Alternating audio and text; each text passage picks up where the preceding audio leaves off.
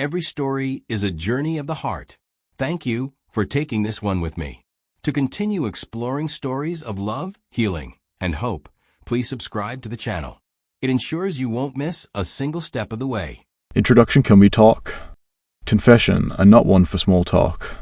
Please, if we ever meet, don't ask me about the weather. There are apps for that. I'd rather talk to you about your impending divorce, the new organizational hack you just learned, that viral TikTok Capri salad, your toddler's tantrum, or the odd shape of that mole under your armpit that you really should get checked. Small talk drains me. It sucks the life out of me. I'm like a scuba diver that wants to venture away you down into the depths, like you're poppingly deep. Leave that surface stuff to the snorkeler floating at the top with their butt bobbing out of the water, you know. And yet, these days, small talk feels like it's the norm. Whether it's the cashier at Target, the neighbor in your cul-de-sac, or that friend you haven't had a chance to sit with in over a year, it seems like it's hard to get past the good and busy responses to the question that most people ask but don't really have enough time to hear the response, "How are you?" But let's be honest, it's easy to see why many of us don't really know how to answer the question. We're not going to dive straight into the aches and pains of our plantar fasciitis with the barista in the Starbucks window. With some relationships, you have to snorkel before you can deep dive. But the rest of them? Those inner circle relationships with the people who have our back. We must be willing and wanting to explore the depths a little more. Sometimes, our brains simply stay in the habit of trying to connect the dots for the easiest, quickest response to offer. And sometimes we're afraid to burden a close friend with the truth, or are scared to show a different side of us that stays hidden when we talk about the weather or the local football team or that one soup recipe on Pinterest. We tend to take the most direct route to get me out of this conversation before I expose myself, just like we let Siri reroute us around the rubble of road construction. We avoid the curves, the dips in the road, and the dust of our lives in conversation. We quickly reroute to save territory or take the quickest exit to keep us safe from answering the bigger question. It's like we want others to pay attention, but not so closely that they ask us about the real stuff, the personal stuff. It's a long story, so who would even want to listen to it? Stuff. Beyond getting really honest about the things that might not be okay, we stifle the things that make us come alive. It's like we all end up chattering about on this banged up planet carrying these big dreams and audacious goals and boundary-breaking ideas, and we keep them quiet. All throughout the week in the checkout line, on the conference call, around the dinner table, we are walking around with wild parts of ourselves left unspoken. But have you ever felt the feeling that comes when you cut the fluff, get past the small stuff, and are asked, "How are you?" Really? Just the addition of that one precious word, that small invitation to cut the crap and stop with the niceties and be real with yourself and whoever is brave enough to ask it. It feels like a gulp of oxygen, like coming to the surface and seeing the light again. So why don't we do this every moment we can? What are we running from, drowning out, and keeping under lock and key? The answer. The truth is, we're scared of what might come out if we pause to pose the question with honesty not only to the people in our lives, but to ourselves. We're scared of what we'd hear if we got quiet enough to ask ourselves the questions that matter. Is there more out there? Is this it? Am I actually happy? What now? What's next? What's wrong? When these questions come to the surface, most of us shove them back down, grab the smoothie, run out the door, and get on with our day, keeping ourselves busy so we don't actually pause long enough to have to sit with the responses. But the answers to our deep questions somehow find their way into our lives. They return to us in the middle of the night, or when we're driving to the thing we wish we hadn't committed to. They come after the toddler spills the Cheers on the floor or the teenager rolls her eyes for the 17th time that day. And like we've been conditioned to do, we just keep going, keep pushing, keep smiling, and keep reminding ourselves that we are lucky, we are blessed, and we should be thankful. That same old song with the cheap lyrics.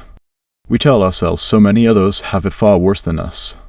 Or it's probably our fault, we aren't content or happy, and we should just choose joy like the coffee marks on water bottles say.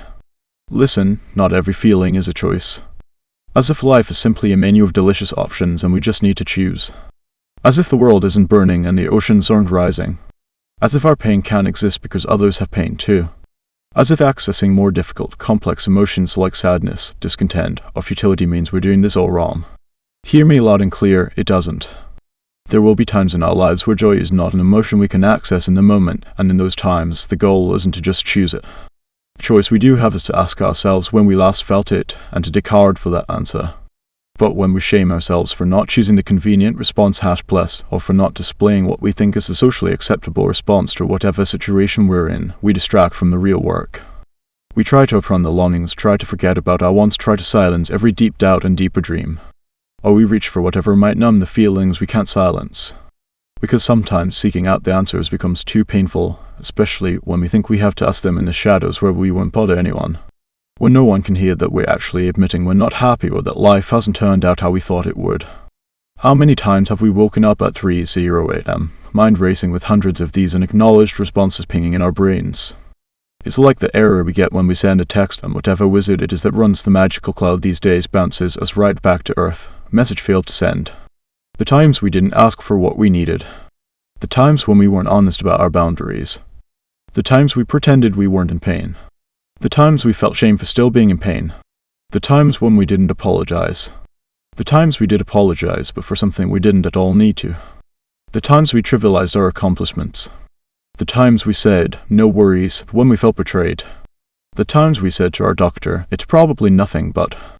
We're overflowing with these unsent messages and these unanswered questions. Our bodies are storing them, our lives are storing them, and there's no cellular 5G plan on Earth that can handle that sort of backup. We're carrying them around, all day and all night, all of these unfelt feelings and unexpressed words and unexplored dreams. And we wonder why we wake up so damn tired. Like the bone-deep kind. The beyond needing a quick catnap kind. Tired of trying to keep up with expectations. Tired of the relentless games of hustle culture. Tired of hating our bodies while trying to find time to move and nourish them anyway. And if you're anything like me, you're really tired of all those dust bunnies your 10-pound dogs leave in every corner of your space. It's no surprise we're exhausted. Before we're even fully awake, we start scrolling through everyone else's opinions and ideas and solutions, our news feeds, our Facebook page, our Instagram feeds. We crowdsource our life to push us towards something else, to distract us, to lose those 3:0 am thoughts in the comforting chaos of the latest craze. We set goals we think we're supposed to, we buy the best-selling planner, we create the resolutions that sound nice to and for everyone else, and we hope for the promise that on Monday it'll all be different. But most of the time, on Monday, we wake to reality again that the 5-star magic diet plan didn't work. Those meditations still haven't sunk in. We've been grinding our teeth again. That same stressor keeps getting in the way every single time you attempt to journal, strategize, or manifest your way to happiness. And we decide that surely the problem is us. Surely we're doing something wrong. It always comes back to us in the many ways we assume we're incapable. We wonder, do we just need, 3 more yoga classes to make it click? Do we just need to wake up earlier? The fill-in-the-blank, $99.99 solution is working for everyone else, isn't it? At least that's what the ads say. That's what the wellness guru preaches. That's what the book promised. So why isn't it working for me? Spoiler alert, that thing you were doing isn't working for you because it didn't come from you. That answer, the diet, the planner, the 4-step manifestation plan came from something or someone outside of you. It came from Amazon. It came from an influencer or that wellness guru. It came from your sister or your sister's neighbor or her sister's neighbor's best friend. We can't always solve our own problems with someone else's solutions. We can't always find our own selves using someone else's directions. And we sure as hell can't always question our lives clearly if we don't close our eyes to the non-stop jazz hands of every other answer parading by. When we look to the crowd to answer our deepest questions, we move in whatever direction we're carried. We stop looking within, stop checking in, stop carrying our own visions, because what is inside of us perhaps doesn't match the identities our world keeps telling us to clothe ourselves in. Instead, our gaze catches the motions of the crowd and we sync up. We become people who know how to go with the flow more than anything else. And we end up exhausted and bruised, numb to ourselves, lost down a path we don't even remember turning on. But this time it's going to be different. This time, you're going to hear your voice, not your best friend's, not your mother's, and not that one girl's on Instagram. Yeah, that includes me. In this book, I'm going to gently shake your shoulders and remind you to wake up to your life, to start listening to yourself and trusting yourself more.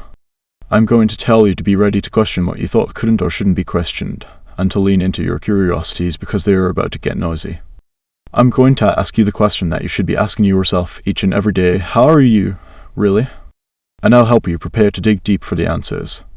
As the world tells us that in order to get what we really want, we need to empower ourselves, a beautiful notion and movement in and of itself. Certainly, my question is, when did we ever allow ourselves to lose the power?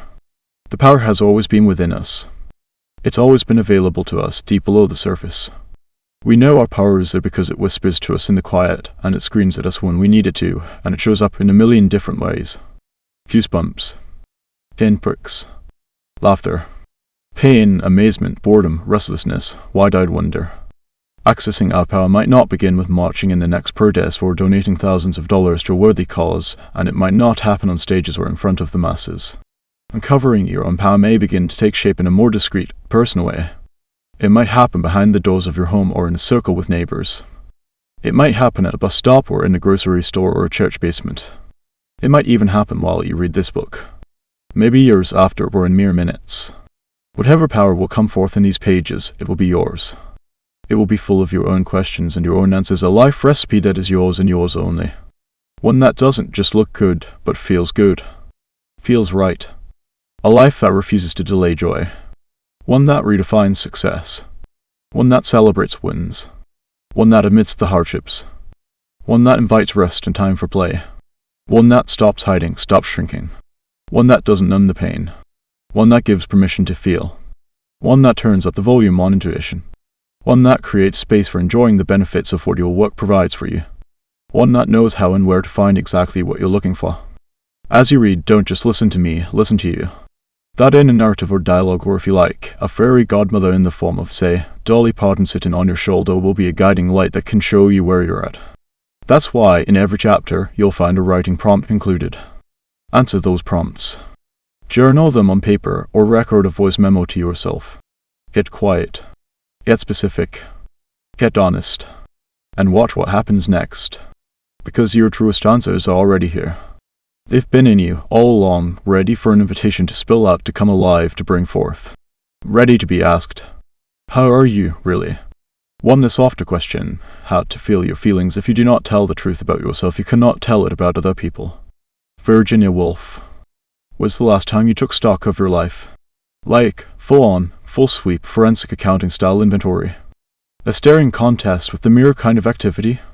I'm guessing if I asked you how often you take time out of your day to consider your feelings, your own preferences, your unique needs, and your deepest desires, you'd round way up, wouldn't you?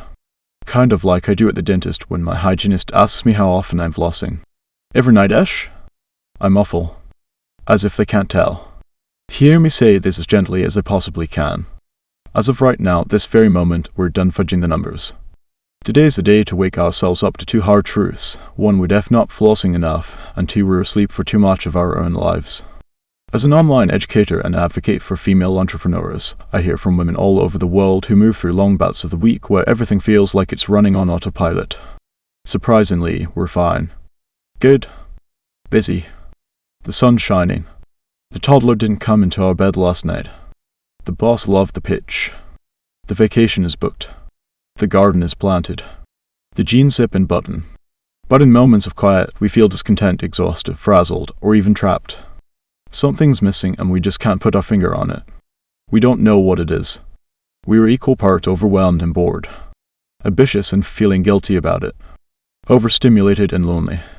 We're exhausted from dragging the mental load of it all in from the carpool, the grocery store, the office, the gym, and back into bed at night.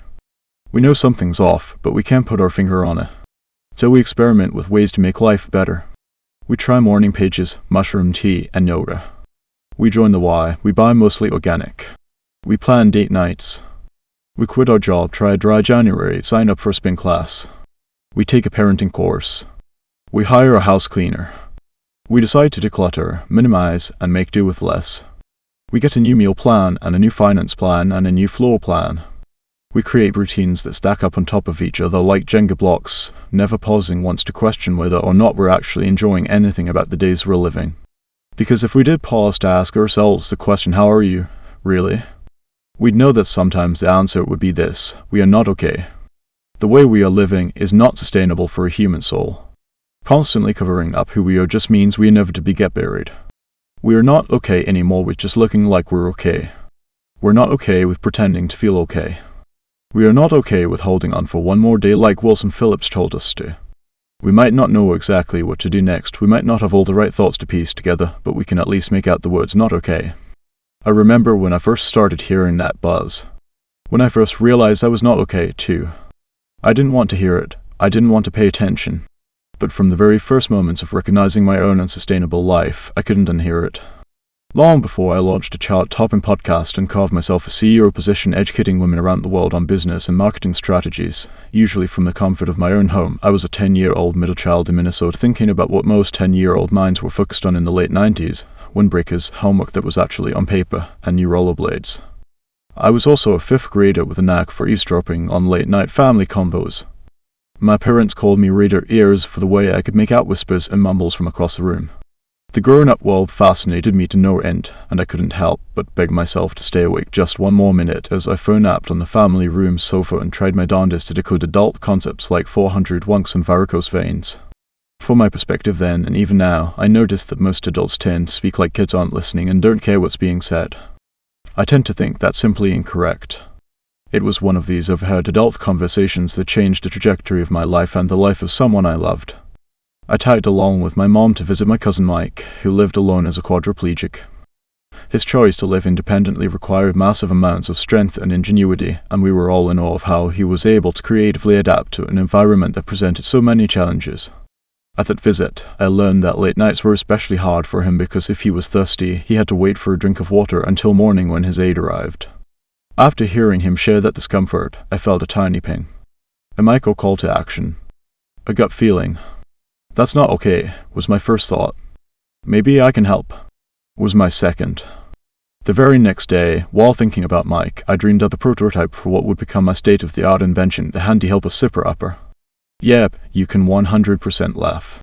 I readjusted the butterfly clips in my hair, scribbled the idea on paper, and got to work. My parents didn't laugh away my idea, and instead they fully supported my desire to help find a solution. My mom helped me find an Roman 4 stand, and I created a bladder for drinking water using an Roman 4 bag. My dad welded a connection to the stand that could reach a hospital bed. I asked my dental office if they could spare a few of those suction things they use to suck the spit out of your mouth. Within weeks, I rigged it all up and voila, my cousin now had access to drinking water in the middle of the night. Want to hear from more gold diggers whose dreams began by responding to a need in their own lives? Check out www.jennakutcher.com/more. It was my first foray into this notion that making an impact can be as simple as recognizing and responding to an immediate need, yours or someone else's. That simple idea could potentially change a life again, yours or someone else's. The truth is the handy helper zipper upper earned me a showcase spot at Minnesota's statewide Inventors Fair. And it gave my relative a more restful, comfortable night.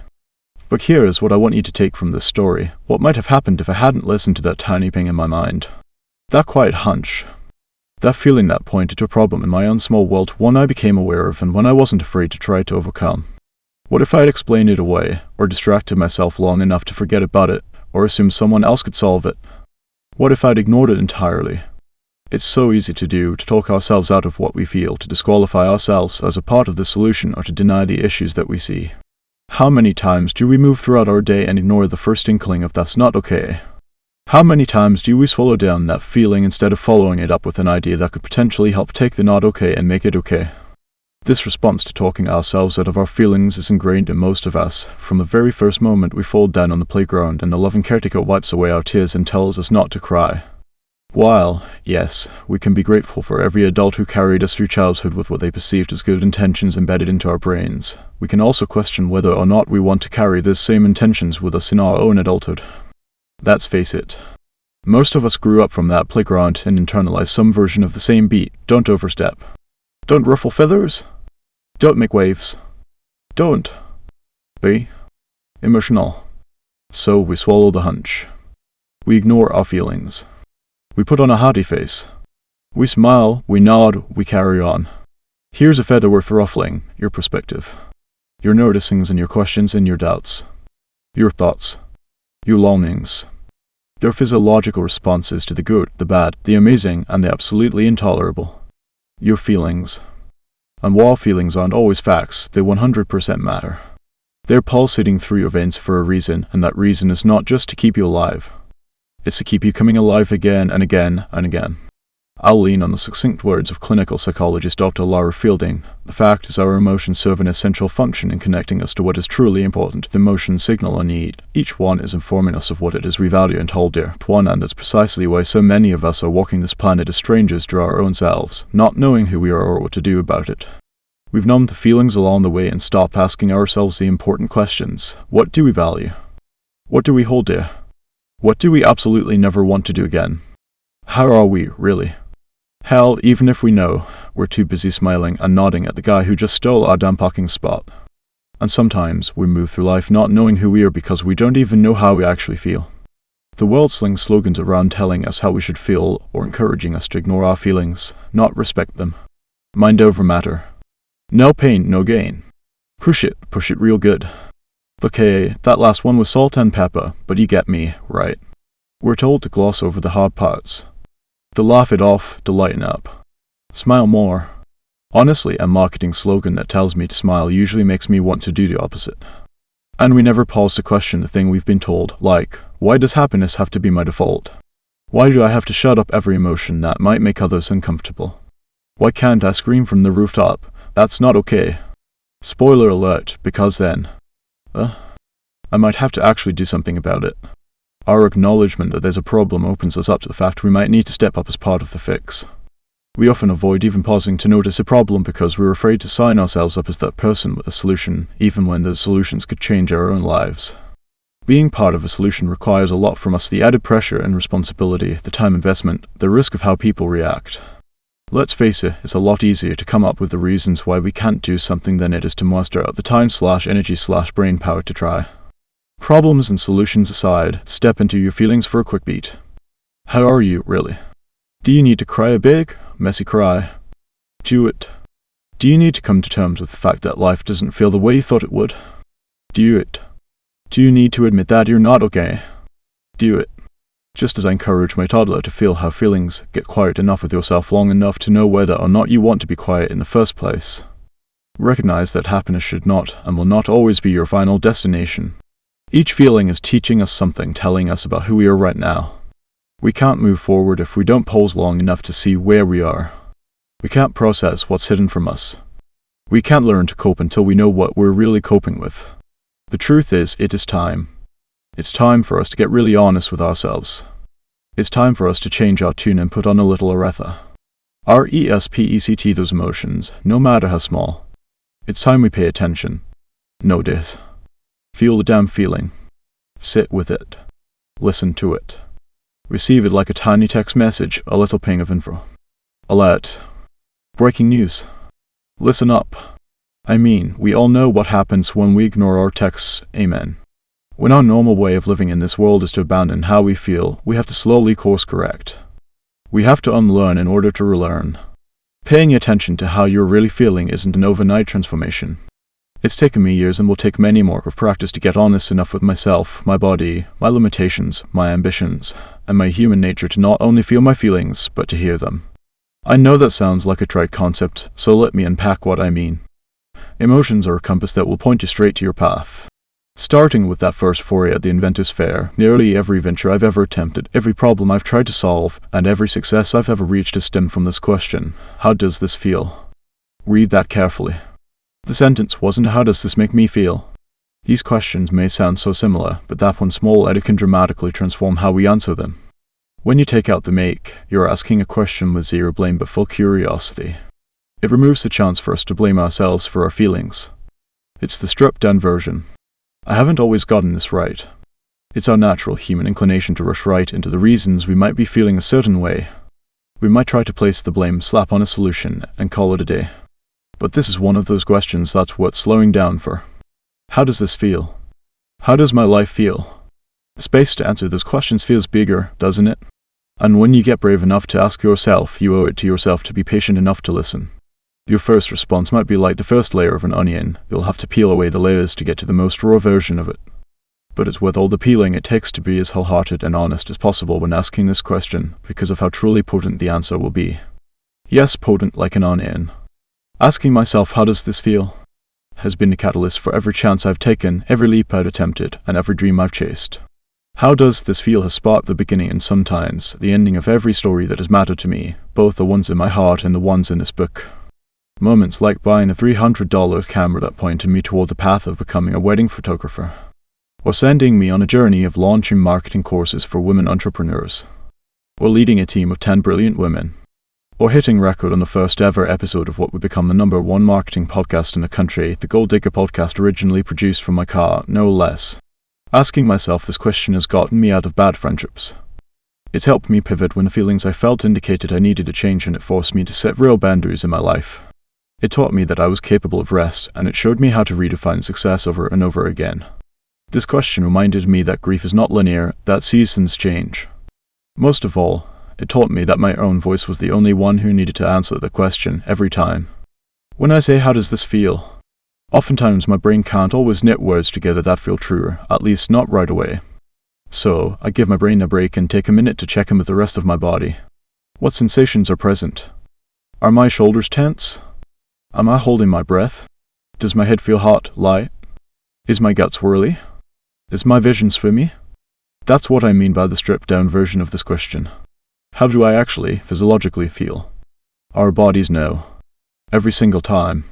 So keep asking. And the kicker is, we often lean on our brain and write off our bodies as a part of the equation of self-awareness. But the truth is, we get to and sometimes need to feel the feelings before we can decide what to do with them. We call the shots. We can label our sweaty pits nervousness or excitement. We can categorize those goosebumps as fear or intuition or curiosity.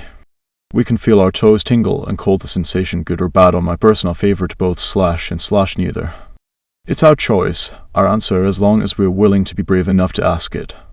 When was the last time you asked yourself how you truly feel, how you really are, and waited long enough for an honest response? I know it may be uncomfortable. I know we generally want to avoid getting still with ourselves. I know sometimes we're afraid to face the answers, and sometimes we don't even realize we're avoiding this altogether. I know it's easier to numb the feelings with another glass of Merlot, another scroll through Instagram, another Ted Lasso episode. Okay, that last one might be definitely worth it though. But here's a thought. Maybe the most high-octane parts of our day, the ones we try to shove and swallow and smooth over, aren't just the minor inconveniences, annoyances, or distractions we've been taught to bypass to shoo away like a fly. That racing heart, the sweaty pits, the fight-or-flight reactions we experience day after day, small and large, they aren't meant to be ignored. Maybe, that's not okay, moments are trying to point us towards something new, something better, something truer, and maybe we are the ones defiantly standing in our own way without even realizing it. When we go through life numbing our feelings, ignoring our longings, avoiding opportunities, and silencing our inner voice, we're avoiding what it can feel like to truly come alive, to be awake to the entire experience. Just as life is meant to be lived, feelings are meant to be felt. How are you, really? When was the last time you felt 1000% amazing? On top of the world? Vibrant, giddy, alive? Where were you and what were you doing? What did it feel like in your body? What might it take to get that feeling back? It's time for a life inventory. A feelings file. Because I'm certain that at least a dozen or two wise people through the ages have said something along these lines. You can't know where you're going until you know where you are. So, what's a good way to establish a true and honest relationship with yourself? Document where you are today. Like dropping a pin on your life map and really getting the lay of the land you exist in right now. You're making it easier to see the ways in which you've grown as you've gone from there to here, and as you go from here to wherever is next. If you've ever read a journal entry or a whole pile of diaries from a part of your life you're no longer in, you know exactly why this process matters. Get out a pen, your journal, the back of an envelope, whatever. Start asking and answering. You don't have to do this all at once. These questions will be here for you, available to you, whenever and wherever you need to check in with yourself. Pick one, a few, or all. There is no pass or fail on this. It's not a midterm, so let any and all of those classroom anxieties roll right off you. This part is just for you. Getting to know yourself is a lifelong process. This isn't a Tinder swipe. It's slow. It's meaningful. And it's 100% essential. Life inventory answer without apology, without judgment. Your responses and gut reactions aren't things to keep in check. We're not worried about coloring in the lines here. Your honesty won't get in the way. Your hunches aren't just random curiosities. What you write down are messages your brain is trying to deliver straight to your heart. Here is your chance to see yourself. To be yourself. You're not going to get mad at or shame yourself for not knowing how you've been feeling. You're not going to waste more time lingering in the part you cannot change or control. What inspires you? What makes you rage? What makes you snort laugh? What makes you cry with joy? What makes you feel empowered? What makes you nod in agreement? What makes you dance with glee?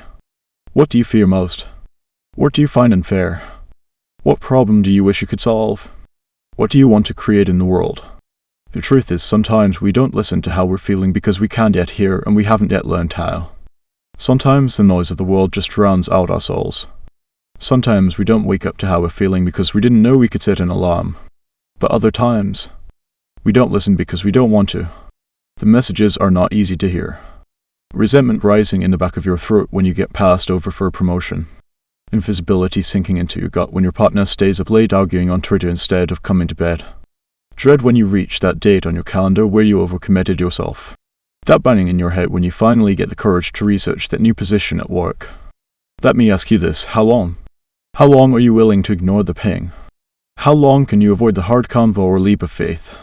How long can you convince yourself that you are okay with sleepwalking through life? Is it 1 week? 1 year? 1 life? There's an old wives' tale that, as we age, our bodies grow heavy from the unacknowledged lives within us. Our skin expands and sag from the weight of ignored emotion. Our joints scream at us to listen, to feel.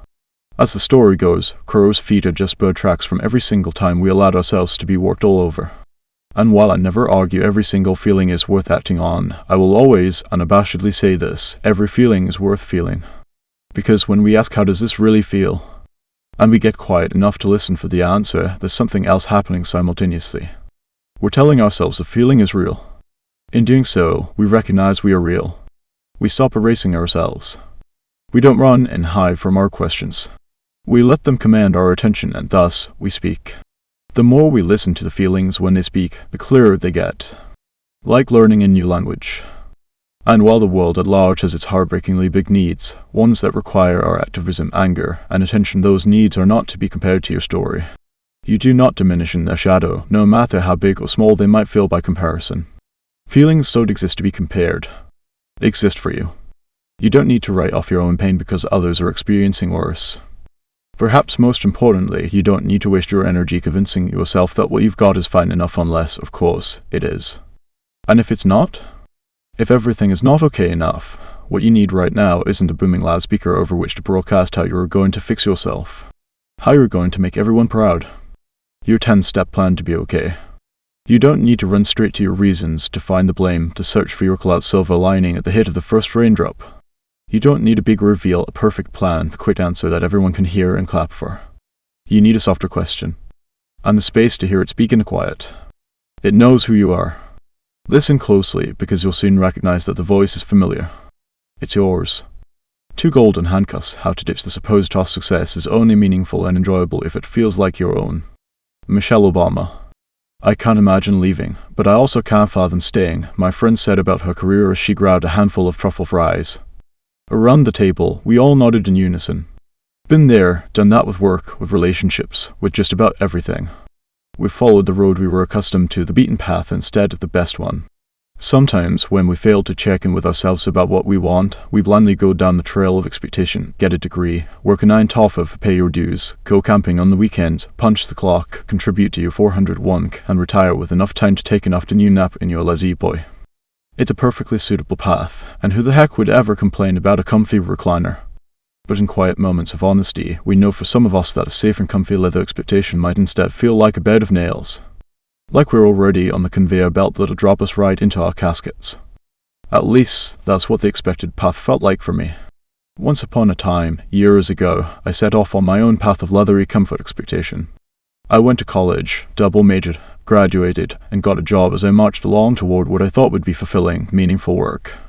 I found myself with a retail executive management position, and over the next few years I worked my way up from role to role within the company. Looking back, I can't tell you precisely how or why I ended up in my own windowless HR office with a red nameplate on the door and a candy bowl on top of my filing cabinet. Actually, strike that. The title on the nameplate feels like a lot of fancy words strung together, but I can tell you exactly why I ended up with that candy bowl has priorities. My life was post-its, meetings, weekend interrupting, phone calls, perfecting the fast work, and getting familiar with orthopedic insoles. The back seat of my Honda was a graveyard of to-go containers, coffee tumblers, and bros, the ones I'd whip off as soon as I plopped into my car after a particularly tough day. Those days when the upper half of me was like, I need more oxygen and space stat. My hard work and constant grind was paying off. I was on the fast track to promotions and marginal changes in my responsibilities and paychecks. While the thought of pleasing others, making the company proud, and stacking up new titles gave me a tiny dopamine hit, there always felt like something was missing. If I'm being honest, I had a lot of somethings missing. I wasn't happy. I was not okay. Looking back, it's no surprise I was depleted. I commuted an hour each way, worked a minimum of 10-hour days, and didn't have the time or energy to enjoy the new city I was living in. I picked one coffee shop, one grocery store, stopped at each when I needed to, and came home only to drive across town to hang out with my fiancé Drew and plan our wedding with the last few drops of gas in my emotions tank reserved for him. My fancy apartment had a pool I never dipped a toe in, included a roommate I never saw, and had a gym I had every intention of using but only visited once or twice. A human can only run on short, bright bursts of adrenaline for so long. When I got quiet enough to realize things didn't feel like I thought they should, I usually ended up blaming myself. I thought what I needed to do was wrestle with my gratitude. To suck it up, hustle hard, fake it till I made it, and not sweat the small stuff. All phrases programmed within my DNA for as long as I could remember. Surely it was me, right? I just needed to count my blessings like that plaque on many a grandmother's wall. I thought I should just be grateful for what I had, even if it wasn't what I wanted. What I now know is this: you can count your blessings, acknowledge the good in your life, recognize the gift of it all, while simultaneously counting on those blessings to drive you just a little bit crazy, especially when they aren't totally aligned with what it is that you really want. The more I questioned the direction of my life, the less cut and dried the answers became. Could I be simultaneously grateful yet still want more? Could I push against what I was told to want and instead go after what I really wanted? Could I admit that this was good, but not good enough? Here's the thing: we all know that bad days are inevitable. They will come and we will survive them, like we've survived all the hard days we've already encountered. But I'm not talking about a few bad days here and there. I'm talking about the hard days that turn into hard weeks, months, and even years. When the bad days become the norm, when they outnumber the good ones, and you can't really remember the last time you felt true joy or were excited to get out of bed in the morning, then it might be a sign that you need a change. The truth was, I worked really hard, and I could be proud of that. The truth was, I was miserable, and I was allowed to change that. I remember one particular meeting with my boss that still finds its way back to me to teach me something, even now. We were sitting in her office, and I glanced at the various bits of document debris and decor commingling on her desk, and I spotted something I hadn't noticed before: a photo of her smiling with two little blonde kids in her lap. I pointed to the photo and asked her about her children. She beamed and shared the normal things proud moms share. Then she told me that if she was lucky, she got to spend an hour with them each night before they went to bed. After her confession, she quickly moved the conversation along, opting out of what I know now in my soul would have been a painful subject to stay in. I pushed my own heartache for her away at that moment too. Because it felt like the same future I was headed toward if I stayed on the path that was expected of me. I could see the trajectory of my life in that moment in my boss's office, late nights catching up with my husband, Drew, on what I'd missed while working the weekend. Searching for the energy to see friends. Sitting frustratedly in traffic as I felt like it was uncocking and draining away what little precious time I had left of the day. I might be sitting at my boss's desk someday, waiting to get off work and scurry home. Wondering why they don't put windows in these offices, and then realizing exactly why they don't. The conversation continued, pulling me from my vision of where I was headed as my boss started to present my next promotion opportunity. The next 5 to 10 years of my life with a stable job plan all mapped out, on paper, ready to be stapled together. Vacations planned. Retirement age set. Yearly salary in stone. Bonuses outlined. The office chair basically already had my blueprint perfectly molded into it. I was flattered they labeled me with the word potential, and I promptly thanked her and left her office saying I needed to mull some things over. I sat at my desk surrounded by my own detritus of a job half-loved. I looked around at the files, the 2 archaic overheating computers, fans cranking out hot air. I felt the blisters on the back of my heels from the new leather shoes I bought to feel ready for the promotion. And then I reached over and plucked up the framed photo of Drew with me staring at him. His warm smile. His glowing brown eyes. His little mole right above his lip. I wanted adventures with this man. Maybe even a family someday. I wanted to make every moment count. I wanted to take another picture just like this one when we were old and grey, more smile lines, more seasons of life worn onto our faces. I stared at that photo and I saw that magic in our eyes, the kind that says, "You're all I need, and I mean it." I knew we were about to start our married life together. I knew life was bound to bring more challenges our way, and I knew we'd pivot through every one of them together. So how could I say yes to a life on autopilot? Weren't we supposed to be the pilots? Weren't we going to choose where we were headed, together? Like a lightning bolt, I felt these words strike my heart. Jenna, this promotion isn't for you. If continuing the ladder climb would mean a fancy title and a corner office, still no guaranteed windows where I would spend my days looking at the things that mattered the most to me in photos but not being able to experience them, I knew I needed to figure out a way to step off. I was beginning to adopt this belief. I'd rather be on a journey that is the one I am personally called to, not the one defined by someone else. A life where I could call the shots, where I was an active participant, making tough choices about what mattered most to me. This belief is what a lot of us are awakening to. That even if the outcome isn't what you expect, carving out your own prototype is better than caving as a puppet. Even if the 401 package looks mighty tempting. Even if the cushy promotions feel promising. Even if that windowless office comes with a big old bowl of company expensed M&Ms. That day I began a war with myself. I felt guilty for questioning the opportunity, for considering saying no, for feeling that way in the first place. Was I really ready to just throw out all my hard work and sacrifices? Was I ready to leave the security of a 5-year plan that included all the financial gain and security I was taught to crave? Was I ready to walk away from the glory of becoming a rising star in the corporate setting? I knew somewhere along the way I had started to journey down the wrong path. I knew I wanted to leave, but the process of walking toward the exit door felt complicated. I worried I would get the timing all wrong. I worried I'd mess it up whatever it was for the coworkers I really liked. And even though it's a phrase we all hear, I worried about how I would exit gracefully. Those tugs, those doubts, and those questions rose deep from within me, making me wonder if somewhere along the way I got or stayed on the wrong path. But immediately after that feeling, the guilt would wash over me. An acknowledgement that I should be grateful for the opportunity, for all the blessings, for the consistent paycheck in the first place. This inner battle and these feelings aren't unique to me. It's a battle I bet you also know, and it's a battle I recognized in the eyes of my dearest friend as we dined over truffle fries not so long ago. As I dunked a fry into the ranch, I listened to my friend try to defend the company she had pledged her loyalty to, the same one that was robbing her of her life.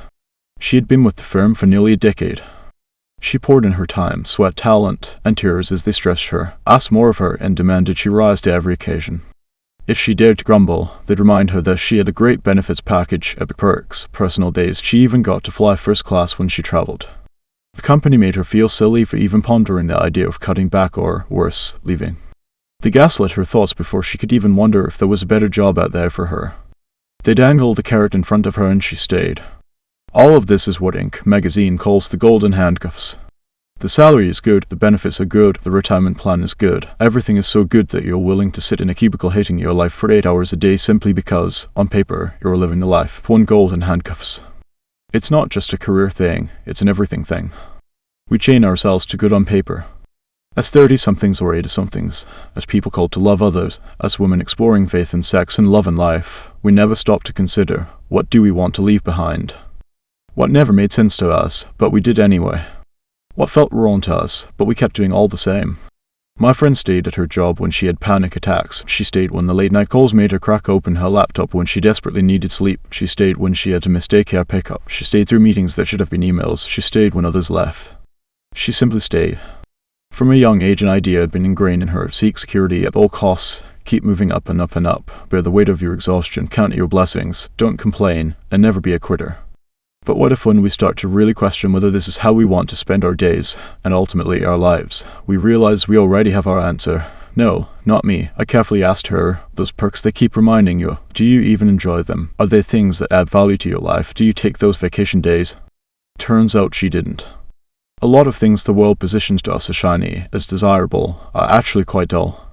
They're the things that have been drilled into our heads as things we need, things we should be looking for, paying for, saving for. And once we get them, of course, we believe we'd be fools to let them go. I watched her mentally battle herself, trying to justify why she kept staying, even when it felt uncomfortable. Painful even. She looked over at me and said, "You took the risk, you made the leap when other people would have stayed. How did you do it? How did you trust yourself? How did you leave?" What I told her is this: I knew if I stayed any longer, I'd be living someone else's vision for my life. So I let curiosity lead me to consider a different story playing out, one where I was the leading role, one where I penned the plan. I checked in with myself and questioned whether or not I wanted this path in the first place. And if not this, then what? I had to learn to trust in my own vision, even when it wasn't fully formed. I needed to believe that I would figure something out, build in my own perks, give myself a nameplate I'd be proud of, even if it didn't sound fancy. If I stayed, I'd be another butt in a seat, another person wearing a necessary title on their chart, and another person wandering down the path they were paving for me, the one they tried to disguise with important-sounding words, the one that was headed somewhere I didn't want to go. Have you ever felt that way? It's not our fault this happens to us more times than we can count. It's easy for us to start adopting other people's visions for our lives and tricking ourselves into believing they are our own. This doesn't just happen in an office either. It can happen everywhere. The picket fence, the 2.5 children, and the minivan, we've mocked those cliches before, but we never got rid of them. It happens with the church choir, the book club, the fundraisers, or the way we talk about what retirement is supposed to look like. With cute kids who serve us mud cakes and mums blooming on the front porch, it's no surprise we start to wonder if we're crazy for not feeling fulfilled, for not feeling like it's ever enough. How are you, really?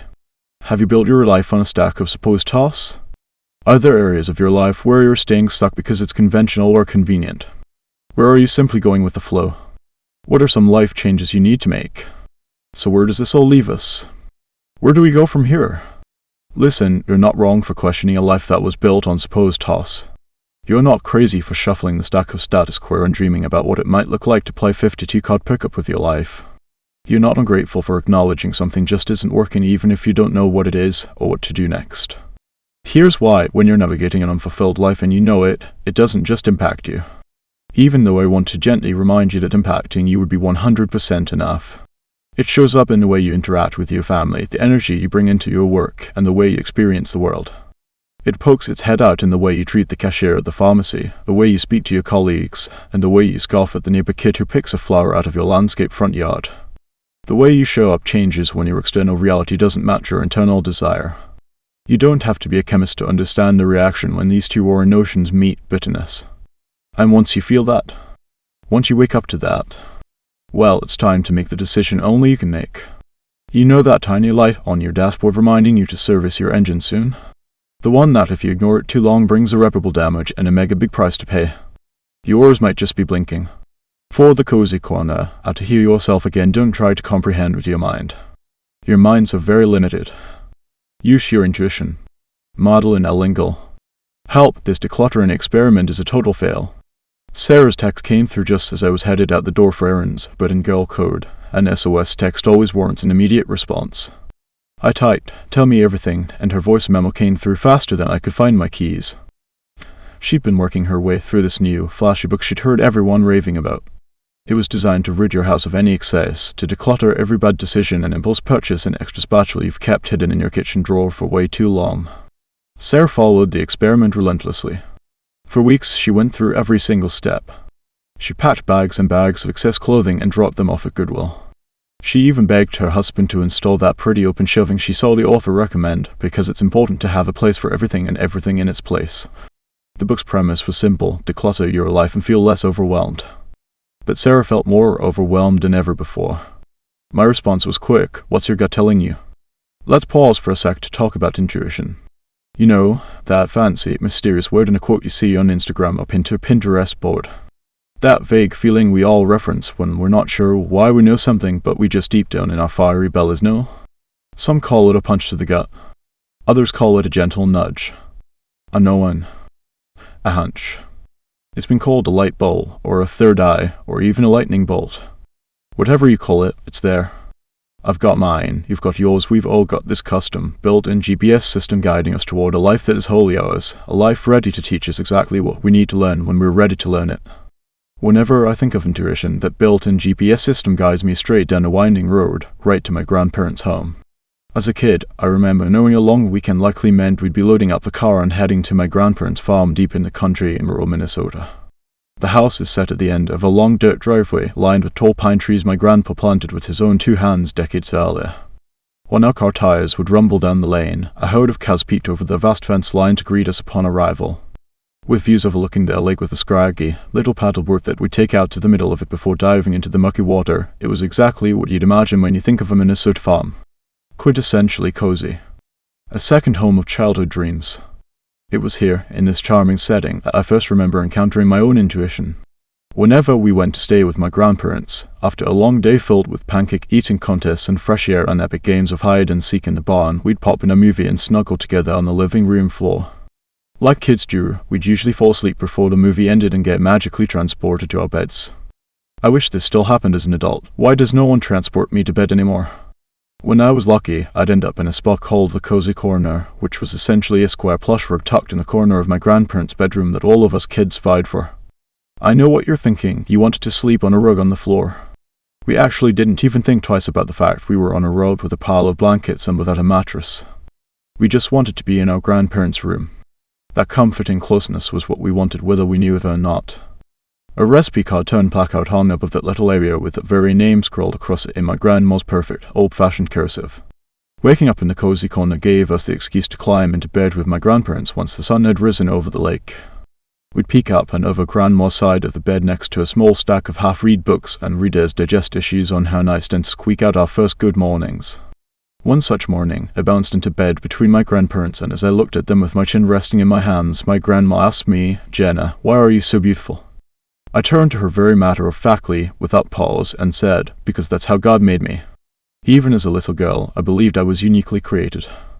I believed all of us were. There was always an unexplainable, unapologetic confidence within me. It's something my parents chuckle about, even to this day.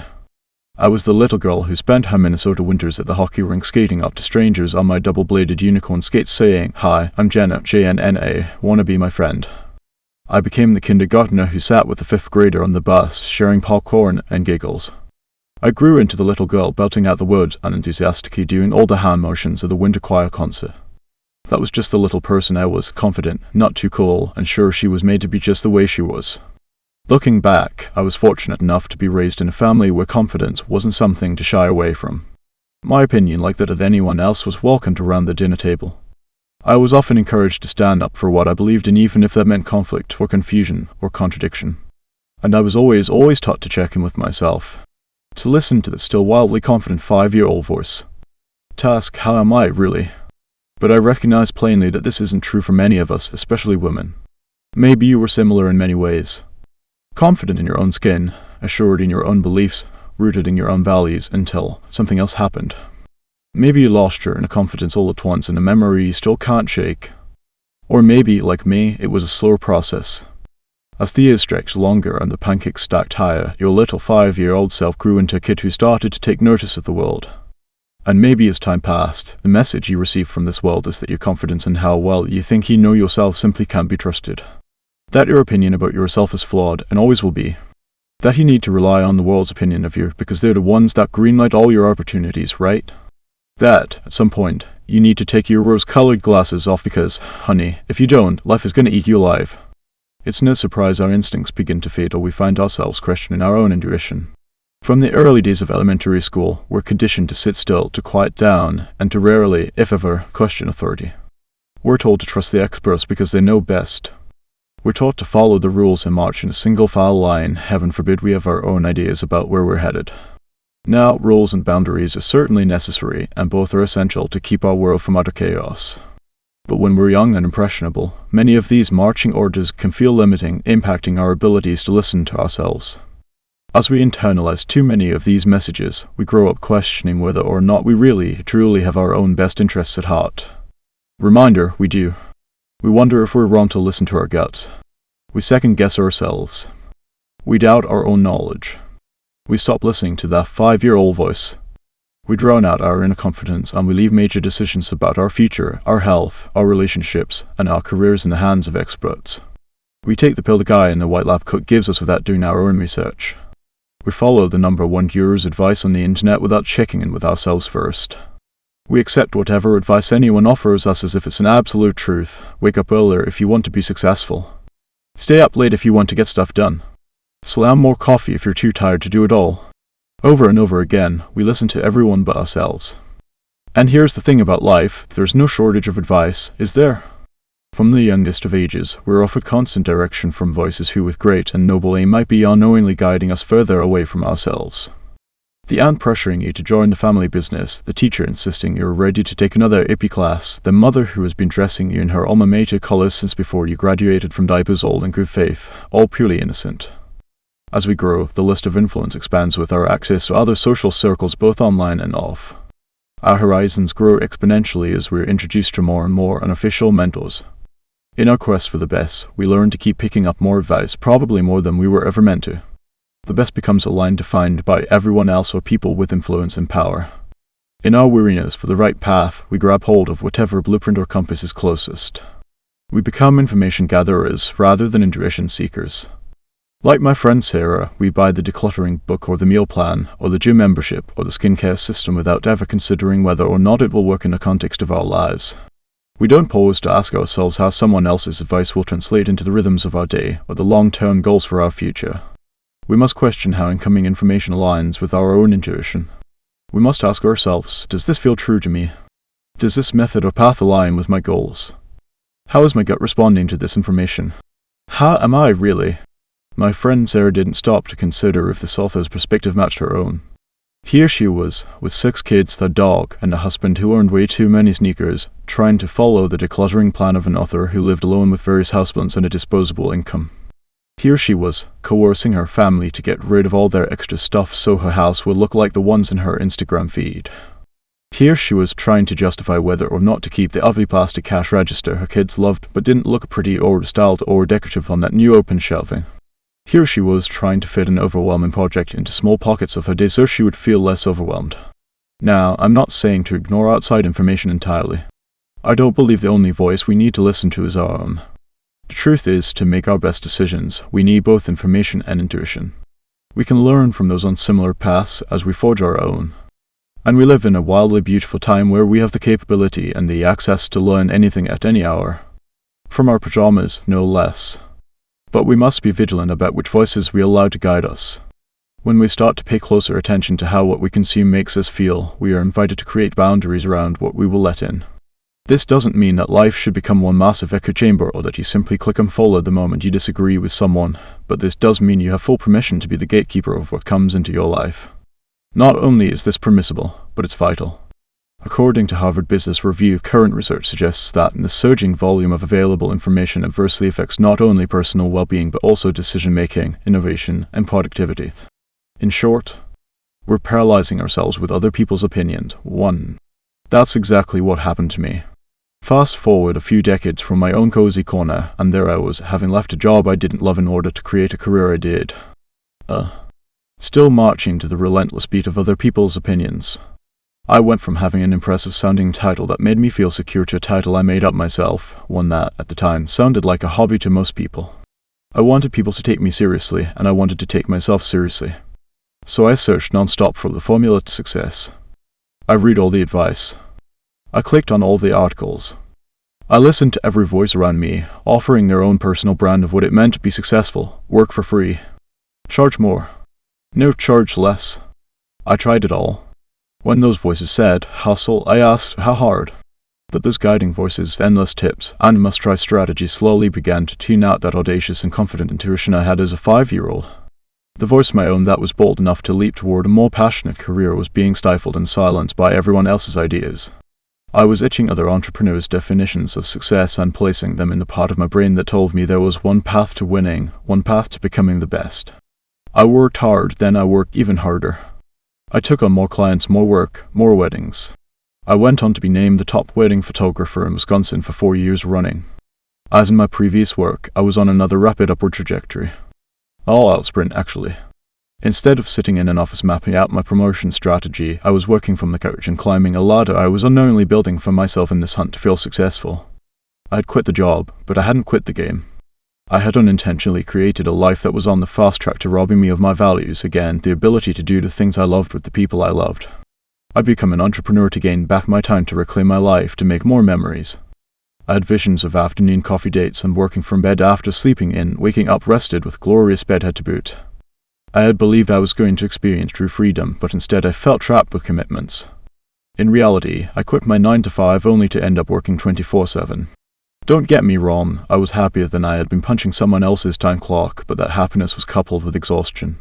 I was so wildly passionate and so curious about learning new techniques that I'd tell myself, I'll stay up just 1 more hour. I'll take that break when things slow down. I'll sneak in an episode of The Bachelor once I plow through this to-do list first. But the to-do list kept growing, with no end in sight. There was no close sign on the internet after all. I'd read about a new editing filter I should try, and then I'd spend my evenings playing around with it. I'd come across a really cool website template and spend all weekend learning how to code and tweaking my WordPress site. I join the new social platforms and figure out how best to market my work there and here and everywhere, whatever could keep me more connected, more inspired, going like the Energizer Bunny with a sunny disposition and an icon strapped to her chest. My values got lost as my work became more important than my life. I miss friends, weddings, weekends with Drew, time at the family cabin, and farmers market afternoons strolling through aisles of Wisconsin cheese curds and lavender soap. And I realized this might look like success, but this does not feel like success. I finally got really honest with myself and acknowledged that even with all I had built and the ways I had succeeded, it didn't feel like I had expected it to. Want to get clear on what success can look like specifically for you? Let me lead you through an exercise my business coach taught me at www.jennakutcher.com/more. I had envisioned that version of success feeling different, being different. I envisioned free time and enough money to splurge on that new dress from Anthropologie, but I found myself working so hard I wasn't even enjoying the fruits of my labor in my dog hair-covered yoga pants. And that's when that little voice whispered to me again, telling me it was time to take a step back. To listen up. To check in with myself. To ask, how am I, really? And to get quiet enough to hear the answer. How are you, really? Picture your 5-year-old, knobby-kneed, maybe freckled self. What do you love? What do you want? What do you need today? What are they whispering to you right now? Many times in my life, my grandma recounted that early moment on her bed, my 5-year-old, uncontested confidence, my belief that who and how and where I was exactly how I was intended to be. I'm now convinced she wasn't simply strolling down memory lane when she'd mentioned that. She was reminding me to hear my own voice. She was attempting to return me to myself, to big dreams and cinnamon sugar pancakes and my unwavering individuality. That's what the best voices do. They don't always show you the way forward. Sometimes, they show you the way home. My grandma makes sure I never forget my childhood spirit. Her constant reminders of my strangely confident self and my feminine truth have guided me through many crossroads I've encountered since. When I spend my time thick in a fog of overwhelm, wishing I had a map or cheat sheet, that story from my childhood flashes a floodlight on my next best choice. It was such a small, seemingly insignificant moment, but when I wield that knowing, that confidence, I feel stronger. It's been said our intuition is a whisper, but for me, it's just a little blonde girl on a Minnesota farm. Matter of fact, without pause, zero intentions to play it cool and keen to tell it like it is. If my intuition sounds like a 5-year-old with confidence, I know I am on the right track. Tuning into our intuition requires that we first be willing to get quiet, to be still, to ask ourselves for advice before we ask someone else, and to learn to trust the answer we hear. Once we practice the fine art of hearing ourselves, we can create our own set of unique, God-given truths while also leaning into some of the teachings of those who have gone before us or even those wise ones next to us. Francis Call, author of The Intuitive Compass, puts it this way: we don't have to reject scientific logic in order to benefit from instinct. We can honor and call upon all of these gifts, and we can seek balance. And by seeking this balance, we will finally bring all of the resources of our brain into action. Two, it's in the science and the self. The work and the woo. The Google and the gut. When we invite that balance, we can begin to recognize the differences between our own voice and the voices around us. We start to find peace about whether or not we're doing the right thing. We can start to hear our own voice again, loud and clear, above any other noise. It sounds different for each of us, but it's there and it's impossible to describe because it's not just within us, it is us. It speaks our language, and you'll know it when you hear it. And also, you'll know it when you don't. My friend swears she can always tell when she's letting another voice drown out her intuition because her intuitive voice, her native tongue, never uses the word should. My method of listening to the rules, processing them, and asking myself which ones I can break is a strategy I have stitched directly into my character. As the muscles of my intuition become stronger, it becomes easier to know how to sift through outside advice and take what's meant for me, letting the rest go without apology. It will take time to gain enough courage to fire your favorite guru and replace it with your intuition. But as soon as you do, you'll realize that what you once believed to be absolute truths are truly mere suggestions. You'll know that the best path for you is one you can stand firm on. And more often than not, you hold the directions yourself. I visited my friend Sarah a few weeks ago and smiled when I saw that her beautiful open shelving proudly displayed the kids' favorite cash register. As we sipped coffee on well-worn sofa surrounded by well-loved stuff, I couldn't help but think how welcoming her home felt. It was wholly Sarah. Perfectly lived in. Warm and vibrant, with just a few improvements left over from her decluttering experiment, a new plush rug, a happy little plant, and a shoe bin for all those sneakers. It looked like the coziest corner of all. 5 mothers studying Mandarin, how to have some fun again. Creativity itself doesn't care at all about results, the only thing it craves is the process. Elizabeth Gilbert. I'm so stressed out. Everything feels hard right now. The baby won't sleep and the house feels so tense all the time and work has just been insane. I know it's just a phase. I know I shouldn't complain, but I'm totally burned out.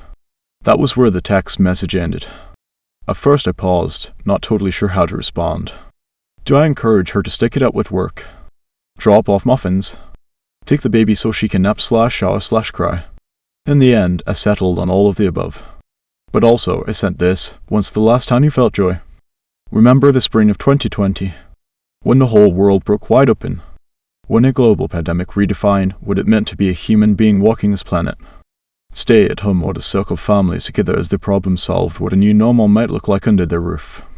Office employees became remote workers overnight. A whole generation of homeschoolers cropped up out of necessity.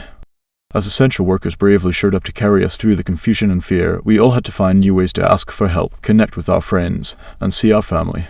I had to personally come to terms with just how often I touched doorknobs.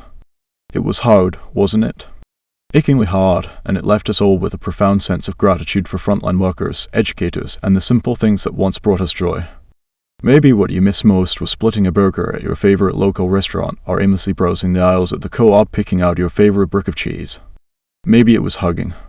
Just hugging. In the absence of normalcy of life as we knew it, many of us played around with things that might trickle the joy back in. With the time saved on commutes and traffic, a lawyer I know joined free ballet classes on Zoom. I heard of mothers studying Mandarin alongside their 7th grade kids. My friend, on furlough, fiddled around with a ukulele he hadn't picked up in over 20 years. Maybe it was because we have more time, maybe it was to save us from boredom, and maybe it was to get the heck away from everybody else in our house. Or maybe we were all just looking for ways to drown out the existential dread we collectively faced as a world. No matter the reason, people of all walks of life found pockets of time some deeper than we'd ever wished for. In my own small family, we took up hiking and biking, and our dining room table became cluttered with tiny puzzle pieces. We bought an espresso machine and learned how to steam oat milk to craft a perfect latte. We kept our cars parked outside in the cold Midwestern winter so Drew could do burpees in a makeshift garage gym. I pulled out the slow cooker and perfected the recipe of my now infamous street corn soup. The epidemic was a collective burnout breakthrough moment if we were one of the lucky ones. We were tired. We were confused. We were scared. And what saved us, as researchers like clinical psychologist Dr. Jeff Gardner suggests, surprised us all, our hobbies. In times of uncertainty and instability, people need an anchor to familiarity and what once brought them comfort, stability, safety, and happiness. Gardner said, 1. I don't want to gloss over the fact that there were many people who were not able to slow down long enough to find that anchor. There were kids underfoot who could no longer attend school, aging parents left without caretakers or visits or companions. There were many who could not pivot how they worked week in and week out, who had no time or need to add a single thing to overstuffed routines. But there were also many of us who, for the first time in most of our adult lives, sandwiched between work and childcare and mounting responsibilities, filled any spare time they could muster with hobbies, passions, curiosities, and creative pursuits. To keep from burning out, they ignited the flame of play. Play might actually feel counterintuitive when you're falling head-on down the slope of burnout. I mean, the things we do for fun got flagged as a waste of time once we started punching the clock years ago. But play is what helps us slow down just long enough to remember who we used to be and how we want to feel. Together, play and work ignite a spirit that is innately human. We crave both enjoyment and fulfillment. That combo is the right kind of fire we're looking for. Tell me, are you on the verge of burnout and don't know what to do about it? Maybe you're reading this and you're not sure your breakthrough will ever arrive. Maybe circumstances are forcing you to stay right where you are and you feel just as stuck as you did for the better part of 2020. The truth is, we can't always change our circumstances, but we can always put down an anchor in the midst of the crazy. We can always pause to check in with ourselves. And we can, just like Dr. Gardner recommends, revisit something that once brought us comfort, stability, safety, and happiness. We can get really quiet and really brave and ask, how am I, really? When's the last time I felt joy? When I encountered my own burnout moment years ago, it was this question that pulled me right into a breakthrough in a major way. Here's what you might not know about wedding photography. Since the Midwest wedding season is condensed due to our merciless winters, it's a hard and fast grind for 6 months straight. I worked every single weekend, traveling hours to weddings, shooting all day, which is one of the most exhausting things to do, period, only to come home wrecked and smelly, but still needing to slip into my office chair and back up each image onto my hard drive while editing a couple of sneak peek photos to share before I even entertained the thought of sleep. Now, don't get me wrong. There are few things as special as being invited into the most intimate parts of someone's life. I was a fly on the wall as a mom zipped her daughter's wedding dress with tears in her eyes. I was the Kleenex keeper when a father witnessed, in disbelief, his baby girl as a bride. I was there for the first whispered vows until the final sweet carol encored, and for a day in my life, I was a welcomed part of someone's family, like an honorary bridesmaid with a camera. Being responsible for documenting future family heirlooms was a heavy responsibility, but one I showed up to fulfill with a smile and supportive Dr. Skull's shoes. There was this undeniable high that would come as I left every wedding, hugging all my new friends, sensing their anticipation to see my work, feeling like the girl of the hour. I would slam a 5-hour energy shot and plop down in my car to head home while reliving the reverberations of a celebration that wasn't even for me. But as much as I loved my job, there were many signs a burnout was on the horizon. My computer traveled with me everywhere. I was always plugged in, my phone was basically a cacophony of dings and pings and rings, and my clients would often text me questions at all hours of the day. Our strife's too much. What about plaid? It's okay if we bring the dog, right? Can you hold the leash while you shoot? Aunt Mildred says it's too hot. Can we switch to a cooler location? Hey, I know it's only been 24 hours lol. Any chance I could see more photos yet? It was like I had jumped on a roller coaster and forgotten to get off. It's no surprise I started to feel the effects of being on all of the time. When we're passionate about what we do, it's easy to take on all that we can to serve at the highest level. But the highest level is way the heck up there, and the constant climb can be exhausting. It's easy to want to give up. Don't we all have days where we just want to throw our phone down into the Grand Canyon and walk away from it all? That's where I suddenly found myself. I didn't know if my burnout was a phase, or a feeling that would take up permanent residency, but I needed to find out. Did I need to change careers again or just take a nap? I didn't know. But once those grueling 6 months slowed, I went looking for the answer. One weekend, while visiting Drew's parents during my off-season, my mother-in-law and I ventured down into the basement, which had become a vast archive of all her creative ideas and endeavors. She was an elementary school art teacher, which meant there was no shortage of pipe cleaners, crayon boxes, heaps of fabric scraps, in every size, texture, and color of paper imaginable.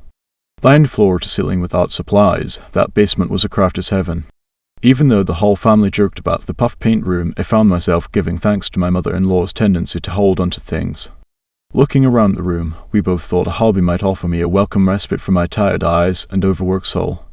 Something creative to cling to while I rested from my busiest wedding season yet and geared up for next year's even fuller calendar. As I dug through her boxes searching for a just-for-fun creative outlet, my fingers grazed against a watercolor palette. This was the time when watercolor art was everywhere. The logo I had designed for my business was watercolor. Watercolor calligraphy quotes were blowing up on Instagram, and watercolor wedding invites were the gold standard. You couldn't log into Pinterest without seeing watercolor work popping up under almost any search you'd slang. I loved the idea that a fun activity I tried as a kid could become something meaningful with a little paint, a dash of water, and the right weight of paper. My mother-in-law, of course, was game to support my latest curiosity. She dug out tubes of watercolor paint, a handful of brushes, and equipped me with every tool I could need to get started. I wanted to experiment and relearn how to watercolor, fully expecting to complete somewhere between 4 to 5 sad-looking flowers before discovering I had the talent of the back half of an earthworm. Once home, I dumped all my gifted art supplies onto the dining room table, and thus my painting station was christened. For 20 minutes a day, I committed to sitting my butt down at that table and painting whatever came to mind. Overlooking the Wisconsin cornfield that was our backyard, seated in an uncomfortable chair I got on clearance at Target, I shut my laptop and grabbed a brush, waiting for inspiration to strike. Slowly, each page took shape with words, flowers, abstract designs, my dog, and my coffee cup. Some days were easier than others, but I slowly started to look forward to my watercolor breaks. My creativity was slowly trickling back in. A few weeks later, I was with my mother-in-law in a huge, beautiful auditorium waiting to see the play Wicked. While the room was still buzzing with people finding their seats, I opened up my camera roll to show her what her art supplies were turning into. I was pretty shocked by her reaction. She loved them. She notched her glasses down to the tip of her nose to see them up close and turned to smile big at me. "Jenna, these are lovely. Have you shown anyone else?" Truth was, I hadn't. I wasn't painting for anyone other than myself, my feeble attempt that was working to feel creative again. She encouraged me to post a picture of my paintings online and stop keeping them all to myself to let people into what I was doing in the same way I had brought my coworker Kathy into my photography dream. She passed the phone back to me, and I felt the tiniest prickling of nerves. This wasn't my first rodeo of exposing my imperfect art to the world, but she was right. I'd already been in the habit of sharing everything from my morning toast to my throw pillows on social media, so what was the deal with my watercolors?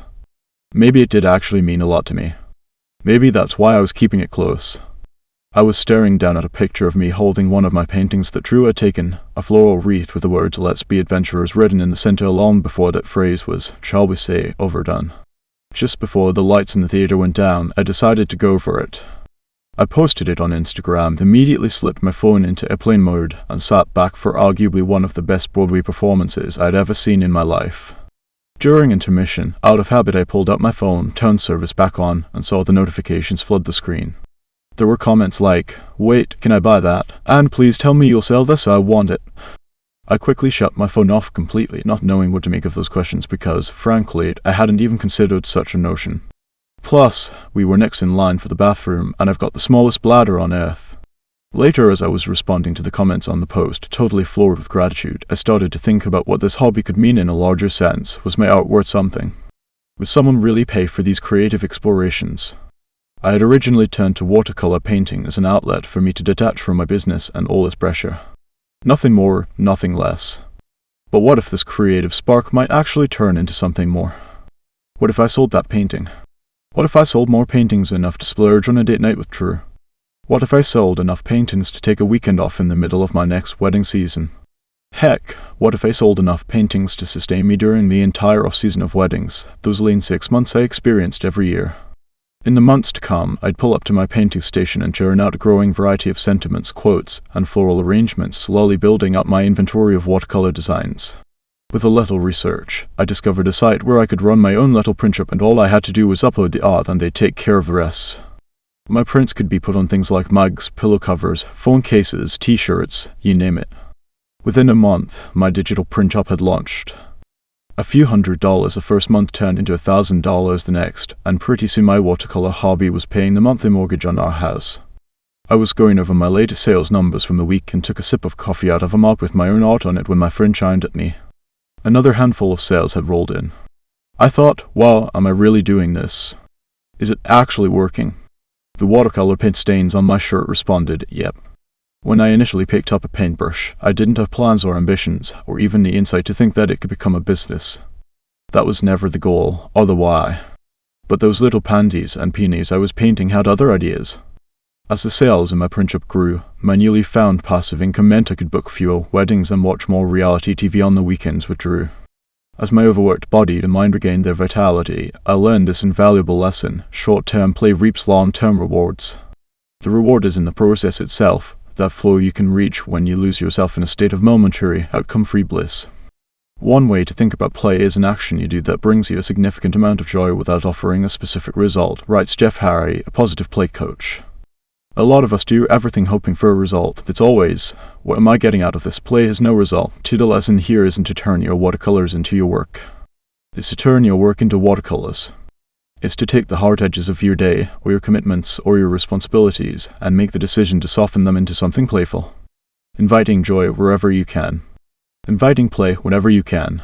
Inviting creativity however you can. Maybe creative isn't a word you'd use to classify yourself or title you claim. But creative is more often an adjective or adverb rather than something you do. Whether you're a mother attempting to meal plan for a decidedly picky kiddo, a newlywed trying to make ends meet, or an accountant swiveling in the chair of a cramped cubicle, I believe we all are creative beings. But time and time again, we lose the title or claim of creator. We forget that these hands were once covered in finger paint. Maybe you lost your creativity the way I did on a fast track to burnout. Or it vanished when you began to learn how to color within the lines in order to collect grades in art class. Or maybe you've quieted the creative voice inside you with a digital pacifier, spending hours scrolling through the creative passions and dreams of a perfect stranger rather than scraping together your own. Perhaps your most playful muscles have grown atrophied from leaning on guidebooks, the how-tos, and the proven methods so much that you've started to doubt your ability to return to the posture of creating just for fun. However you think you've lost it, the good news is this: it's still there. It's always been there. It's in you. Creativity is inherent, ready to be unearthed in any given moment. It doesn't require a basement full of watercolor supplies, a supportive mother-in-law, or even a moment of career burnout. It just needs an outlet. A reason. An invitation. The truth is, even 5 minutes a day of play can inspire, enlighten, and encourage you. Doing something with the sole purpose of fun and enjoyment will remind you that you're worthy of those two things in their purer sense. How would you fill those minutes if you gave yourself time?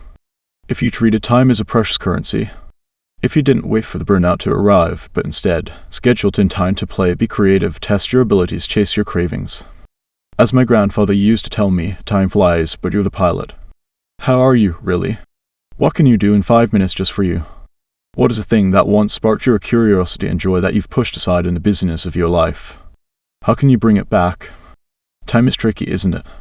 We never feel like we have enough, even when it comes to adding more fun and joy to our lives. If you need a real wake-up call, the next time you find yourself saying you simply don't have time for something fun, for a little playing in your life, for trying something new, shift your words and say, creativity is not a priority for me right now, and see how that feels. Kind of an ouch moment, yeah. There's no denying that spare time is a privilege, a novelty, but when we keep putting off the true desires of our hearts and exchange them for things like mindless phone scrolling or online shopping, we're showing what our priorities are through our actions. I won't pretend it's easy. I know that you're busy. I know that once the juggling begins, it's hard to stop. I know you're wearing many hats and playing many roles. But what will it take to get creative within the roles you're already playing? St. Francis de Sales once said, every one of us needs half an hour of prayer a day, except when we are busy, then we need an hour. Swap the word prayer for whatever makes your heart sing, or what makes your soul recalibrate, or what helps your heartbeat return to you, and you may have just unearthed the secret magic of creativity, that it doesn't exist to fill up our time. Creativity exists to become a respite from all the other ways we fill up our time. And in doing so, it fills up ourself. I have a friend who was itching to make her way back to the violin, but as a preschool director and part-time caretaker of her mother, she had limited practice time. So now, every Friday, she leads a student assembly at her school, where she and a few other teachers play music for the kids during their snack break. Another friend of mine was dying to learn how to knit, but couldn't find a window of time where she wouldn't be interrupted by one of her 3 kids under 4. So she joined the local IMCA. While other parents use the free childcare perk to hit the treadmills, she waves goodbye to her littles, finds a quiet corner, and busts out her knitting needles. Another young, single friend of mine spent her days as a barista in a craft coffee shop and loves it, but decided to trade in some of her savings for a kiln and wheel to keep on the 2 acres she shares with an old farmer couple a few towns over.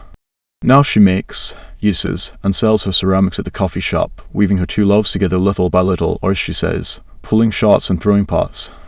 If you need a place to start weaving a little more joy into your life, pay attention to your curiosities, the things you Google, the forums you could read for hours, the thoughts that nag you, the YouTube videos you watch, the visions you hold for a someday version of you. The things you are curious about or are aching to do are not random, they just might signal an area where you can try, play, experiment, and expand. Do you want to learn how to whittle? Memorize a poem by Emerson? Learn to tango? Want to figure out how to make your own gelato? Dig for geodes? Knit a mitten or 2. It doesn't matter what thing you choose. The benefits arrive no matter the medium. The pausing. The intense concentration. The full-on engagement of learning or relearning a task. The mental flow state we get from engaging in play is the absolute antidote to a distracted, passionless life. Trust me, I speak from experience. The best moments in our lives are not the passive, receptive, relaxing times. The best moments usually occur when a person's body or mind is stretched to its limits in a voluntary effort to accomplish something difficult and worthwhile, says positive psychologist Mealy C. Csikszentmihalyi. If the activity at hand happens to be something we enjoy and we're good at, we achieve a flow mental state and it can leave us feeling ecstatic, motivated and fulfilled. My own foray into the watercolor shop left me feeling all of those things, and more. I went on to run it for a few years, operating as both play and profit, until I decided to shift into a new season of endeavors and explorations. But I didn't shelve the paints for good. Nowadays, you can find me at a just-as rugged table, crafting side by side with my girls, brushes in hand as I model for my daughters what it means to commit to play no matter what. For many of us, finding our way back to creativity requires the bravery to regain what might have been lost in the hustle, lost in the grind, lost to the sea of expectations handed to us the moment we started forming full sentences. It requires anchoring ourselves to the now. It requires the commitment to explore, to slow down, to get messy, to become students again. It's in these small moments of curiosity where we find our childlike wonder, where we claim our liberty to listen up, to let go, where we receive permission to meander on or off the page, to color outside of the lines, to move wherever we fancy. Yep, I'm saying all you have to do is give yourself the time, even a little bit. Time to put down an anchor. Time to find your joy. And all else will follow. Here, take a brush. You carte blanche awaits. 6 Rumble and Quake, How to Change Your Mind. The changes we dread most may contain our salvation. Barbara Kingsolver. Remember when you rock, "Don't ever change" was scrawled in our high school yearbooks, sandwiched between Laos and Go Bulldogs out. While you're at it, remember high school yearbooks. We meant those lines as a compliment, of course. Even as kids, the implication was as clear as the bubbly fonts in Sharpie underlines, "I like you as you are. Please stay the same. You're cool now. But will you still be cool if you're different? Will you still like me if you become cool?" As adults, we still do this. We still wish for everything in our lives to stay exactly the same, even though we know they won't. We outgrow friendships. We move states. We change hairstyles, wardrobes, our taste in music. We meet new people, have new conversations, and continually build out our vocabulary for understanding and responding to the world. As we soak up new information, new ideas are formed. Slowly, as we bump and dig and interact, the shape of who we are changes. While we witness our own changes, we can't help but see it in the people around us. And when the people we love most change, that can be the most staggering shift of all. It's like how a friend struggling in her marriage recently described her spouse to me. "He's just not the same person I married." And most of the time we say this as if it's a bad thing. As if the goal is for us all to forever stay as we once were, with our own enduring interests and desires and safe bets, cryogenically frozen in time for the convenience of everyone around us. I mean, I don't know about you, but I'm personally glad I evolved beyond who I was when I was 18. And although my 90s tiny eyebrows in the shape of upside-down neck swooshes were iconic, I'm not exactly that person anymore, and I'm not mad about it. Change is inevitable. It's as imminent as the moon and the tide in the seasonal Starbucks menu. It's a rite of passage for all of us. Transformation is power, energy, momentum. It keeps us moving forward. It's the one given in life that everything will change, that all will be made new, that evolution is just around the corner for us all. And while it can be jarring as hell, I'm here to tell you this: it's okay to change your mind. It's also okay not to. It's okay to have different dreams as you grow in age, to transform who you are and who you want to become. We don't yet know everything there is to know. We haven't yet gone through all the experiences in our lives. We aren't finished learning. All of this means we can't lock ourselves into a commitment to never change our minds, unless we commit to never changing our lives. And even then, good luck, because change comes for us all. I know many of us are raised to fight hard for our beliefs and to stand firm in them. We're encouraged to draw a line in the sand and to set hard boundaries for what we will and won't do. We all know the saying, "Stand for something, or you'll fall for anything." But as new information shakes us, old beliefs form cracks. Heads up, that's not a bad thing. People come into our lives breaking molds and gifting us the opportunity to rewrite any outdated ideals we no longer need. Changing our minds means we can be agile and flexible as the ground quakes beneath us. It means letting each new revelation bring about the opportunity for new evolution. Here is the good news. While change can feel scary and while we're prone to avoiding it, changing who you are is beautiful. Changing your mind isn't failure. Changing what you believe signifies growth. I know it can feel like we're betraying an identity or breaking something that was supposed to be unbreakable. But your identity is supposed to shift and transform as you grow. I can't choose to live a life where I'm predictably consistent in every belief forever and ever. Amen. We all would if that were possible. But instead, we have to say, "I've changed. I'm not who I once was." In fact, the world would be a better place if more of us were willing to speak those words more often. Here, I'll go first. I definitely whiplashed my friends, family, and everyone I loved when I changed my mind on something pretty major years ago. If I had photographed your wedding, you would have witnessed me cooing at babies, clowning around with toddlers, laughing at dad jokes, heck, dishing out a few of my own.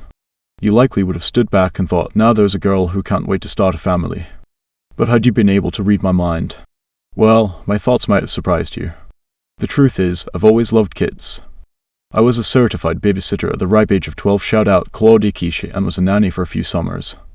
I even dressed up as a mom of twins one year for Halloween. As I grew older, motherhood was something I pondered at great length. The question, will they, won't they, tends to come up at some point for every young married couple, either via family culture, peers, or straight up societal norms.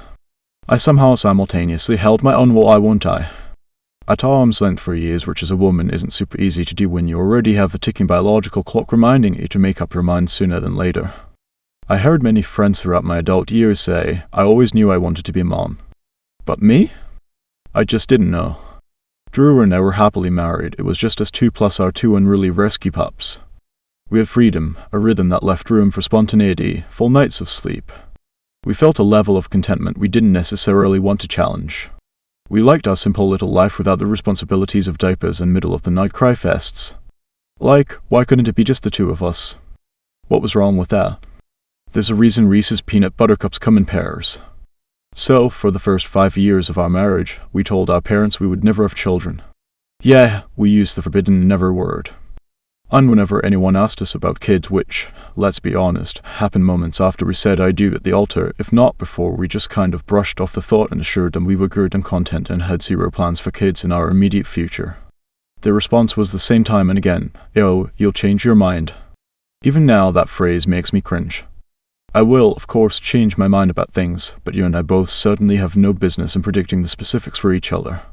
The doubt I carried surrounding parenthood wasn't really based on becoming a mother, but more on the fear of giving up the life and identity I had worked so hard to create. I worried I would lose the freedom I was slowly earning in my tireless pursuit of success as an entrepreneur. I worried I'd ruin my career momentum. I worried about it all.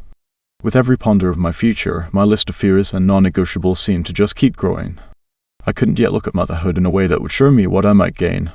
I was too focused on what I would lose in the exchange. My list of fears and non-negotiables kept growing as time went by. I wanted Drew all to myself. I didn't want to ruin my body. I required 10 hours of sleep a night. I was afraid to push a baby out of my you-know-where. But after years of flat-out certainty that a desire to become a mother simply wasn't there, something did change. I changed. I could feel my heart starting to crack open, and new desires for my life began spilling out. Or maybe it was pouring in. I'm honestly not sure which. For me personally, time was absolutely a factor. We had been married for 5 full years, traveled together, got our career footing, and bought our first house.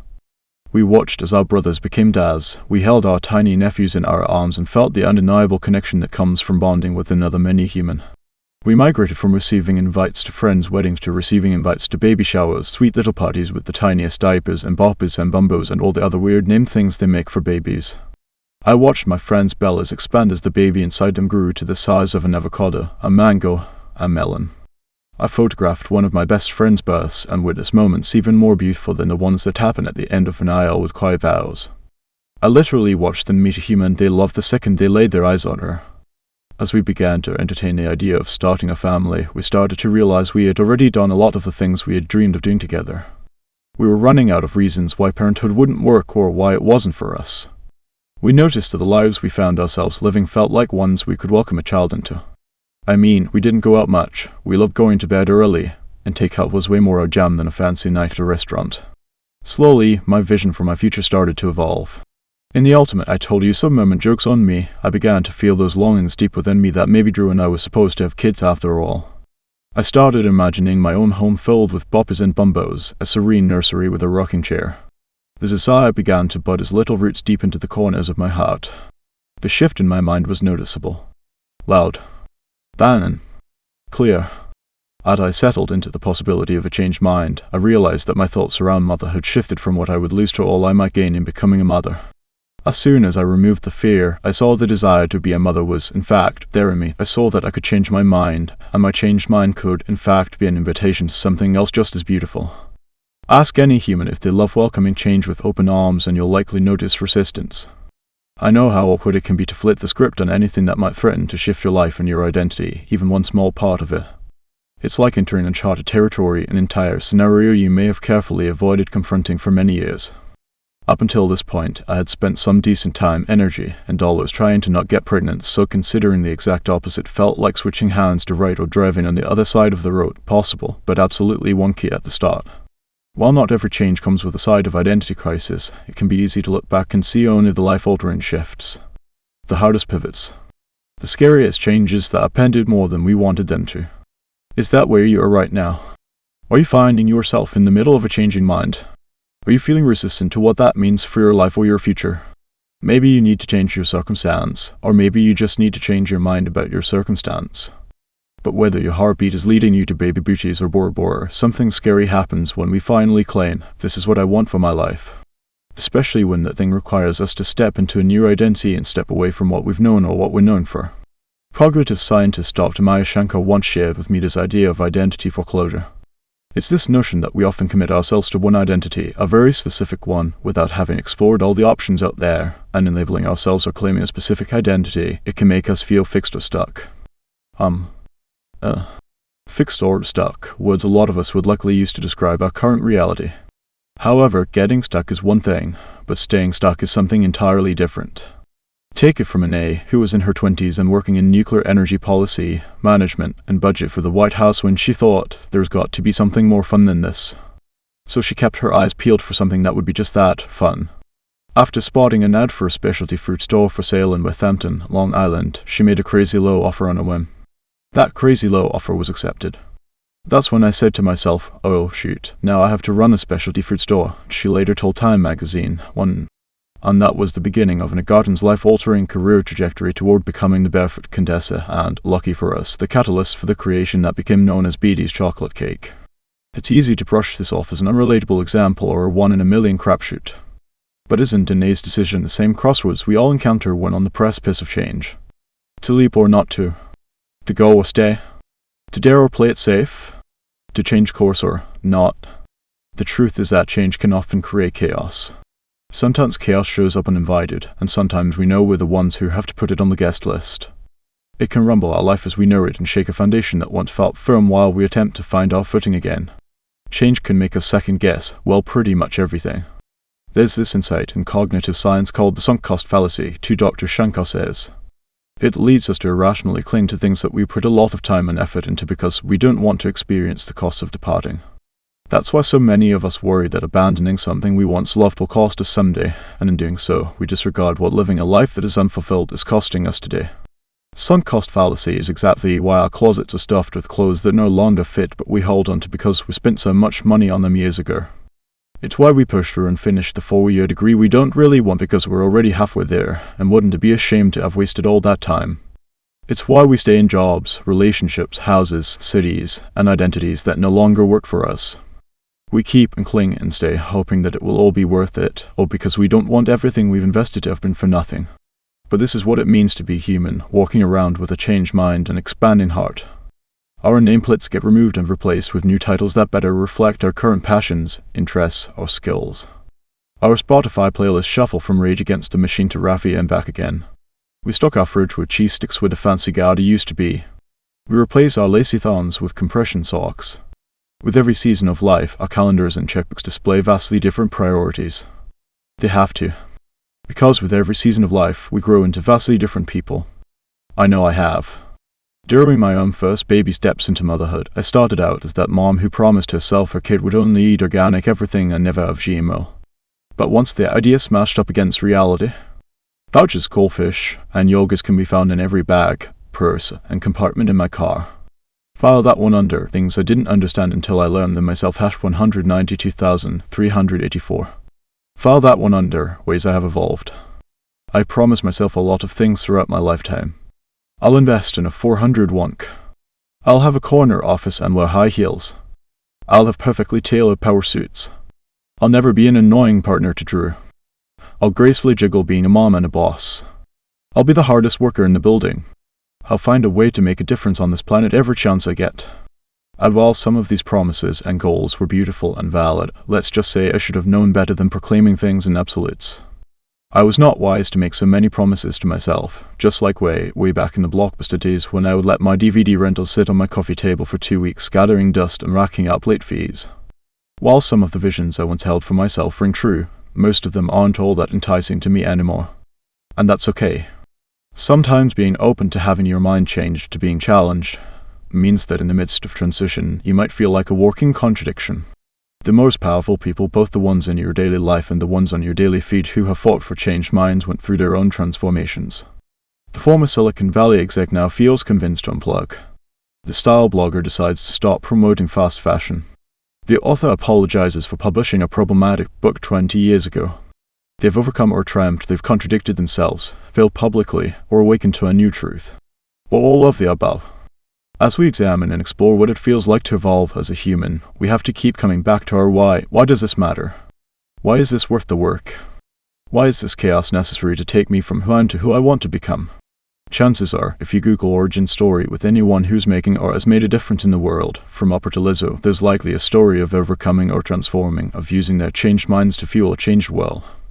They've found themselves in identity crises time and time again, and yet they continue to evolve, unfold, and shift as they grow. They recognize that the journey isn't about avoiding change, it's actually all about change. Not resisting it, but inviting it. They know there is no shame in changing. I mean, call it silly, but I know this from experience as the girl who used to publicly proclaim her undying love for mac and cheese, and now, 10 years later, is solidly gluten-free. My identity and yours will forever be shifting. Maybe little by little, or maybe in big, cracking, sweeping motions. So the big question remains, how can we invite an ever-changing identity? How do we welcome new dreams and honor new ideas? How do we allow change and even be excited by it? Maybe that's right where you are today. Maybe you're on the precipice of a changed mind you worry could be wildly inconvenient for the ones you love.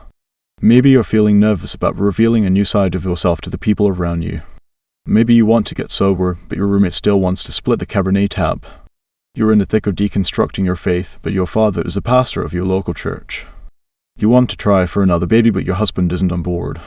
You want to homeschool, but your mother-in-law worries about socialization. You want to hang a pride flag on the front porch, but your neighbor says she'll call the HOA. You want to unfold and explore a part of yourself, but others have told you to stay quiet. Or maybe you're silencing yourself because you worry a changed identity means you'll no longer belong. I know I've been tempted on that last one.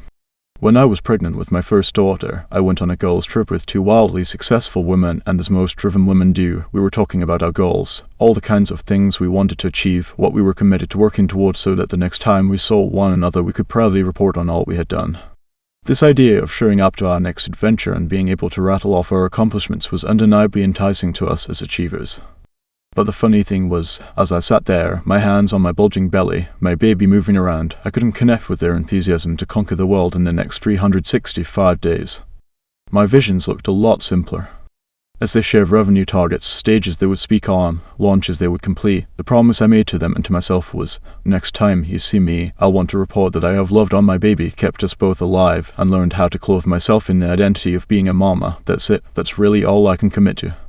I wanted to not only become a mom, but I wanted to let that be my focus, my goal, my sole mission. After that trip, I spent a lot of time wondering if maybe I was broken because I didn't share the drive I once had, or if my impending motherhood was stealing my ambition.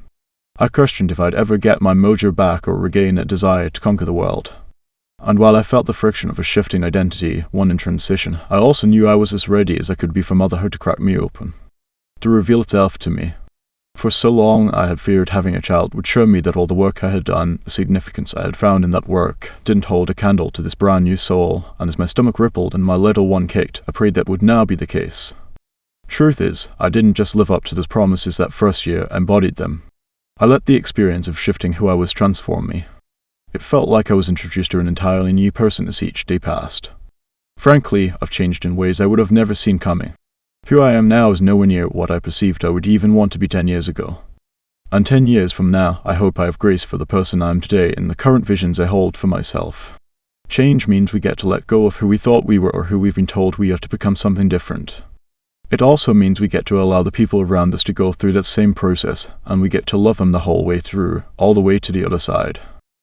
If I could go back and write something different in all of those yearbooks I signed, I think I'd say something like I can't wait to see who you become, keep on chanting, although I'd still have a very cool signature with some kind of swell underneath it, but I'd love to be able to embrace what I know to be the truest thing about every single human. We're going to change.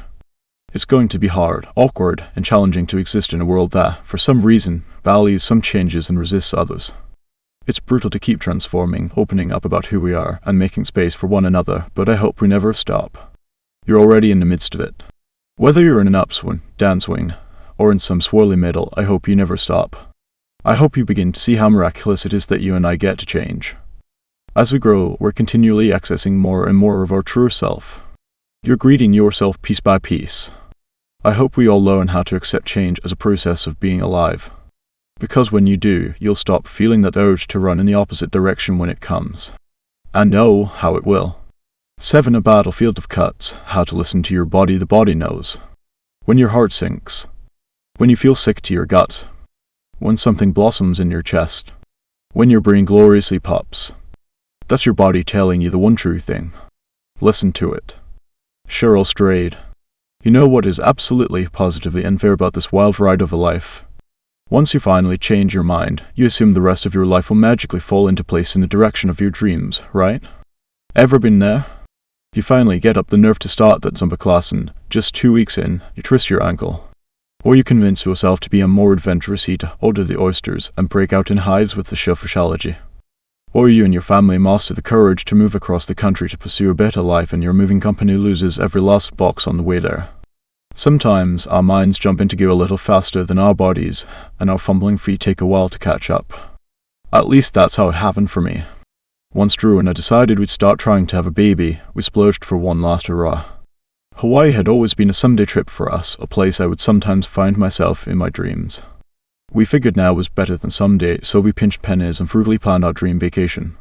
On an extra cold Wisconsin morning, I rolled a suitcase packed with sunscreen and sandals as we set off for the clear waters and cloudless skies of Maui. As luck would have it, my childhood best friend, Molly, was honeymooning just down the beach from us, and she, at the time, happened to be pregnant.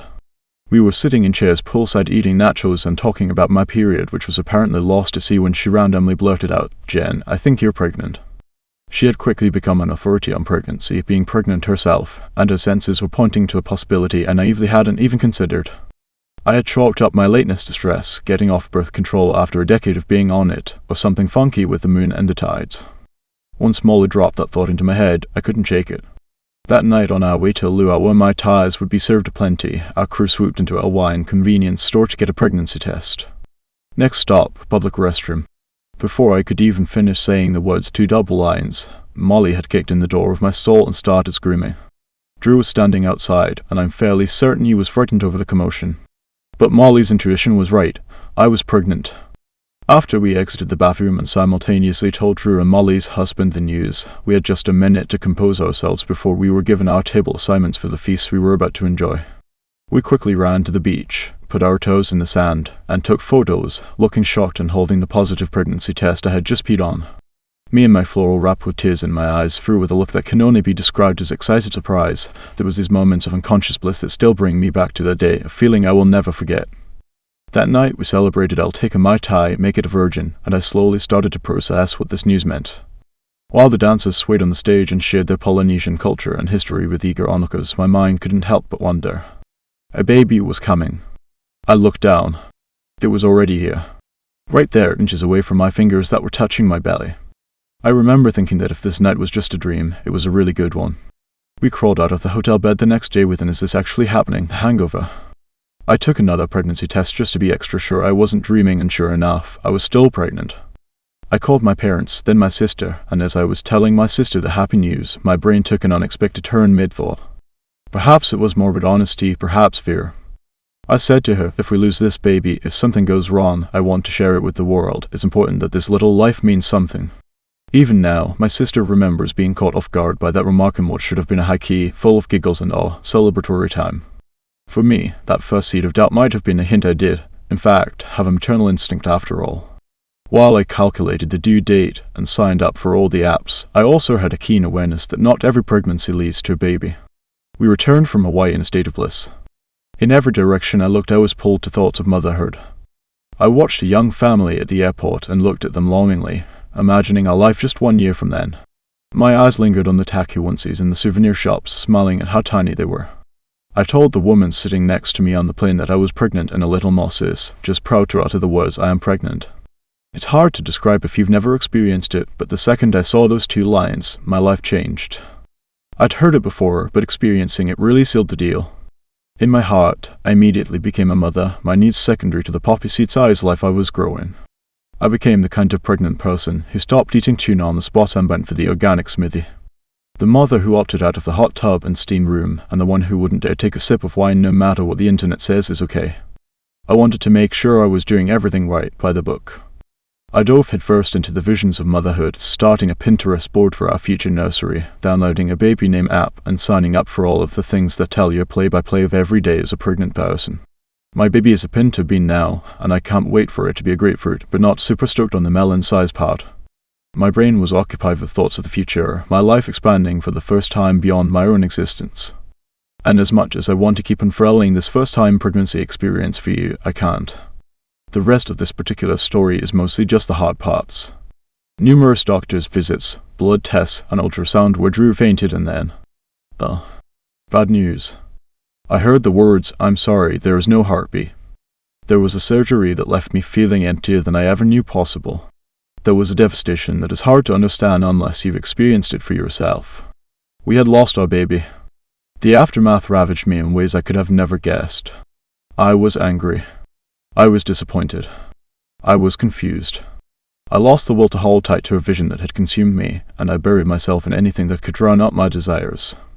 There were days when I didn't get out of bed. There were days I spent stuck in some kind of no shower, lots of Netflix time warp. Weeks where I felt hatred for my body, feeling that it had failed me, that it had ultimately betrayed me. I wondered, who are we if our bodies aren't doing what we want them to do? Or what we think they should be able to do? We cannot be without a body, they are intrinsically a part of existence. And when they are not okay, we're not okay. The whole of me is not okay. So what does it mean to walk around this world in a body we hate, feel disconnected from, or utterly betrayed by? Honestly, it wasn't the first time I'd felt this feeling and asked these questions about my body. It was the millionth time. If I trace this feeling back far enough, I find myself as an 8-year-old wishing there was a way to separate my body from the rest of me. It's an innocent memory from years ago, and it's one that I still loosen from the depths of my brain when I question how I experience my body as a woman in the world today. I'm in 3rd grade on a school bus, headed for a field trip to the zoo. The sunlight is glowing through the windows, hitting my legs just right so they glisten. The breeze tangles my ponytail. I feel warm, hopeful, ready for adventure and monkey sightings. But there is a boy, pointing at the hair on my shin, laughing. That's my moment. That's the one. The first time I felt disappointed to be living life in my own skin. We all have that moment, don't we? That tiny realization that other people have opinions about our hair, our laugh, our smile. Do you remember yours? And if you do you remember what happened next? The path that would likely take us years to understand, and even later, if we're lucky, and learn. I went home that night, a whirlwind of emotions, and begged my mom to let me shave my legs. "You're only 8, she'd said. That's too young." So, I vowed to wear pants for the rest of the school year to hide my hairy legs no matter the temperature. But as the spring months grew warmer and pants became unbearable, I decided to take matters into my own hands and rid myself of that embarrassing leg hair to heck with permission. My parents simply couldn't understand how mortified I felt. Smooth legs were, at the very least, invisible legs, especially to mean little boys on the bus. I jumped in the shower and borrowed my dad's razor and, well, you can guess what happened next. A few days after my great experiment, I'd fallen asleep on the couch between my parents' head in my mom's lap, legs reaching over my dad's only to wake up the next day to one of those we need to talk conversations about the fact that I had gone against their wishes. Disappointment was etched into their faces. After the scolding and my urgent pleas for a razor of my own, my mom, understanding what it meant to move through this world as a girl, gave me a lesson in how to shave without creating a battlefield of cuts. Looking back, she more than likely knew I'd crossed a threshold I couldn't really back away from. The truth is, we live in a world that created that threshold and a million others by offering us tons of messages, most of them false, whether subliminally or spelled out in neon letters. We live in a world that eats with its eyes first, that profits off reminding us our bodies don't measure up. And we march right up to the line on a battlefield of cuts. Philosopher Simone de Beauvoir wrote of a woman's experience walking that line, saying, through compliments and admonishments, through images and words, she discovers the meaning of the words pretty and ugly. She tries to resemble an image, she disguises herself. She looks at herself in the mirror, she compares. Those words were written more than 70 years ago. But even today, disguising and comparing ourselves is an instinct that is still undeniably alive for most of us. While negative body image is still very much the current reality for most women, I'd be remiss to ignore the fact that we're making strides, and we're inviting the generations that come after to follow suit. I am so grateful that women are working to change the age-old definition of beauty to extend far beyond what we once considered alluring. From hash novel to publications to Photoshop free ads to greater representation in skin color and shape and ability, many powers are at work dismantling the idea that there should be a standard at all. We are waking to the truth that our bodies, these glorious vessels, don't exist to be seen under the gaze of others. They exist to be heard over the whispers of the world. Our bodies beg for us to listen. They want our attention. But sometimes, when we perceive our bodies have failed us, we dissociate. We separate our minds and our souls from our bodies. We let our mind be angered by our become obsessed with our imperfect bodies. We let our souls marinate in disappointment of the many ways in which our bodies don't meet our expectations, from how they look to how they perform to how they age. And we feel unwelcome in our sturdy thighs, our wild hair, our soft bellies, and our smell lines. So how the heck do we put ourselves back together after decades of believing we're broken, of separating our bodies from our souls? How do we take steps toward connecting our head with our heart and our limbs with our lives? How do we walk our bodies toward glorious wholeness both today and as we age through tomorrow? My friend, who is a clinical therapist working primarily in the research field of body positivity, once handed me a question to ponder that truly shook me. Jenna, what if you're not just in your body? What if you are your body? Now, wherever you stand on Plato or philosophy or embodiment theories, hear me out. Do you remember that incredible feeling you got as a child, swinging high above the treetops with the sun on your shoulders and the breeze in your hair, when everything was beautiful and perfect and right with the world? You closed your eyes and felt the physical sensations of all of that in your soul, didn't you? The peace arrived from a depth and discovered it was far more than skin deep. It wasn't just you thinking or feeling. It wasn't just you thinking about how you should be feeling. It was you, full stop. Experiencing. Living. Then, where the heck did that feeling come from? And what would it take to get it back again? To move forward into older age by paying attention to how we feel in our bodies more than how they look. To experience gratitude for the smooth satin of our favorite pajamas on bare legs without peeking at the label's size first. To feel the relief of letting our hair down after a long day without criticizing its split ends. To see ourselves wholly when we look in the mirror and not just the ever-changing texture of our faces. To run head-on into the breaking crest of ocean waves and feel cool refreshment over every inch of our dimpled cellulite. To love our sharp angles, our curves, our weak muscles, or our bulging ones. We will have many moments of getting this right, of feeling present and lovely and here, fully alive as a human being. And we will have many moments of getting this not so right too. Time and time again, I've questioned myself and my worth by the curves and bumps of my meat suit, the me-shaped shell that holds my soul, my shimmering personality's Tupperware. Until one day, years after that first miscarriage, I didn't. I was standing in an elevator at the corporate office of one of the biggest clothing conglomerates in America, riding to the top floor with two other women. I was 20 weeks pregnant, fresh-faced and in my pajamas. When those women candidly asked me why I was headed to the top floor, I laughed and said, I know it's hard to believe a 30-year-old pregnant lady is the model for today's underwear shoot, but here I am. I'm pretty sure I did an awkward pose or dance move as I proudly claimed my role and the elevator doors opened.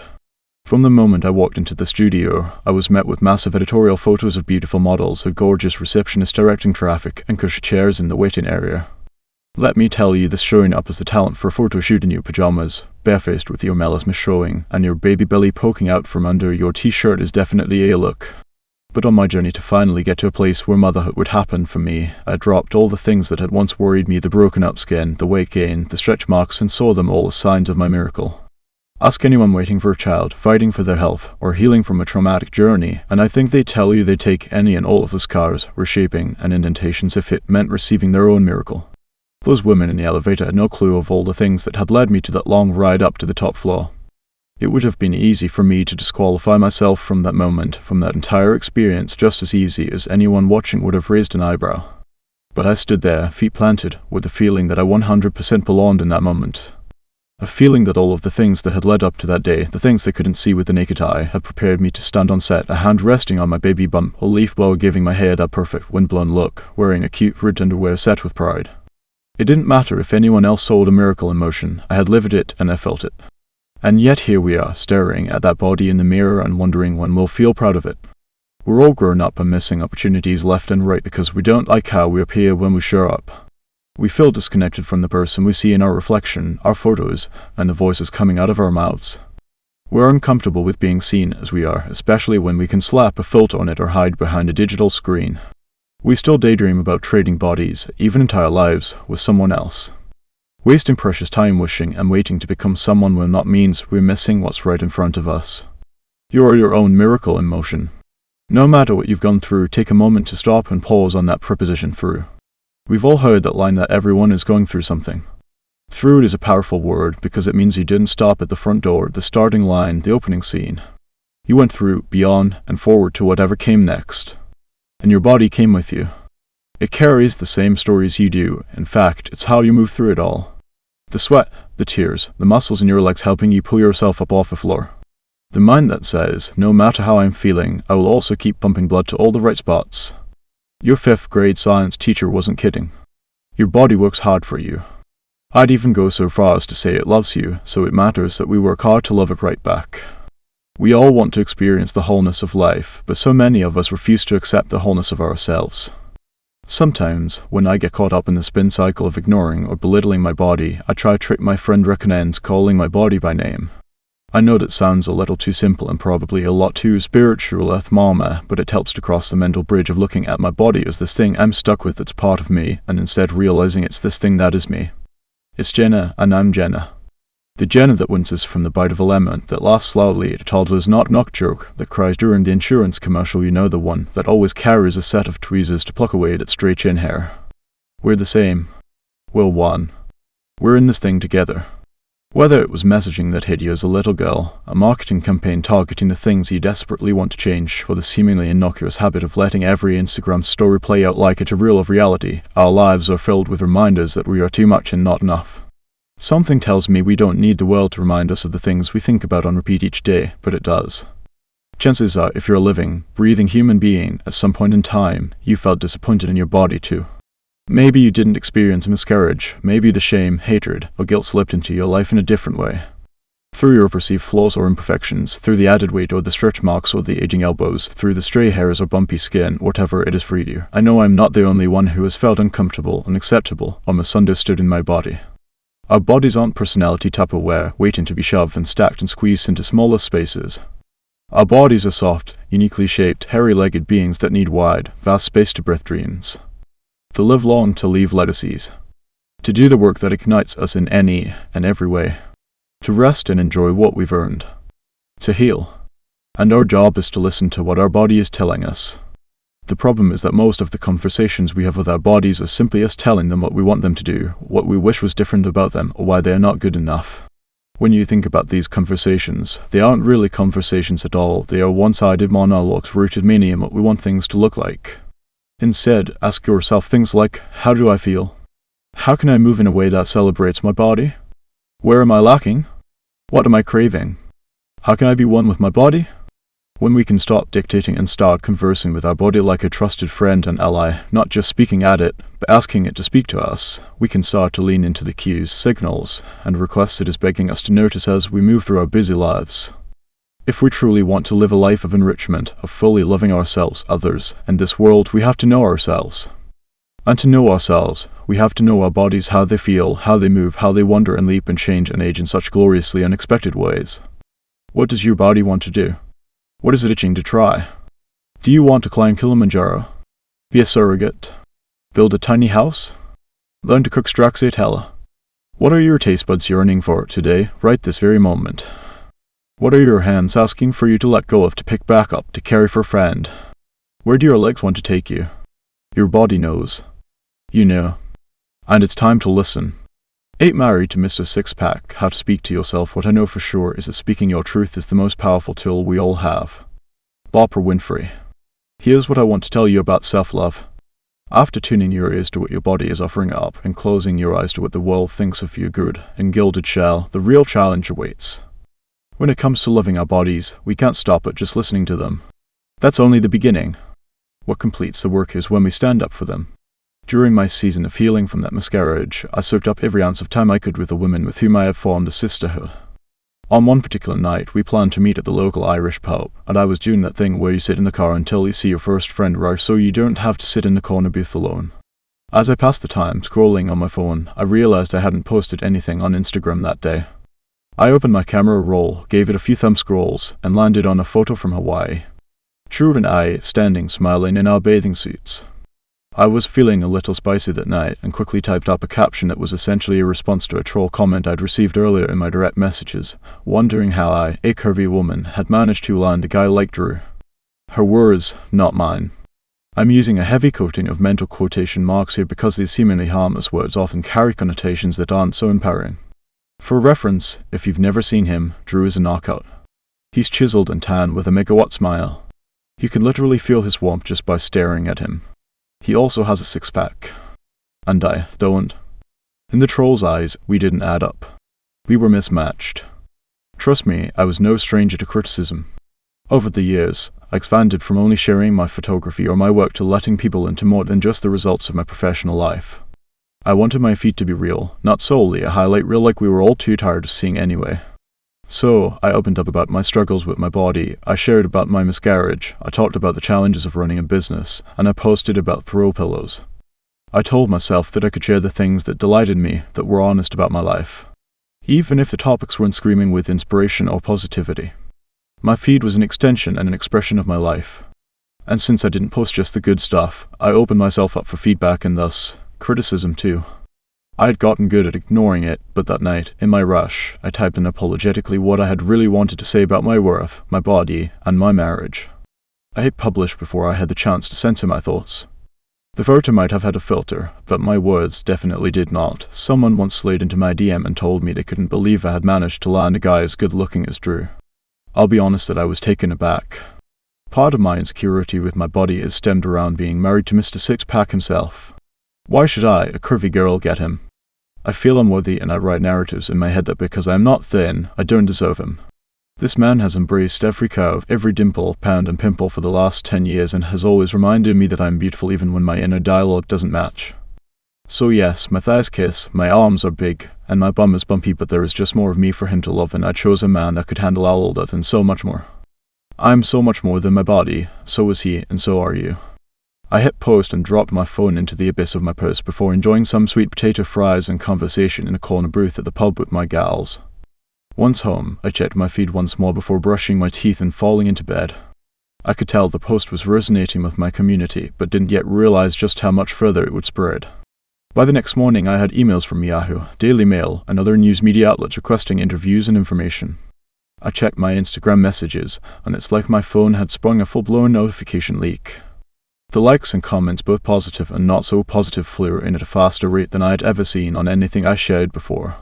All of a sudden, it was my photo on the front page of People.com under the headline, "Curvy blogger reveals she was body-shamed for being married to Mr. Six-Pack." They fielded calls from the Ellen DeGeneres Show and emailed with editors of the New York Post. One by one, the comments poured in, some guys like insecure fat chicks. "Hey, curvy girl? Law. Don't make it sound sexy and sweet. Fat is fat. Tell it like it is." While there were so many uplifting, encouraging words from women who were sharing just how much my caption had resonated with them, there were dozens of negative comments like these. In a season where my relationship with my body was still majorly healing, the world's criticism felt like opening a fresh wound. Suddenly my body was the center of attention for thousands of people, mainly strangers, to discuss.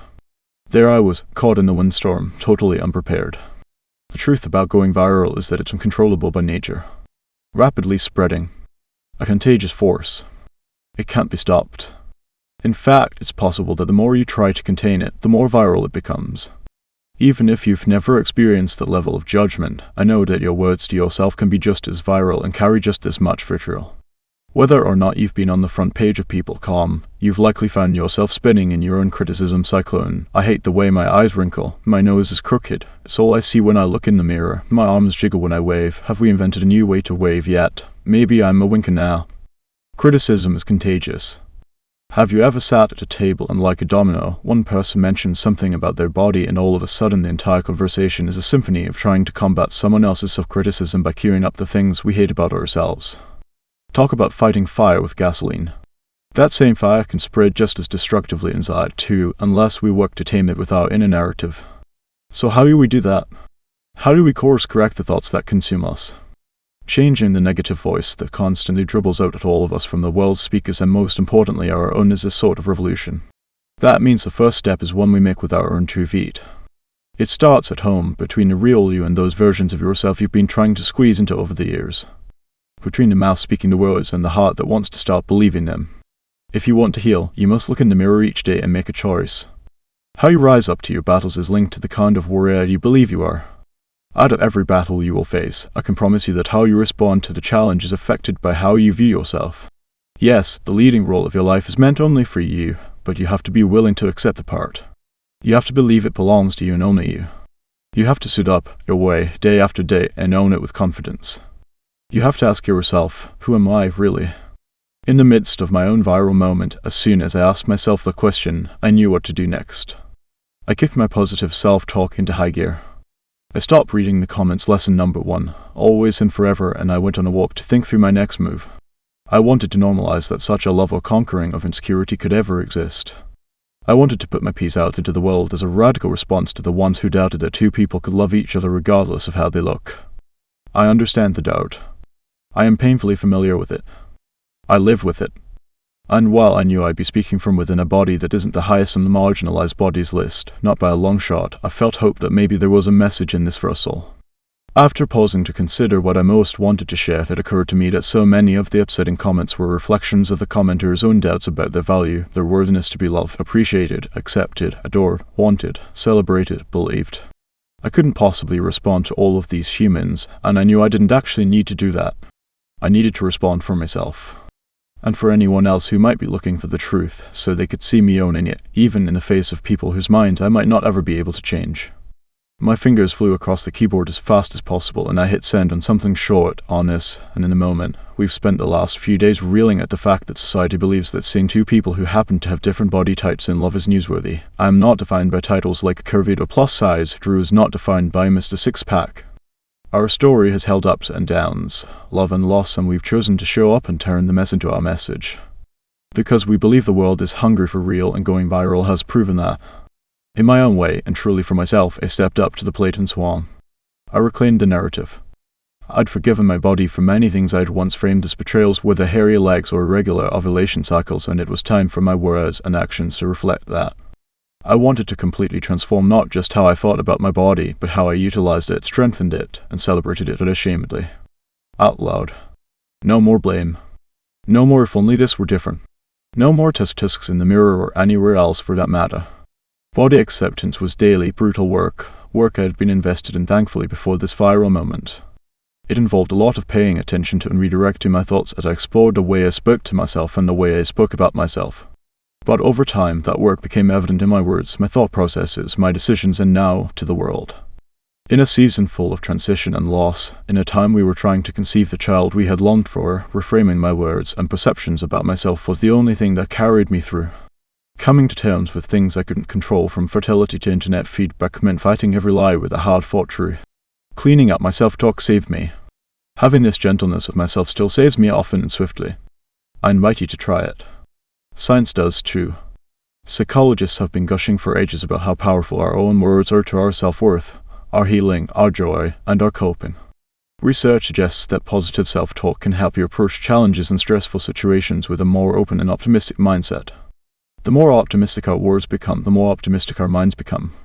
Elaine Mead from Positive Psychology has this to say about it. It isn't about thinking you're amazing. It's simply about reframing how you view things, removing negative bias, and approaching life with the idea that you can tackle things, and even if it doesn't go perfectly, you'll learn from it for next time. One, reframing how you view yourself isn't a one and done.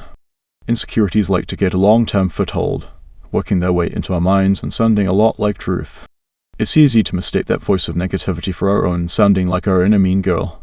My inner mean girl sounds a lot like, if only you were thinner. You will, look at that cellulite. You should really cover up more. Your skin is so bumpy. What 30-year-old has acne? Your lack of self-control is showing. People would like you more if you were prettier. They're really going to see how you've let yourself go. A size 12, really? Remember when you wore a sex? That extra baby weight is going to stay there forever. Your body is ruined. You're always the fat friend. Insecurity via the comparison trap tempts us to keep our heads down, focused on the shape of the shadow our bodies cast on the ground. It took a long time before I learned to look up from the ground, from the shape of my shadow, from the endless scroll through comparison land, because it's the well-deserved spotlight on us that is casting the shadows in the first place. If we really look at it, the inner dialogue we've adopted over time can sound a lot like the headlines that target us to lose fat, stay young, be beautiful, and yet, it is also a voice harsher than the harshest of critics. While some of your thoughts and reflections might inspire you into positive action, most of the time the inner critic only exists to cut us down, to deflate us, to reflect all the messages we've internalized. So do we have to stay stuck with these thoughts on repeat for the rest of our days? I don't think so. To change your inner narrative, you first have to be willing to pay attention, to notice. When I notice a thought that isn't productive nor is it motivating, I've learned to pause and redirect. I first stop the cycle and ask myself, where did I learn this? In an effort to uncover where the hopeless belief came from. And then I reframe it in the same way I correct someone I love when they share an unkind thought about themselves. I literally pause and ask myself, what do I know to be true? Sure, my arms don't always fit in blazer sleeves, but they can overhead press 100 pounds. Yeah, my legs have cellulite on them, but they carry me through my days and allow me to climb up mountains. Literally and figuratively. Do the bumps on my booty stop me from dancing? No, they don't. Instead of gaslighting your own feelings, or punishing yourself for having a negative thought in the first place, your challenge is to redirect that energy back to what you have learned is true about you. Think of this as thought shepherding.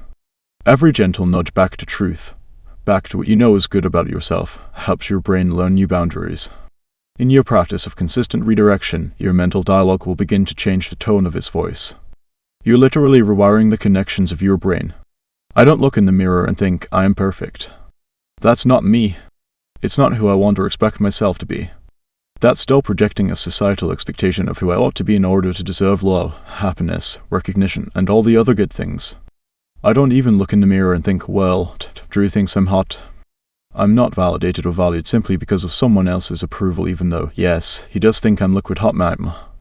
I look in the mirror and think a variety of wonderful things. Like, there she is. Oh, girl, I know you're tired. Yesterday was rough. What do you need today? I'm proud of your strength. Adjusting my thoughts in the throes of a negative spiral really doesn't take a ton of time. But it does take a lot of patience. You'd be shocked at how long we've had those same thoughts running through our brains, almost becoming unnoticeable because they were just a part of our existing. But, once you rewrite the story enough times, that new story slowly becomes the leading narrative for your thoughts. Let me be clear, not all of us have a negative storyline surrounding our bodies. Maybe your inner narrative is different from mine. Our brains don't discriminate from any source of insecurity, whether stemming from a perceived lack in beauty, brains, or brilliance. None of us are immune to the many ways in which the mind quickly spirals from what is true to what is not. But I've also encountered something mind-blowing in my quest to change my dialogue. Most of us don't talk about our bodies or our looks in the same way we might talk about other aspects of our life, particularly our work, our accomplishments, or our productivity. It's so much easier to sing our own praises when it comes to external successes over speaking about our own bodies or the successes we have within them. Why? Because the narratives we give ourselves in all facets of life can be impacted by the messages we've received over time. We're taught that we should celebrate accomplishments like grades on a report card, that one office presentation, or our dissertation, or to hype ourselves up in the new Facebook group we joined.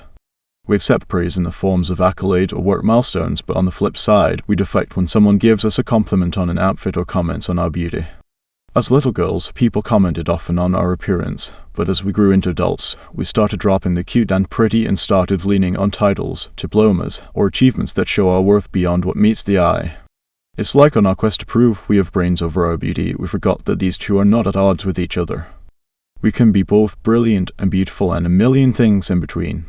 Despite our wide spectrum of beauty and brilliance, we're taught that it's vain to speak about the way we look in a positive light. We're encouraged to belittle ourselves or point out our flaws to never risk making someone else feel insecure or less than, but in doing so, we forfeit our own security in our skin and lose a chance to give someone else the invitation to own who they are. We're supposed to look confident but not speak confidently about our looks. I mean, heaven forbid we ever reference something we love about ourselves. Isn't that the cardinal sin of womanhood? Think about it. How many times did you watch your mother deflect a compliment growing up? Or how many times have you heard a friend belittle herself after receiving encouragement? How many times do we quickly change the subject after someone says something nice about us or the way we look? Why is it that we default to diversion when it comes to accepting kind words about ourselves, but we could host an hour-long seminar on what's wrong with the way we look? I vividly remember the day that my grandma shooed away my camera lens when I told her I wanted to take a picture of her. I made her stand in front of a garage door as I snapped away while she proclaimed, "Now, Jenna, that's enough." In her 76 years of living on this earth, she still didn't feel like she had a right to take up space or be worthy of a beautiful photo of her beautiful self. I remember thinking, wait, so this feeling never goes away? This feeling of unworthiness follows us each decade of life? You mean that I have the rest of my days to spend worrying about, hating, or wanting to change my body? The utter thought of it exhausted and deflated me. My grandma knew what I know now, that the thing about self-love is that we will never arrive. We don't just wake up one day and stop poking and prodding at our bodies, zooming in on what's wrong with us without celebrating all that is right. Self-love is not a destination but a choice, a daily and sometimes hourly decision to see, love, acknowledge, and respect our true home, the only one we've got. Choosing to love the part of us that is the body requires a conscious tension of choosing joy and contentment in a shell that moves us through our days without growing complacent about the fact that we need to honor it in whatever ways we know how. My grandma was still learning this delicate balance when that same photo of a beautiful, beaming woman, a woman I loved, standing in front of a garage door, became a lasting memory. Almost exactly 3 years later, that photo was printed next to her obituary, a portrait of her vibrance that everyone could see, even when she couldn't. I only wish she'd known a fragment of the radiance I saw then and still do. Digging into the beliefs we carry about our bodies that hold us back, trip us up, and weigh us down doesn't mean being blind to who we are. But learning how to accept yourself doesn't mean we can't seek self-improvement as long as it's fueled by self, as in our own. The heartbeat of accepting, embracing, and utilizing who we are means reframing our perceptions. As sure as the sun rises, there will always be thoughts that pop into your head. But as much as our brain waves have the capacity to focus on the things we hate, we also have the capacity to refocus them right onto the things we love. If you're not sure where to start, I've got good news. Psychologists insist that accepting yourself is something you can and must learn at any age, too. So, in the interest of practicality, I want to leave you with one magic word that changes everything about the way you speak to yourself. It's a tiny dose of kindness, the proverbial spoonful of sugar, and you can sprinkle it onto every sentence you utter, today and tomorrow and for the rest of your life. One word, 1,000,000 possibilities. Are you ready to hear it? It's a yet. I can't run that marathon yet. I can't control my temper yet. I don't have the guts to try that thing in the bedroom yet. I don't like my freckles yet. I don't love what I see in the mirror yet. I don't know how to truly believe I am worthy, enough, glorious, and powerful yet. You get it, right? You see how transformative that word is. How much of a game changer your life can be when you put an ellipsis where the period once was.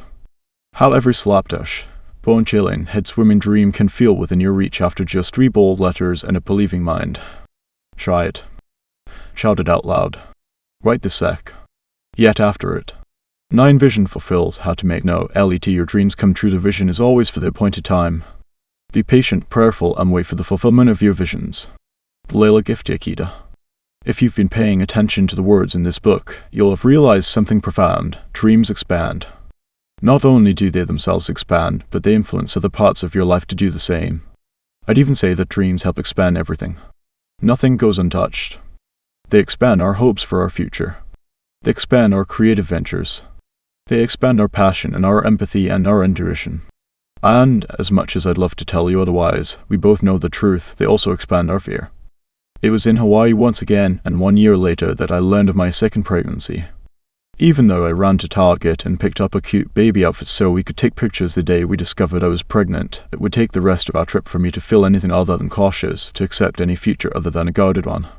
I was no longer afraid of the unknown, the unseen. The known and seen was precisely what I was afraid of. This was the first time in my life when I had to ask myself the question, will I be okay if history repeats itself, if we encounter another loss, if this doesn't happen for me? Every moment the answer was different. I googled the chances of repeat miscarriage on a daily basis, and then I'd catch myself and chuck my phone off to the side, where I'd inevitably reach for it later. As I ran through my own cycles of doubt and hope, I took to wearing the word surrendered on a gold chain around my neck, knowing I needed the reminder that I couldn't control the outcome of this one.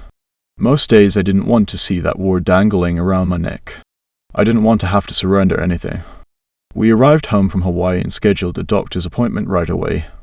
As I sat down on the vinyl exam table, scratchy white paper sticking to my vacation tan legs, I vowed to stay hopeful, to want and pray and plead for the best, and to feel it all no matter what. If bad news was coming, I was ready to face it. I laid back, closed my eyes, and whispered a prayer. Then I heard the most glorious sound in the entire world. Thump, thump, thump, thump. It was my tiny baby's heartbeat. It sounded exactly like hope, like love, like a drumbeat guiding us all forward. We called our family right away. There's a heartbeat. We listened to it. We saw the baby. The odds were now in our favor. Trust me, I looked them up. Daily hope grew stronger as we rearranged long-term plans in bedrooms and researched the best nursery rocking chair. To swaddle or not to swaddle? What about past fires? Sleep training? I googled my brains out once again, this time with a very different emotion guiding me. My hope was stronger than I thought it could be. By the time my next ultrasound rolled around, I was making small talk with my op again. We chatted about work and the weather, and I was fully prepared to start diving deep into asking her for a breast pump recommendation. Medela was spectre. When time began to slow, she started the ultrasound. I looked up with expectant eyes. I watched her hand hover over the keyboard, eyes searching the monitor. I felt the one stop moving as she turned to look at me. I'm sorry, it is what I heard next. They say that anger is the second stage of grief. But if this is your second round of grief, anger comes first. I had no questions. I had no words. I just felt rage. With tears streaming down my face, I got dressed and ran out of the building, not even waiting to hear what the next steps would be. I knew them already. I had already done them before. I just needed to get out of that place and scream. Why was my body broken? Why was I dumb enough to hope? And why didn't anyone talk about how hard this was? With every honest doubt and cry and question, I felt propelled to find answers I could accept. The season that came next was one of discovery, one I felt wildly new and different from our last loss. After the pain of my first miscarriage, I threw myself into anything that would distract from the despair and disappointment I felt in this body that had betrayed me. Now, well, I'd made a vow to sit with anger this time around no matter what. I laid in a fetal position with my dog for a while before I let myself stand up and face decision-making. Over and over, I checked in with my feelings. Over and over, I asked myself, how am I, really? And one day, I answered with absolute confidence, this inner assurance, I'm ready to heal. I met with holistic doctors and naturopaths. I gave vials of blood in search of answers. I experimented with dietary changes, shelving my beloved grilled cheese sandwiches for a one gluten-free bowl of mac and cheese, not a bad trade-off, BTW. I kicked my 5 times a week CrossFit habit and traded it for long walks listening to meditation music and slow flow yoga. I raided my cabinets for any items containing chemicals that could disrupt my hormones. I created massive boundaries around screen time and sleep and left my phone charging downstairs every night. I launched a massive vitamin regimen to the point where I had to buy a pill box the size of my grandparents. And I even started cutting back on caffeine, which was, and still is, in my opinion, a superhuman feat of willpower. Through each of these changes, one thing stayed the same: I kept dreaming. Even in the face of uncertainty, anger, and defeat, I stuck to the promise I made myself. I kept placing myself as the lead character of my own story. I had fallen in love with a new idea for my future. I was supposed to become a mother. I felt it in my bones. That was the love story I was hooked on, the one I saw myself in, and I stared at the blinking cursor in my life story, praying a happy ending would still be written. I started to dream about what it would look like to show up as the kind of mother I wanted to be: a present mom, a joyful mom, an engaged mom. I asked myself the hard questions. Could I maintain the current hours I was working with a newborn in tow? Was the business I built enough to sustain a family? Could I make this work fit into a life with kids? When I got quiet enough to be honest, truthfully, I didn't love the answers. In theory, I knew a baby would fit beautifully into my life with Drew. But theory and reality are very different things. Looking at my life and my career, I couldn't envision juggling a baby with the long weekends away, being booked a year in advance sometimes 2, or the late night editing sessions, all things I was doing as a wedding photographer. While I struggled to imagine bringing a baby into the world at my current pace, I found myself dreaming up the kind of work I could do while I waited for the motherhood chapter of my story to finally unfold. While it looked entirely different from what I'd been doing, I wasn't afraid to try something new. And I knew exactly what it would be. For years, in comment sections and in conference rooms, people had taken to asking me how I found success so quickly. In a short time, I had worked my way from a shutter-happy gal with a side gig to being named the top wedding photographer in the state. My earnings jumped from 0 to 6 figures in 3 years flat, and people other than my banker took notice. Coming from a business background and having retained a ton of information from those college marketing courses I took, I made it a priority to understand the strategy behind my craft just as much as I understood the craft itself. But I sometimes wondered if my left brain meets right brain approach would work for other people, or if I was just lucky. I decided to test out my marketing strategies and announced online I was going to offer mentoring sessions for other photographers. My plan wasn't foolproof, but I was feeling bold. Minutes later, with the ping of a notification, someone booked. Then another, then another. Turns out other photographers wanted to try to do things like I did. Maybe there was something valuable to my systems, something I could share. I remember those mentoring sessions like they were yesterday. Local photographers would come to our house and we'd sit at the dining table together while I walked them through exactly how I built a successful photography business from scratch. I started to notice themes around the questions I was asked, and I found myself repeating the same strategies over and over again. From my email templates to my pricing guides, I handed over every part of my process, and after dozens of sessions, it became obvious that the demand would soon be too great. I knew I had to find a new way to get this information out into the world. But I didn't want to create another business trading time for money. I knew there had to be a better way to serve others who were looking for sound strategies in an easy-to-follow format. Looking back, those mentor sessions were a catalyst for me. They sprouted roots in multiple creative directions, and I watched one little idea branch off into another, into ventures I had no idea could ever be mine. Ventures like starting a podcast. Launching an online course and then another and another on how to market your work as an entrepreneur, from Instagram strategy to the power of Pinterest to growing an email list. I created a new business around work I could do from anywhere, work I could fit in between babbing and feeding and changing an infant. Work that could work for me. Work that could run while I rested. Work that could work for us. It wasn't all easy, developing a new rhythm of work and pivoting my passion toward the unknown. I was brand new again, at another starting line. Halfway to a dream, shooting weddings on weekends and hosting live webinars during the week. I was back to burning the candle on both ends, juggling the success of my photography career with this new side hustle. It took time, as it usually does, for success to materialize, for this new idea to be a viable career option. But the vision I clung to, this notion that I could create something once and serve many, that I could build a business that wouldn't stop the moment I did, it kept me going. No matter what your dream is, you may be tempted to give up on it when the going gets tough. And when I say tough, you know I'm not referring to some big kind of toughness they talk about in truck commercials. I'm talking about the experiences that make you think you were born to fail. Your doubt will likely tell you that your present challenges feel impossible to bear, so how could you possibly work toward a future dream? Your grief will try to tell you that the buck stops with that loss and moving forward isn't an option anymore. Your trauma will insidiously try to steal your future joy. Human instinct just wants the pain to stop, that's our survival mode kicking in. So, imagine how resistant to instinct it would be to walk head-on into the possibility of more unknown, more failure, more ambiguity. Bad days? I had a lot of them. But my bad days created a tough love, or as I like to call it, strong love for myself that still calls me up and out of sitting too long in my anger or sadness, simply waiting for things to change. Because we all do that, don't we? We cloak our doubts in a word called waiting. We fall back on what's practical. We crave an identity shift, but we refuse to fully believe we are capable of newness. We stop our footsteps from inching closer to change. We even trick ourselves into thinking that someday will be so different from our today, but do nothing to make the difference occur. And we find ourselves dreaming about an improved life without actively working toward it. So what do you do when your deepest dream for yourself feels entirely beyond your capacity, or control, or comfort? I know what not to do, don't wait. Merely waiting for fear to go away will steal all the time you've been given right now. I'm not telling you to move on from your pain and fear and grief. I'm telling you to pick it up and move with it. Because if your only choice is to take what you've got with you, everything you're right now, then take it with you to where you're going next. Your grief and fear can come with you on the ride, and maybe along the way they'll look out the passenger window and see the only way through it is to go through it together. Your pain can expand your deep well of empathy. Your fear can heighten your desire for change. Your grief may prove to be a strength to open up the experiences that await you, making them richer. Pain, fear, and grief are not weaknesses. They're your companions for your transformation. We're only in danger of losing time when we simply wait for them to go away. I want you to pause for a minute and breathe these words over yourself. You've been given a very magical gift today. Your life that you're living right now. And the hardest, most beautiful truth is that right now is the only time you can be sure to have. That bright future.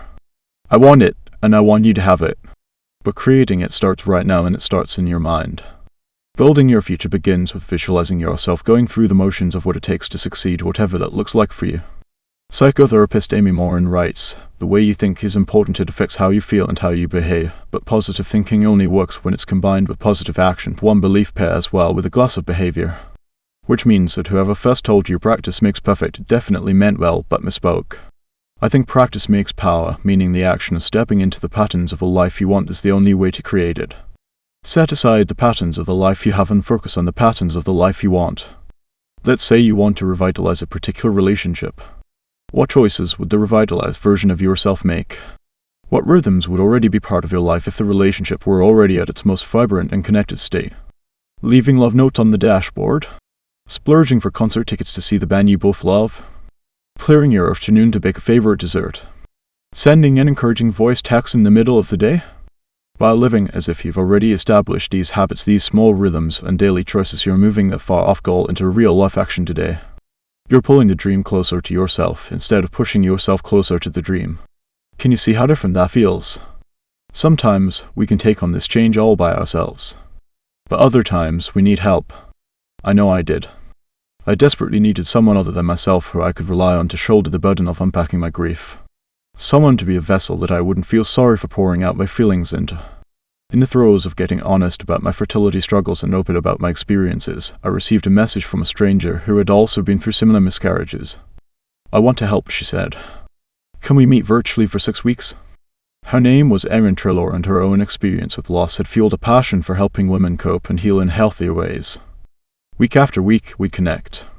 Each call had a different goal, whether it was reconnecting with my body, facing my healing head-on, or learning how to dream again.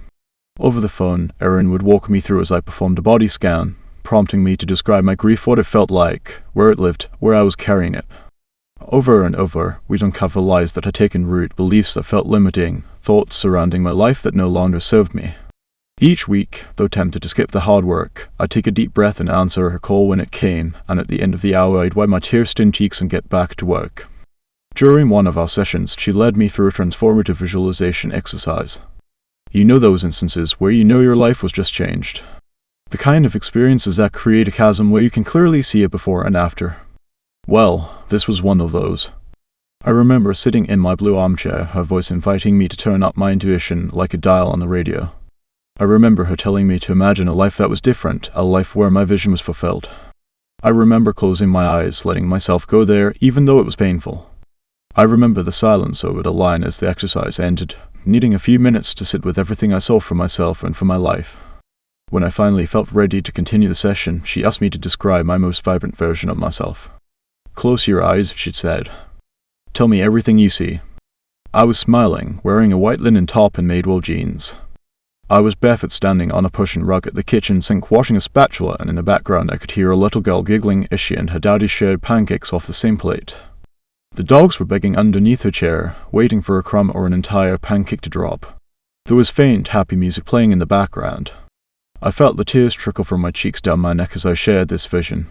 I sat in silence, not wanting to lose a vision that felt so pure, so joyful, so incredibly different from the life I was currently living. I kept trying to correct this vision, to place it in our current home on the river, and to imagine this scene happening in the space I was currently in, but it just kept going somewhere else. Like when you're dreaming and also half awake, trying to control the story racing through your brain to no avail. I loved our old craftsman house. It was quirky and beautiful, but the four walls had held a lot of heartache. When we first moved in, after Drew and I had decided to start a family, we christened one of the rooms the nursery. That room sat empty for years. Stuffed in a closet were the baby items I had purchased in excitement during my fleeting pregnancies, things unused that I couldn't yet let go of. I finished telling her about each little detail of the vision I held. And then I said the words, I think we need to move. You know, when you have this vision, this idea, and you just want to hold it close to your heart so that no one bursts your bubble. Yeah, I've had those too, but this wasn't one of those. This vision was so crystal clear, I had to share it. It was like I could hear the baby giggles in the other room. That night when Drew got home from work, I told him about the call with Erin, the vision I had, and his brown eyes lit up. I am mean, who wouldn't love the notion of pancakes and baby giggles and pretty Persian rugs? Well, I'm pretty sure he couldn't care less about a rug, but whatever. As it turns out, I wasn't the only one who felt stuck in our house, a space where we were reminded of our unfulfilled vision every time we walked through the hallway. The lives we found ourselves living didn't reflect the vision we had for our future. And frankly, the thought of something different I knew was more than appealing to both of us. At this stage of our relationship, it was hard to surprise Drew. We were pretty comfortable taking risks and making leaps, so nothing really felt off limits or shocking, even the idea of moving to a new house. And as crazy as it sounded, I just couldn't shake the idea that if I wanted this vision to come alive, I needed to be an active participant in its creation. I didn't want to spend any more time shoving away the visions of a life that truly made me happy. I wanted that future. I wanted the pancakes in the slow mornings. I wanted the little giggling girl. But my life didn't look anything like that vision, yet. Maybe I could start with the Madewell jeans, I thought. A house would be too crazy, right? But one evening, while Drew was on a run, I scrolled Zillow, typed in areas near my family in Minnesota, and I saw it. I quickly shot off a text to our daily family text thread with a link to the real estate listing in Duluth, just miles away from my family. Maybe this should be the future Kutcher craftsman. I sent it with a wink. By the time he returned, all sweaty from his run, my entire family had sent responses with exclamation points in all caps and cheer emojis galore. My grandpa even filmed himself chanting, do it, come home, did you see the listing? I asked Drew. What listing? He said, still out of breath. And what the heck is happening in the family text thread? My phone kept buzzing on my run. I cracked open my computer and pulled up pictures of the house. I pointed to the long farm table. Room for everyone, room for pancakes. This resembles that vision I had with pancakes and a baby girl. Just a few days later, we found ourselves caulking windows, cleaning baseboards, pulling weeds, readying our beloved restored home to hit the market. We weren't moving because of my vision exactly, but we were not moving because of it either. Hear me loud and clear, you don't have to pick up your life and move zip codes away to step into a new dream. Start where you can, when you can. You don't need to go big, but you need to go. That life? It's happening right now. It's unfolding as your eyes scan this page. When your alarm clock went off this morning, you got another day of it. This is it, your one beautiful life. Kick off your covers. Get up. Forward is forward and slow progress is still progress. Soon enough for us, our progress looked like packed boxes and a scheduled moving truck. We were heading back to my beginning, to my roots, to a fresh start. To wide, open spaces and Minnesota accents. I was going home. I think often about what would have happened if I'd allowed doubt, negativity, and despair to cloud my vision for the future. If I'd let myself get stuck in the overwhelming logistics of boxing up our entire lives and moving to another state. If I'd have looked around at my reality, shrugged my shoulders, and given up.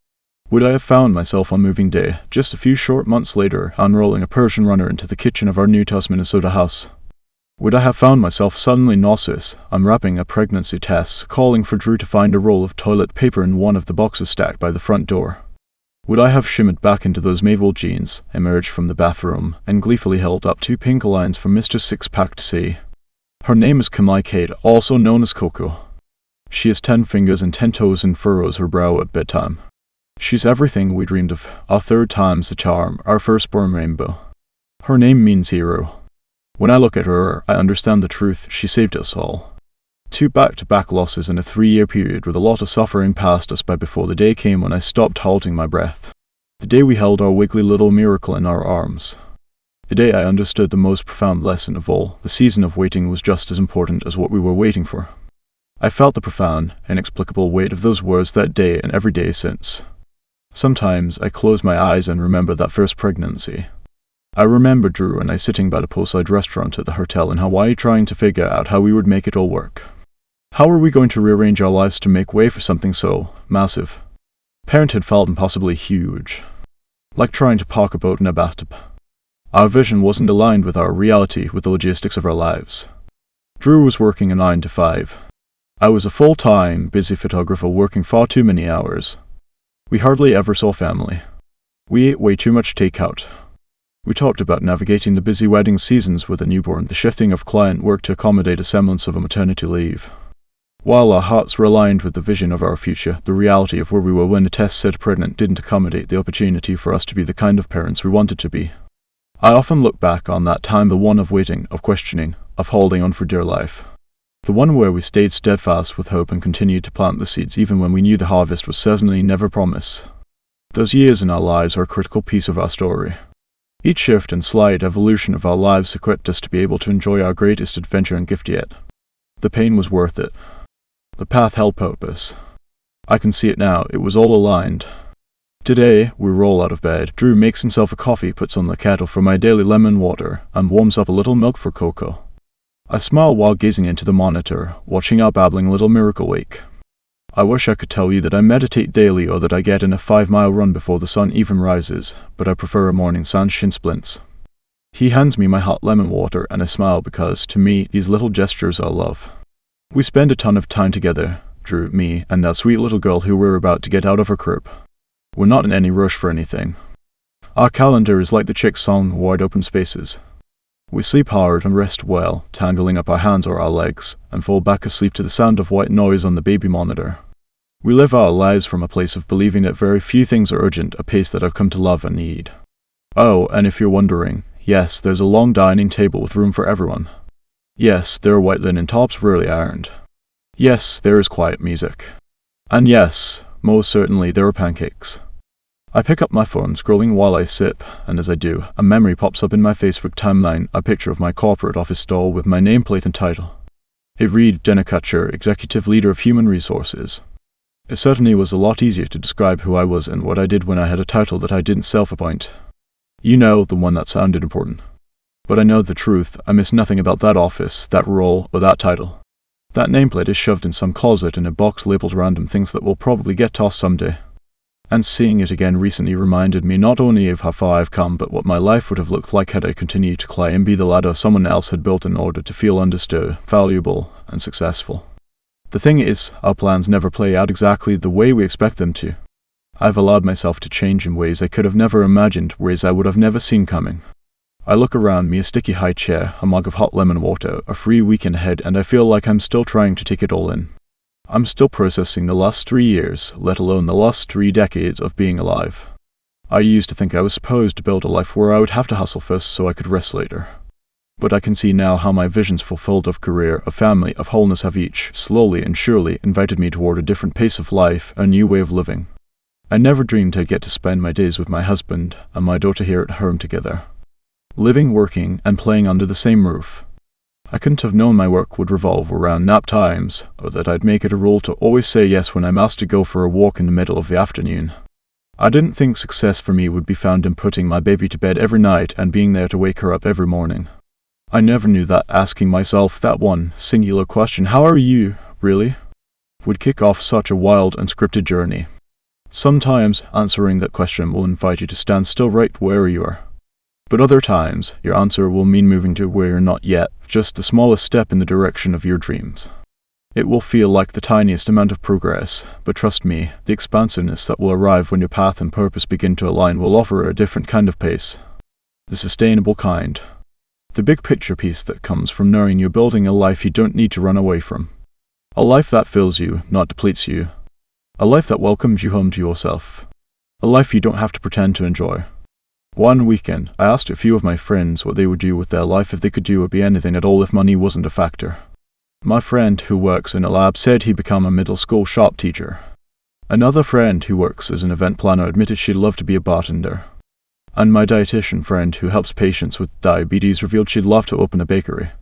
And now I want to ask you that same question. Without brushing away your gut response, without explaining away the answer, what would you do with your life if money wasn't a factor? What dream would you chase? What legacy would you create? What vision would you fulfill? I can't tell you who you'll be in 5 years, but I can tell you without a doubt that if you're brave enough to answer this question, you're brave enough to take one step to go after it. Trust me. Today, as I strap Coco into her stroller for a morning walk, it hits me, this is it. This is the vision. This is, for me, what was on the other side of yes.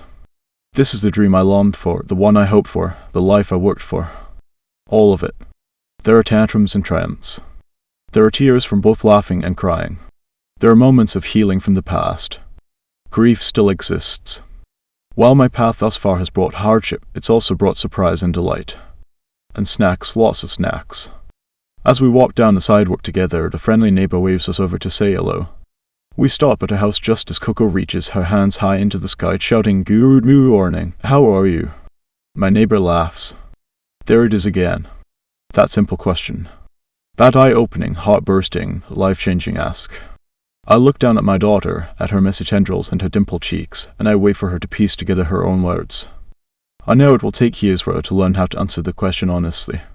So for today, I'll whisper my truest answer for the both of us, profoundly, astoundingly grateful. Tend the cribbage board, how to share a dream love doesn't just sit there, like a stone, it has to be made, like bread, remade all the time, made new. Ursula K. Le Guin. I'm going to be real honest with you. This is the point in a book where you might feel tempted to fling these words far across your bedroom onto the floor, or, if you're reading poolside, straight into the deep end. Because here is what you might be thinking, Jenna, this all sounds great. Follow my heart. Dream the dream. Show up authentically. Be me, 100%. But what about the people around me or the one I pledged my whole entire life to? What about my partnership, my marriage? What about fairness? What about following through with my vows, my commitment, my word? What happens if I show up fully, tell the truth, and my dream gets ignored or worse, rejected? What then? The good news is you don't need to worry about that yet. While our brains like to run fast with the what-ifs, let's drop those for a bit. Focus first on the fact that as you shift and evolve as a human, as you clothe yourself in a new identity time and time again, love and acceptance always has to start with you. Don't worry about walking through life feeling like Jason Bourne. Don't worry about alienating your spouse. Don't worry about the potential side-eye from your roommate or best friend. As you become more outwardly passionate, as you lean into your vision, as you come more alive, you invite everyone else in your life to do the same, even the people closest to you. Yes, I'm about to talk about my marriage, but try not to stop reading here if you don't have a partner or spouse, or if you don't really want to talk about your romantic situation, or if you simply don't care to venture into this kind of conversation. For one, you might not know where this conversation is about to go, a bad habit I tend to have in many other kinds of conversations, assuming the trajectory. But also, we don't have to walk in another's shoes literally in order to learn from them. Empathy is a gift that crosses deep rivers on our behalf. Come with me interested in not telling you who to be, but asking you who you are by showing you a little more of who I am. Back when I was a newlywed, if you were to ask me what makes for a successful partnership, I'd have spouted off the familiar maxims I learned from my parents: never go to bed angry. Marriage comes first. Fight clean. Communication is key. Each of these are helpful in their own right. But now, over a decade into our journey as husband and wife, I know the truth. What makes Drew the man of my dreams is that he's never afraid to chase one. This dream-chasing thing is quite literally written into the very foundation of our relationship. Over a decade ago, wrapped up in French lace and wearing a birdcage veil, my vows were simple: I will always encourage you to chase your dreams because through them your soul shines. If I could add to those vows today, I'd probably say this: and if something we're chasing makes your soul dim, I don't want it for a second. Drew and I met in college in the back row of a communications class, and again in the cardio center at the gym, then later, outside my dorm. We just kept running into each other. He was everywhere I was, and we soon realized we shared the same areas of study in business and communications. Over time, we became the best of friends. We swapped stories and sorrows, traded flashcards and fast food bills. We saved seats for each other at every lecture. We even gave each other keys to our apartments in case of emergency, and I swear, nothing else. When I say friends, I mean that in the most underlined, boldest font. I would have loved to give him a key to more than my apartment, i.e., my heart, but I was scared and the timing was never right. Everyone around me told me to hold on to that good thing we had as friends and not ruin it. And I couldn't imagine not having Drew in my life. But to be honest, I was willing to risk ruining it to see what could happen. 3 years into our friendship, the lines had officially started to blur. Once, while I was home for Christmas break, my mom asked me, "Are you sure this guy's just a friend?" I wasn't. We weren't just friends, not really, and I knew it all at once. We had crossed over somewhere along the way. Later, we'd watch the movie Home Alone together, and I'd surprise him with a kiss. A week after graduation, he'd surprise me with a ring. It was all working out: the timing, the relationship, the preserved friendship turned love story. But then, 10 days before our wedding, I got a call at the office. Remember that windowless, suffocating one with the bowl of M&Ms? Someone over the loudspeaker paged me to grab my office phone and, in an instant, my heart sank. No one ever called the office unless it was an emergency. I knew it had to be important. I grabbed the phone and heard Drew's shaky voice on the other line as he told me, "Babe, I just got let go." It took me a minute to realize what he was telling me. Like, from your job. Once the shock settled, it hit me. I was going to start my newlywed life riding off into the sunset as the sole provider, the bill payer, the student loan financer, with no idea where we were headed next. I thought of all the bills due, the honeymoon we planned up the North Shore, and the fact that we were in charge of funding our wedding, next weekend. My brain went straight to the wedding budget, thinking of anything we could scrap last minute. We weren't really the extravagant types, so the budget sort of shrugged at me. There were no extras, no corners to be cut. I mean, we were serving pizza and sheet cake at our reception, so eliminating major money suckers just didn't seem like a possibility. There were none. Thinking about every check I'd written during all the months of wedding prep and all the bills about to be due, I couldn't pull my mind back into work for the rest of the day. That night, I drove home in the dark after another grueling 10 hours. My brain was in overdrive. I couldn't get Drew's sad voice out of my head. Even though my primary feeling was fear, I could feel another current under the waves. I trusted Drew. And I trusted myself. We would figure this out. We always did.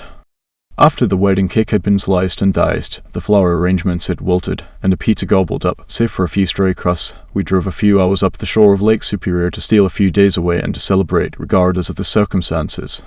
We split a few meals and passed on dessert in the name of pinching pennies, but we still had a wonderful time and saved the worries for when we returned home. Over the next 2 months I would kiss him goodbye and head to work, praying that day would be the day he got an interview. He responded to job postings, updated his resume, and reached out to contacts. Dead end after dead end. He'd nail the first interview and sometimes get a second. But without a long history of past, specialized experience, the hiring manager would inevitably go in a different direction. Drew was frustrated, I was stressed, and we both felt worried that the weight of earning an income was entirely on my shoulders. Fast forward a few months, Drew finally got a lead, then an interview, and a second interview. It was with a company that sold wine, and while he'd be a glorified shelf stocker for a while, it felt promising. We didn't care about the retail hours or the fact that the holidays were the busy season. We just needed security, and this was our chance. Here's the thing about Drew, he can do it all. He had already extended his abilities into many different industries, a stint at a law firm where he was the coffee fetcher and copy master, the time where he passed the exams to become licensed to sell insurance, his job selling cell phones, his gigs selling billboards. While his path was far from linear, there was definitely a theme in there that helped him as he tried to figure out what his passion was. The man can sell anything. Trust me, those soft, brown eyes are really hard to turn down. He got the wine job, and over the next few years he worked his way up from a stalker to one of the top sellers in the company. His work ethic gave us the security needed for me to eventually be able to make my own scary leap from the corporate world to being a full-time photographer, baton being passed off for me to take and run with. We had found a rhythm, we had adjusted to the fact that he only got 10 vacation days every year, and we had carefully planned our one trip to Hawaii.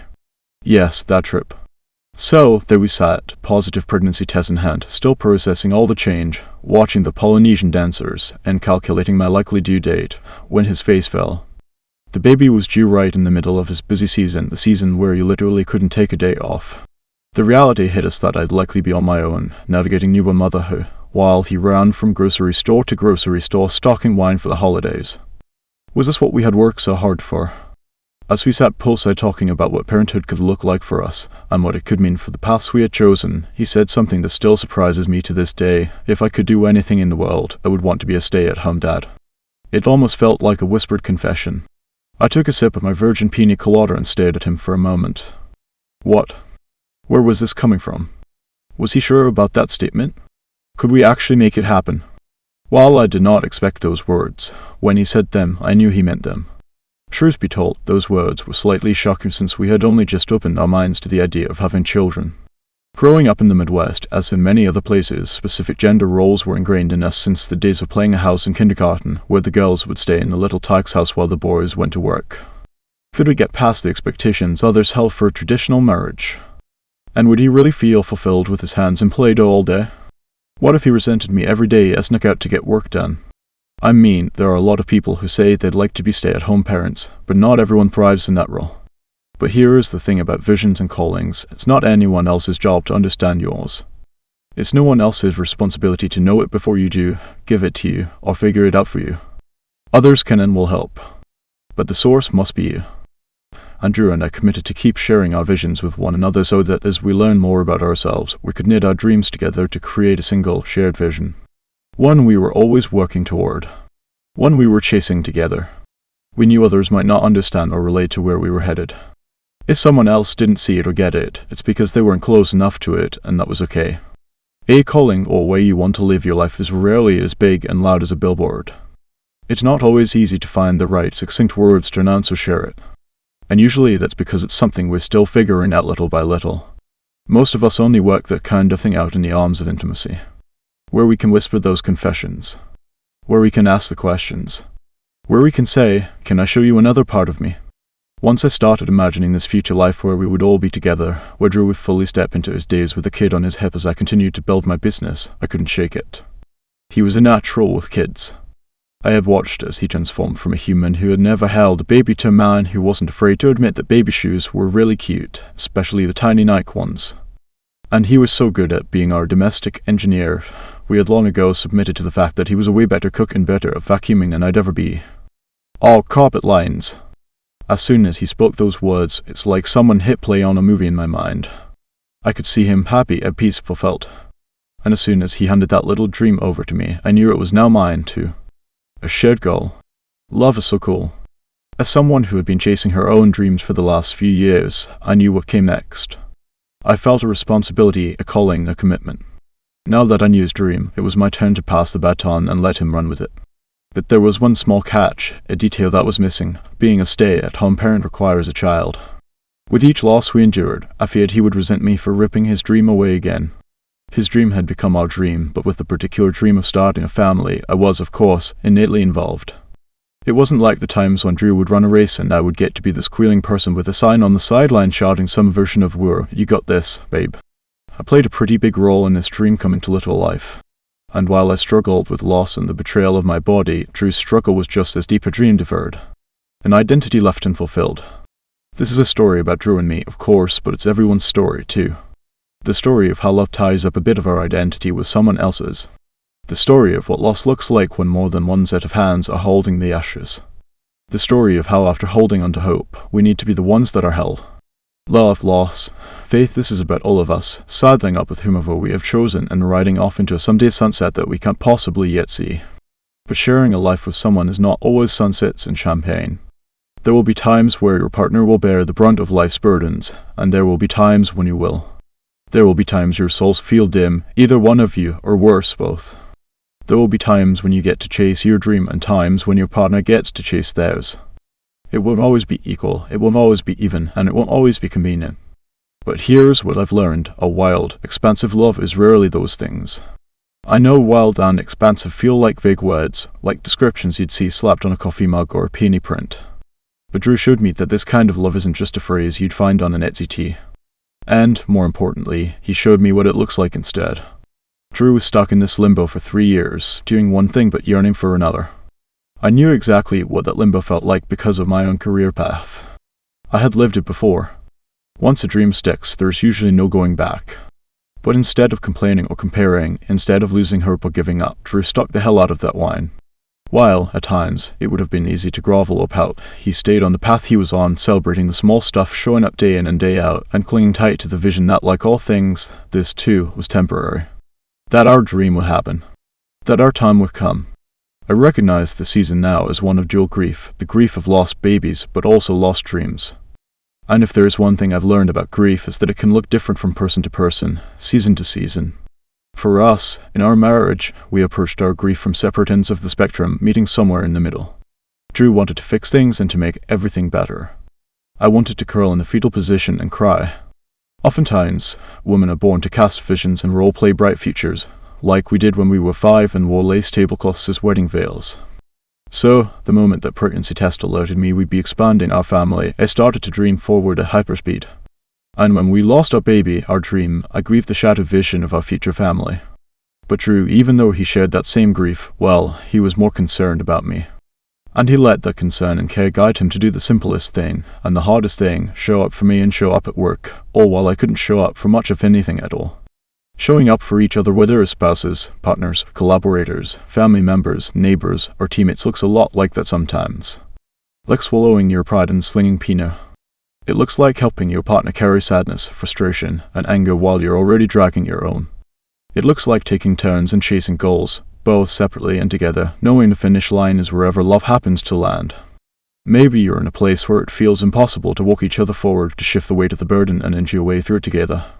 Can I share with you what worked for me? Every time the present left me feeling stuck, I reminded myself of the truth that there was a shared vision on the horizon. There was a compelling future around the corner. That good things were coming. When I couldn't see it, Drew could. When Drew couldn't see it, I could. And when we both couldn't see it, we'd say it. We'd pause, because there was no getting there if we weren't going together. There will be times when you'll need to approach your partner with a flinching honesty. You'll need to say, this feels too hard, remind me why we're doing this, show me what we're working toward, paint me the picture, tell me how beautiful the view is going to be. And there will be times your partner will need you to do the same. The trick is to not give up on each other simply because the vision is changing or the timing is uncertain. The trick is to say the truth out loud, over and over, as many times as you must. Scroll your shared dream on every baseboard in your home. Write it down in marker and tape it to your fridge. Make it your computer password, whether it's debt-free or due by. Trust me, those daily reminders work. Take it from researchers and clinical psychologists John and Julie Gottman, who cite shared common meaning as the highest level of the Gottman Institute's training model for successful marriages. When couples have that shared dream, the inevitable ups and downs of marriage are less bothersome. Creating a larger context of meaning in life can help couples to avoid focusing only on the little stuff that happens and to keep their eyes on the big picture. One, according to Dr. John Gottman, couples who talk about their hopes and dreams with one another openly are more likely to be happy and less likely to be struggling. In the culture of our home, talking about our dreams has become an important thread. We don't take turns doing the dirty work. We don't divvy spending money 50-50 down the middle. We don't split the laundry mountain into his and hers piles. We're not after balancing our relational checkbook of equality, we're after equanimity. We're constantly asking, How can I add value to your day? How can I encourage you? What do you need? Even when Coco came into our world and life felt both fuller and messier than ever, that shared vision kept us committed to tag-teaming the workload. I mean, what does a stay-at-home dad do when the baby is attached to my boob at all hours of the day? How could Drew fully take on his dream role when I had to nurse Coco to sleep or she just wanted me in the middle of the night? Up until I finally weaned, it would have been easy to feel tension that he wasn't living out his role fully, not because he didn't want to, but because he wasn't personally lactating. But I knew the truth. We were working toward the same goal. So, every time he'd bring in a crying Coco while I was on a conference call or recording a podcast episode, I'd pause, mute, nurse her, and then get back to work. Drew and I both recognized the value of a teammate in those moments, and we both made sure our day didn't go by without a sincere thank you for each other and for the life we built. Even on the most chaotic of days. Even when things were tough. Even when we both felt like we didn't have an extra ounce of energy, love, or affection to give. Most of us are all too familiar with those days. As the years stretch on and responsibilities grow, it's easy to feel spiteful, bitter, or resentful when we don't feel valued in the ways we deserve. When we don't get the help we need, or we don't feel the support we crave. But part of working toward a shared vision means wanting wholeness for both parties. Whenever I start to feel unvalued in any relationship, I pause to ask myself, am I looking for this person to offer a value I can offer myself? Is this an area I've been neglecting in my own life? Is this a circumstance where I feel unfulfilled but I'm hoping for someone else to satisfy? Once my friend found herself in the middle of an argument with her spouse. She felt like his hobby took up all his free time and she was becoming less of a priority in his life. He listened and nodded and asked, "Would you like me to take a break from the league?" "Yes," she answered. But a few weeks later, after his weekends were wide open and they had plenty of time for each other and their family, she realized his soccer league wasn't the problem. Soccer made him come alive. He loved it, and she wanted that for him. But watching him live out his passion only made her realize she didn't have one of her own. In the end, she realized she wanted him to keep his hobby. She just wanted one for herself too. How many times does that happen in our relationships? We project our unfulfilled desires onto the ones closest to us. We claim that circumstances are keeping us from our unmet needs, and we crush those under our own roof with bricks of expectation and resentment. This is when we have to get really honest, both with ourselves and our partners. This is when we have to ask, "How are you?" Really, and listen hard for the truest answer. This is when we have to understand that relationships are a beautiful blend of expectations and needs and wants, some voiced and some left unspoken, and it's our job to bring them all into the light. This honesty has carried us through all of our shifting identities, both Drew's and mine, and every second of dreams deferred. Our shared vision includes both of us working to meet our own needs while also working to meet the needs of the ones we love. It's the reason he greets me with hot lemon water in the morning. It's the reason I surprise him with triathlon gear so he can pursue what he loves to. Most of life's work is done without an audience, without likes or emoji-riddled comments, without gold stars telling us someone noticed our hard work. As we walk through life and do our work, whether it's inside or outside of the home, as we push past the exhaustion, the days we feel unseen or unnoticed, we need to tether ourselves to our visions of the future. Each day is one step closer. And if we're lucky, hopefully there's someone right alongside us holding the candle to that vision when the world feels too dark to see it for ourselves. Years ago, during premarital counseling, we told our pastor that Drew and I played cribbage with each other, and we mentioned we kept track of who had won more games on the back of the board. And while I don't remember everything about the blow of our wedding ceremony minus that unfortunate moment when the fan blew out our unity candle, I do remember our pastor's words about cribbage. You're not competitors. You need not keep score or tally your wins and losses. You are now a team fighting for the same goal. How beautiful of a realization is it that we aren't competitors, that we aren't opponents with anyone else on this journey of life. That we aren't called to keep score or tally up our wins, but that we're meant to cheer, support, and come alongside one another as teammates on this journey of being alive day in and day out. But mostly, how lucky we are that we have a partner next to us, naming and chasing dreams on the same side of the cribbage board. Life isn't a game. There are crazy mornings and distracted dinners, and harsh words can be lobbed faster than you can call a mug and shout out, cribbage fans. But every night when Drew and I fall into bed, we remind ourselves to look at our lives in pure amazement and absolute wonder of what we've been given. As we fall asleep, we take turns spouting off a few things. We're grateful for how cute Coco sounds when she mispronounces a banana, how incredible the weather was for an afternoon walk, or how perfectly in season the raspberries are. Sure, we're nonconformists in terms of gender roles. Once strangers find out that I work while he does the lion's share of cooking, parenting, meal planning, and cleaning truthfully. I've never met a man who loved a vacuum more than my husband. I usually brace myself for the inevitable question to come, then what the heck does Jenna do? I chase my dreams so Drew can chase his. Drew chases his so I can chase mine. 11 tacos and truth. How to create your authentic community. Each friend represents a world in us, a world possibly not born until they arrive, and it is only by this meeting that a new world is born. Anais Nin. I am beginning to doubt that having long-term friendships is even a possibility anymore, my friend Brittany said as she sipped her margarita. I reminded her we had been friends for 15 years and she said, but that's different. I heard the meaning behind the words. Finding true friends in each stage of life, the kind that will stick around, isn't an easy process. I'm guessing you feel this too. As busy people, we find ourselves squeezing playdates and dinners and birthday celebrations into already full calendars. We send emoji check-ins to that new colleague who seems cool, hoping it might turn into a someday friendship. We try to reconnect with old friends over the noise of toddler tantrums or airport layovers. But life gets in the way, and things fizzle out, and sometimes we're left wondering why. How do we keep a friendship alive? What does community look like as we age and evolve and let our identities transform?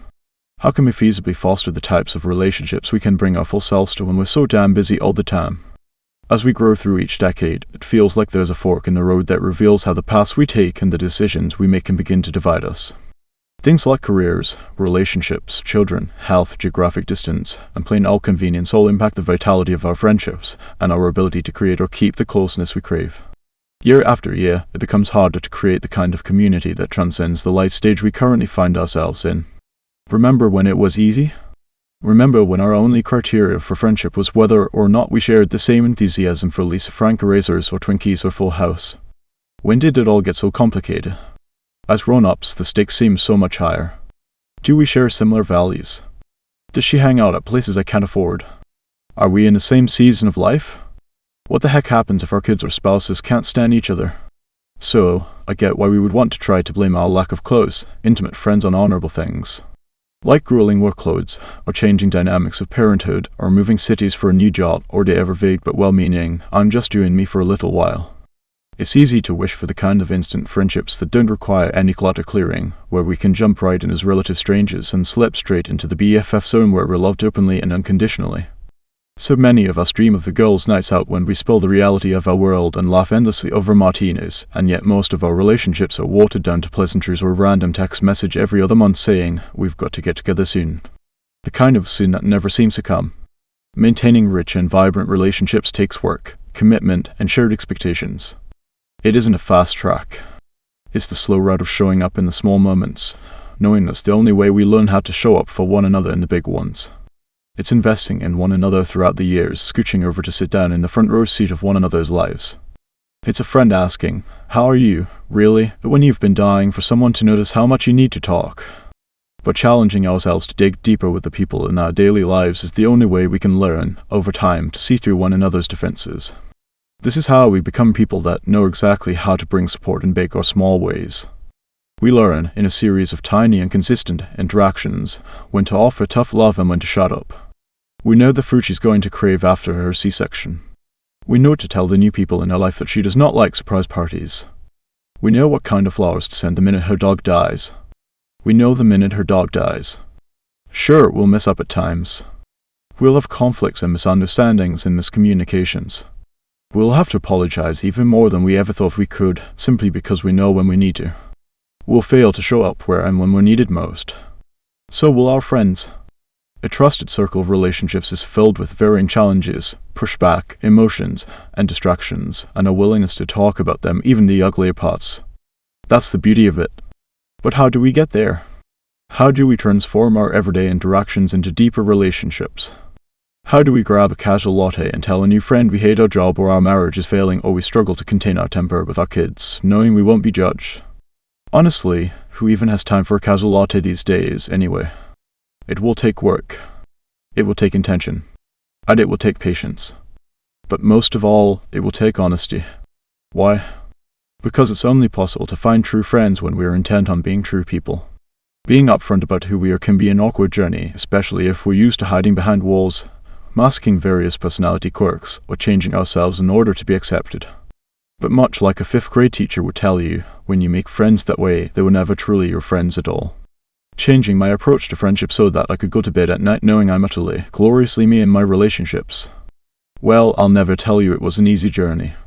Growing up, I was undoubtedly one of the kids who liked to follow the rules. I said no to drugs, I always made on a roll, and I was never more than 5 minutes late for curfew.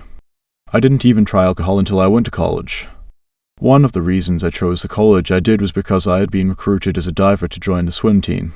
While we were ranked one of the top division room in 3 schools in the country, the team also happened to be known for what they did outside of the pool, partying, drinking, and sometimes using those diving skills to go from roof to backup pool. Never a good choice. Away from my childhood nest of safety, I felt a new sense of curiosity. I wanted to be cool and was drawn to the excitement of rule bending after all of those rule-following years. Sure, I filled up a red Solo cup with foamy keg beer and said yes to whatever was on offer. That first semester, I lived it up. I made friends in the dorm with others who loved to party, and we would sit around an IKEA table next to the futon and pregame before venturing out to one of the college parties. Laughing, experimenting, and making a fool of myself quickly became my definition of fun. Once my coach joked, "Are you guys a swimming team with a drinking problem or a drinking team with a swimming problem?"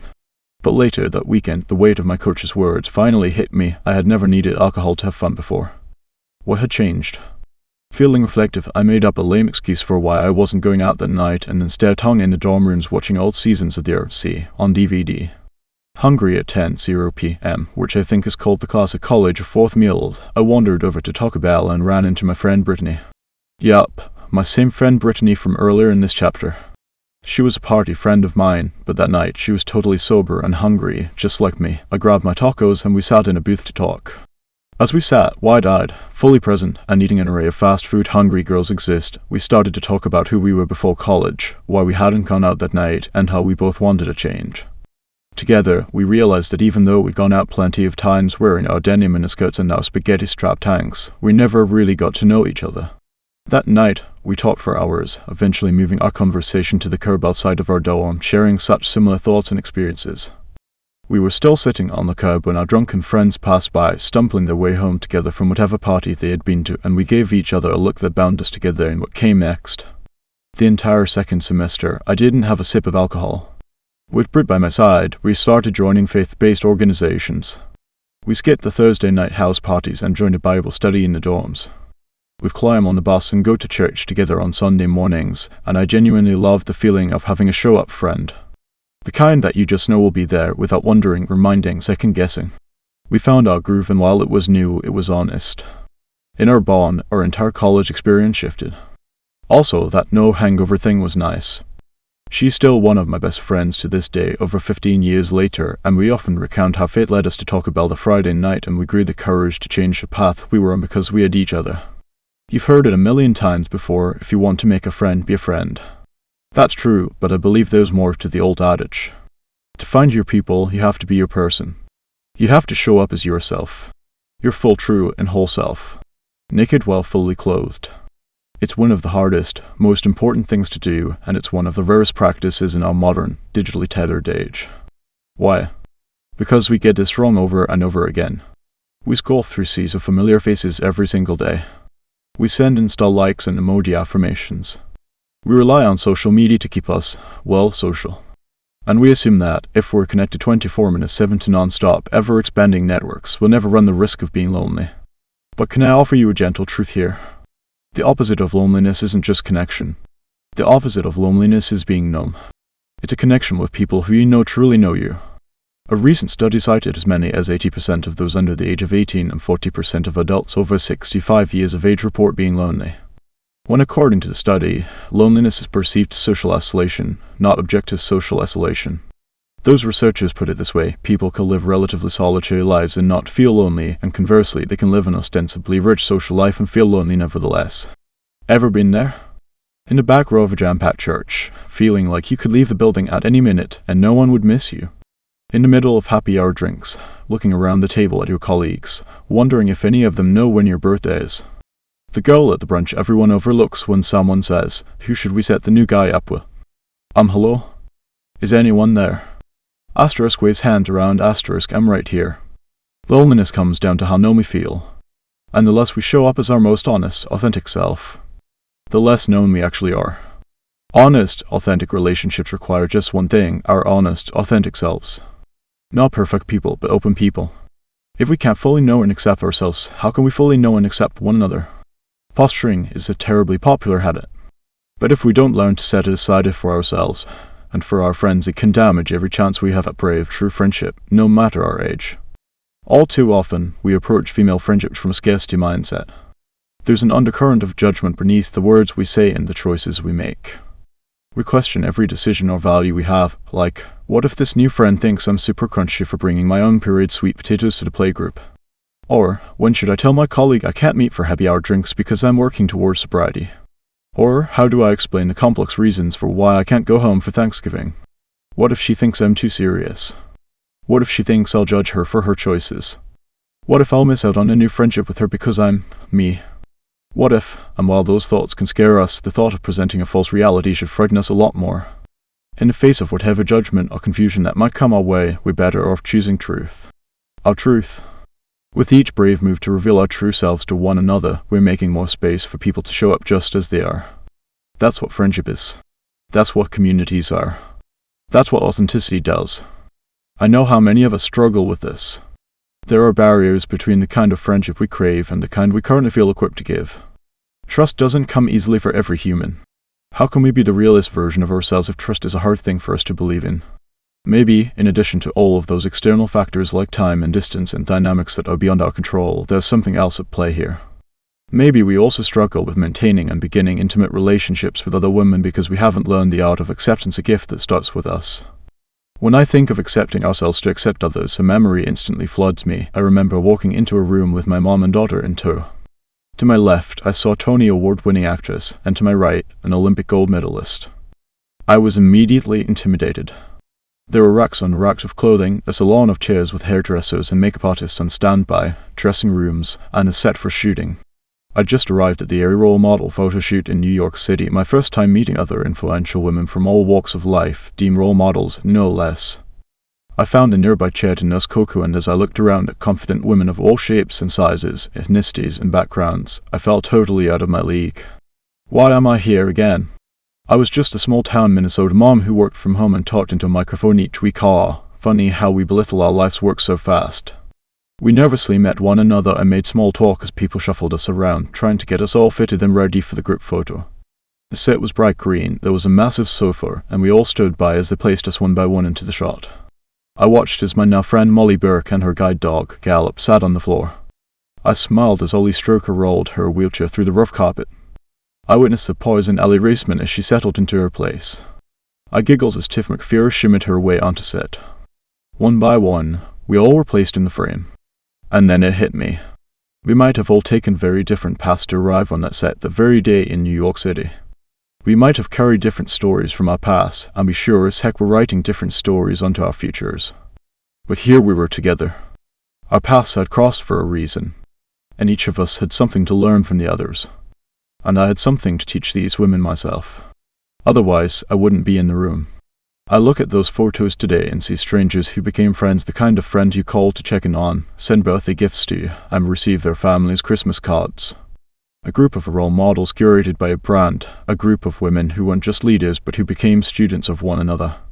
What started as awkward forced laughs for a camera transformed into rich dinner conversations, text threads, and meetups whenever we were in the same city. I know what would have happened if I'd kept my guard up. I know what would have happened if I'd resisted the idea of showing up fully as myself, or if I'd let intimidation or assumption keep me from staying open to forging new relationships. I wouldn't be able to call these women my friends, and I would have missed out on something altogether beautiful. Maybe it's nothing like a New York City photo shoot for you. Maybe it's the carpool lane or the yoga class or the office copy room. Our origin stories, when it comes to relationships, are going to look different for everyone. Some will begin fast and furious like an instantaneous connection. Some will grow slowly for years and years and years. Some friendships will last forever and some simply for a spell. However your friendships look today, there is so much beauty to be found when you move forward in the mess of relationships, seeking to learn from it all. But what I want to tell you most today is there is nothing wrong with you if your circle is small, or even if it is empty. You are not unloved nor unlovable. There is time. Time to learn and grow. Time to heal from your past, because it's not your past that needs your wiser self, it's your present. And your future. I mean, the Golden Girls didn't even find one another until they were in their 60s and answered a roommate ad from the grocery store bulletin board. How's that for timing? Studies show that on average people have 3 to 5 close relationships in their life, and that's it, 2. That's way more than enough BFF, right? But it's so easy to wish for more as one quick scroll on Instagram shows us the bride with 10 bridesmaids or the bachelorette party with tons of friends in matching swimsuits. We see other people with their inner circle, their radio dies, their Lavins and Shirleys. It seems like everyone is surrounded by endless support. We wonder, why don't I have that? What's wrong with me? In our search for silver screen friendships or install-worthy Vegas trips, we find ourselves overlooking the small, daily interactions we are involved in. We're so quick to complicate it all, aren't we? We fail to recognize the people surrounding us right now today might have all the makings of our next great friendship tomorrow. Just this morning, Coco and I took our daily walk before school drop-off and stopped to talk to our neighbours, Howard and Sandy, who brought along a bag of goldfish crackers for Coco. We chatted with our neighbour Kathy too, who was waiting with her doodle, Manny, tail wagging, as she held out a pink hydrangea for Coco to put in the basket on her trike. This Saturday, we'll have a coffee date with another set of neighbours, where we'll pull out the lawn chairs and watch the kids play with Tonka trucks on the driveway. Each of these delightful relationships can be considered friendships. Maybe not the kind shown in sitcoms or social media feeds, but meaningful just the same. We're all wildly different, from various generations and backgrounds and perspectives. And we're sure as hell not hosting a slumber party or Vegas getaway anytime soon. Most of them aren't even on Instagram, so consider the group swimsuit photo a solid nope. But can we rely on one another? Can we check in on one another? Can we learn from one another and grow alongside one another? Absolutely. It's a different approach to friendship, I'll admit. It's the kind that brings together the whole damn circle from 8 years old to 8 years old. A circle where we are all growing, stretching, giving, and receiving as we walk through life together. Creating this type of authentic community means we can all show up fully at our multifaceted selves. It means we bring different gifts to different situations. We can reach out to one friend when we need a good cry. We can reach out to another when we need a kick in the pants. And we can reach out to a third when we keep forgetting the secret ingredient to the slam and chili recipe cocoa powder always. Friendship isn't a spotlight to be shoved into. It's a floodlight to be shared. And once we let that kind of relationship shine, we get to see that, yes, we can vote differently, dress differently, and think differently, and as impossible as this sounds, we can still love one another wildly and walk one another home. Dare to go first. Dare to expand your definition of friendship. Dare to believe you'll get back what you give. Dare to take a chance on a new acquaintance that doesn't believe the same things you do. Dare to prioritize getting together when your calendar squares are fuller than full. Dare to choose friendship in a world that celebrates independence. But mostly dare to go deeper. Dare to ask the real questions and dare to answer the hard ones. Dare to lean over the bistro table, or your front porch, or the Zoom screen and whisper, "How are you? Really?" 12 rides at a chokehold, how to ask for help no matter what accomplishments you make, somebody help you. Alfie Gibson. Almost everything I've ever wanted, I've asked for. When I wanted Drew, I went in for the kiss. When I wanted a gig, a project, or a client, I buttoned up my big girl pants and pitched like my life depended on it. Just yesterday, when I wanted mashed potato pizza, don't knock it till you try it, you better believe I placed the order quicker than you can type pizza loose. Still, there is a 4-letter word I've always hated asking for, H-E-L-P. My pride is relentless. My desire for control is seemingly insatiable. My independence is a rocket booster ready to blast me into another dimension. What a cocktail, eh? But all that changed when I heard those words for the second time. There's no heartbeat. When the doctor whispered that, it felt like my own heart had stopped beating too. And at the exact moment, a girl named Caitlin hit send on her 4th email to me. It was years prior, back in 2016, when Caitlin sent her first email, then the second email, and then a third email following up.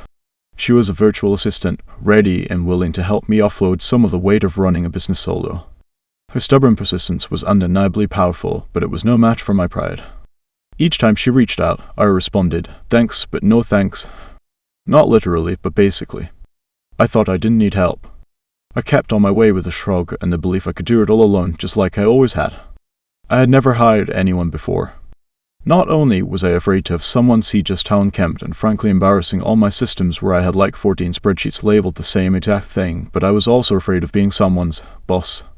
Being in charge of my own business was already a lot of work, but earning the responsibility of actually caring for and providing a paycheck for an employee petrified me. From her emails, I could tell this person was a treasure of a human and would make an incredible virtual assistant. She came across as confident, tenacious, and somehow so very warm all at once. So, what would happen if I brought her in and royally screwed everything up because I just wasn't ready? I had pondered these thoughts and many more in the past, but then Caitlin's email arrived. It had been a minute since I'd heard from her, reminding me she was there, ready and willing to help if I ever needed it, and this time I cried. Right then, I needed help more than I even knew how to express. In the throes of another loss, I was trying to imagine how I could keep things afloat. To this day, I'm convinced that what compelled her to reach out to me one more time despite having been told more than once to shove off nicely was something a whole lot more powerful. To be honest, it was the first time in my life that I couldn't just push through. Not this time. Not with this. The waves of grief wrecked me, and all I could manage to do was lie in my bed with my little dog Tucker snuggled close to my chest. I didn't care about responding to requests, checking social media felt trivial, and every ounce of schedules, timelines, and productivity was swallowed up in my pain. This time, I had committed to being still. I had promised not to distract myself from my grief with dings and pings and notifications. I had promised to not bury myself in work, but instead to sit with it all, and man, did it hurt like hell. We've all been there before, haven't we? Knocked to our knees, wondering how we can continue on. And while the things that knock us may change through the years, the feeling of defeat while on the ground remains the same. Heartbreak at 13 and heartbreak at 30, they may take different forms, but both leave a lasting mark. Both will make you do a double take on your life's path and leave you wondering if you've been walking in circles instead of forward. Is life just some kind of sick, infinite loop of pain? Is heartbreak just another one of life's few guarantees? And then, sometimes when we least expect it or don't expect it at all, help shows up and changes everything. Maybe for you, help comes in the form of a doorbell ringing with a warm meal waiting outside, or a friend's offer to drive you to a doctor's appointment. Maybe it comes through a stranger's compliment breathing light into your life on a day filled with darkness, or a person picking up your Starbucks order in the drive-thru after a chaotic morning. I clicked on the reply button to Caitlin's email and typed a few words before I collapsed backward like a starfish into my bed. The weight falling off my shoulders in that instant was astonishing. Staring at my ceiling, I laughed at how straight to the point I had been with her because I had no room left in me for explanations.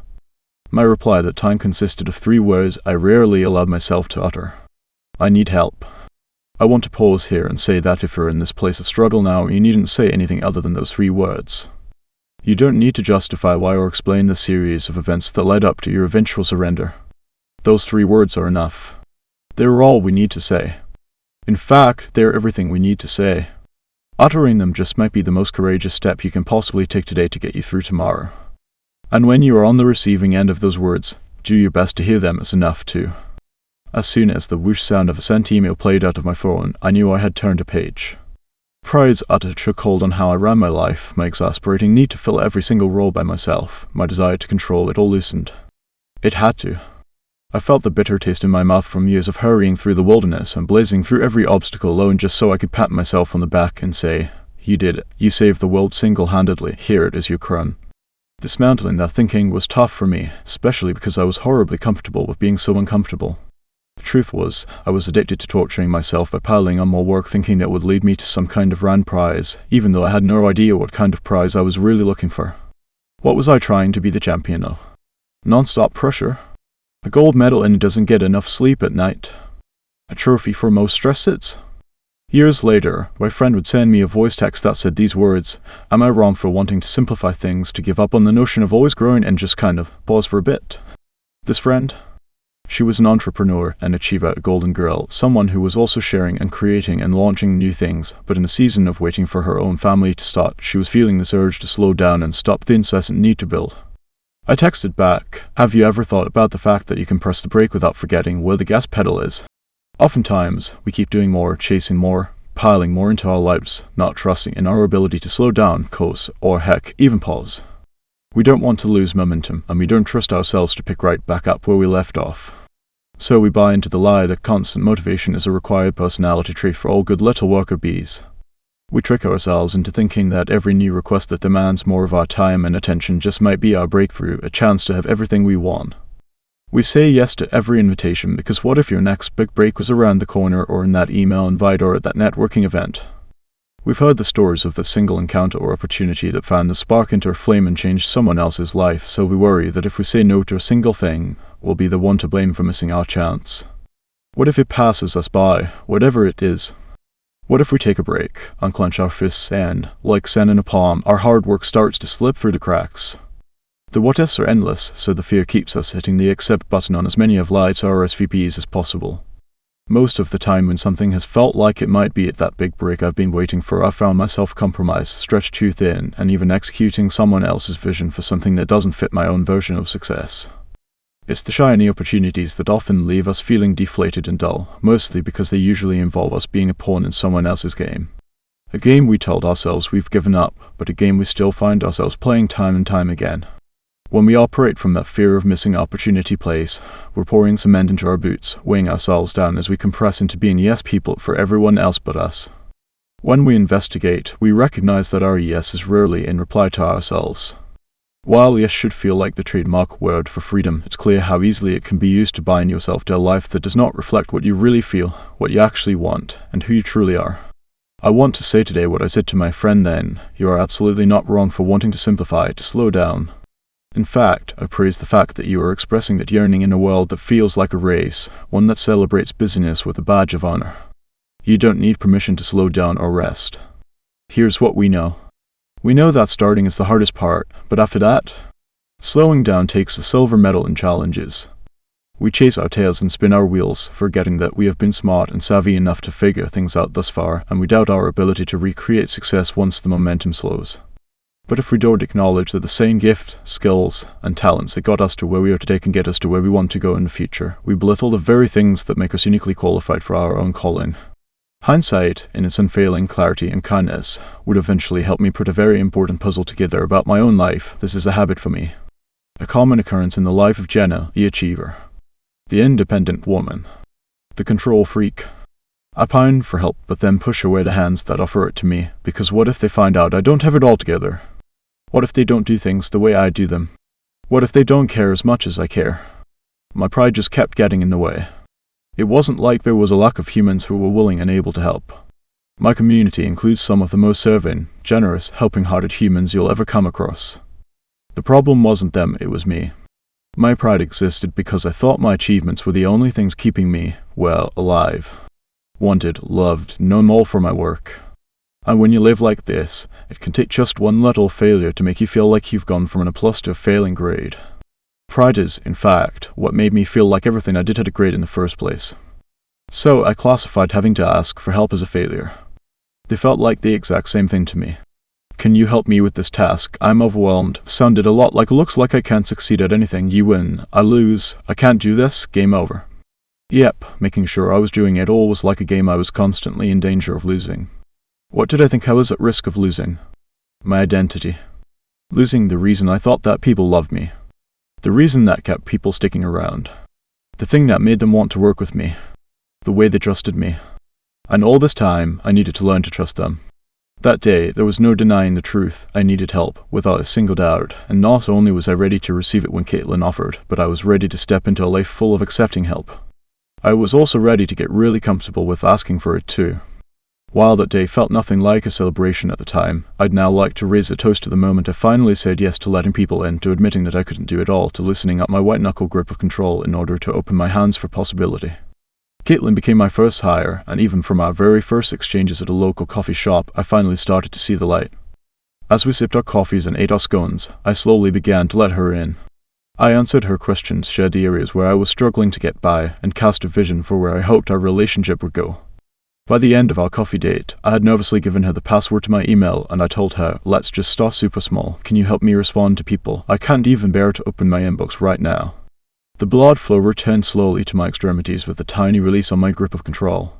The next day, there I was, still in bed, still sad, still numb, but I realized while I had been resting, Caitlin had already begun serving my clients and keeping things afloat. When I finally logged into my email, I gasped at my number of unread emails. 0. Already? I dropped into my sent folder to see kind, efficient communication in every single message. That tiny check-in gave me a feeling I hadn't yet experienced as an entrepreneur: freedom. I checked in with Caitlin to make sure she was okay, and she replied with a gleeful, "Doing okay, Jay." There I sat with my bedhead hair all over the place, nodding like, oh, I get it. I get it. I now had the capacity to not just do, but to feel. It's like I could hear the bells chiming in the cathedral, like I could hear the angels singing. Rejoicing, I made myself a cup of coffee and thought about how to make the most of my handful of extra hours I would have that week. Hours where I could just be.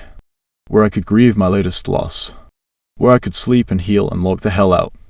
By the end of week 1, I gave her my passwords to virtually everything. If I could have just handed her my entire iPhone, I would have made her a list of all the things she could help me with, because for the first time in a long time I felt free to pause, to disconnect, not worrying that my entire business would stop when I did. Was the creation of our working relationship super comfy the whole way through? Absolutely not.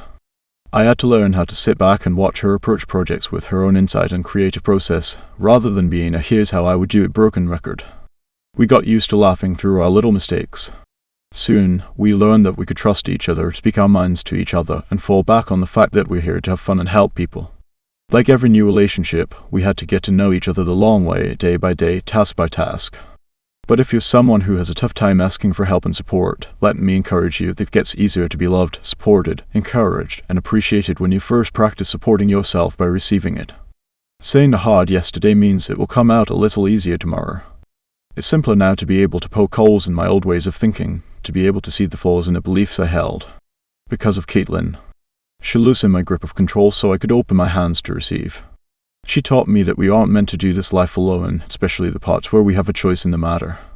A gentle reminder, your trek does not have to be the solitary climb that leaves you at the mountaintop to take in the view all by yourself. Take it from me, there is breathtaking beauty in letting go and letting in.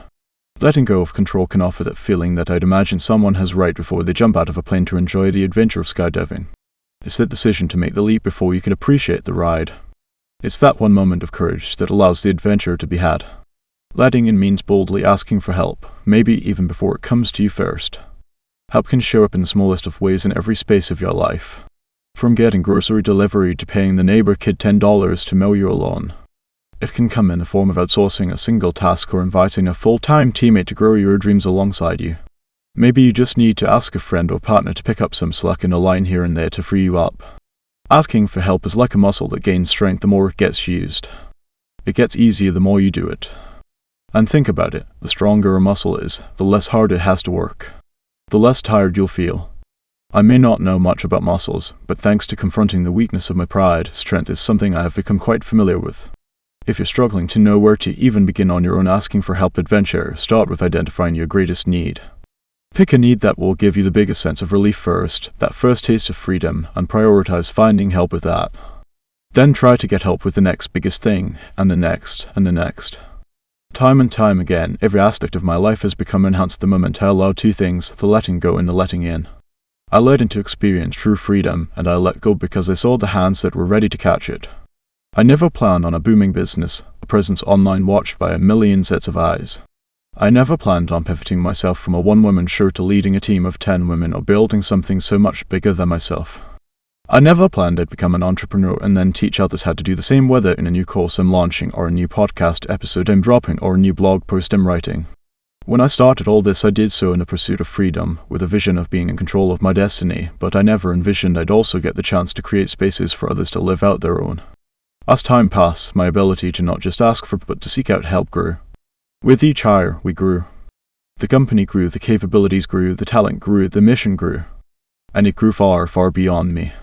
We took 1 + 1 and turned it into $1 million.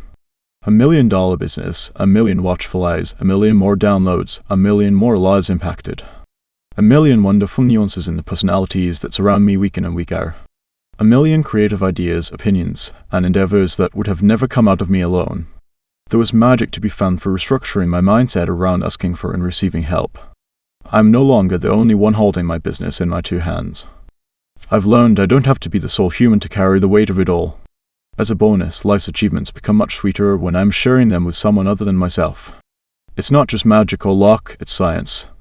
Psychotherapist Dr. Julie Hanks says, asking for help demonstrates trust and helps build bonds of intimacy in friendships. Exposing your human limitations to someone shows that you're willing to be vulnerable to them. One through vulnerability and heartfelt action, we are building something bigger than me, something bigger than all of us.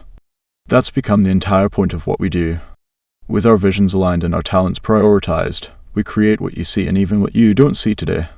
In fact, I see so much more of my team in everything we're making now than solely seeing myself.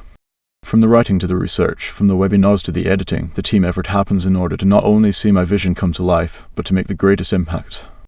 We're all women on a journey to get a literal dream come true, like the Love Boat, but we're all great friends while supporting one another on our separate, distinct yet parallel paths. Each member of my team takes ownership and pride in what she adds and contributes. Each member brings separate gifts to the table. Our different lifestyles, upbringings, experiences, passions, and dreams help us to collaborate in a way that paints the possibility not just for the women out there who look like Jenna 5 years ago, but for women everywhere to see themselves achieving something beyond their wildest imagination. Don't let anyone trick you into the idea that they're self-made. Behind every successful human is a team of humans who have held space for the vision and contributed their gifts to make something incredible.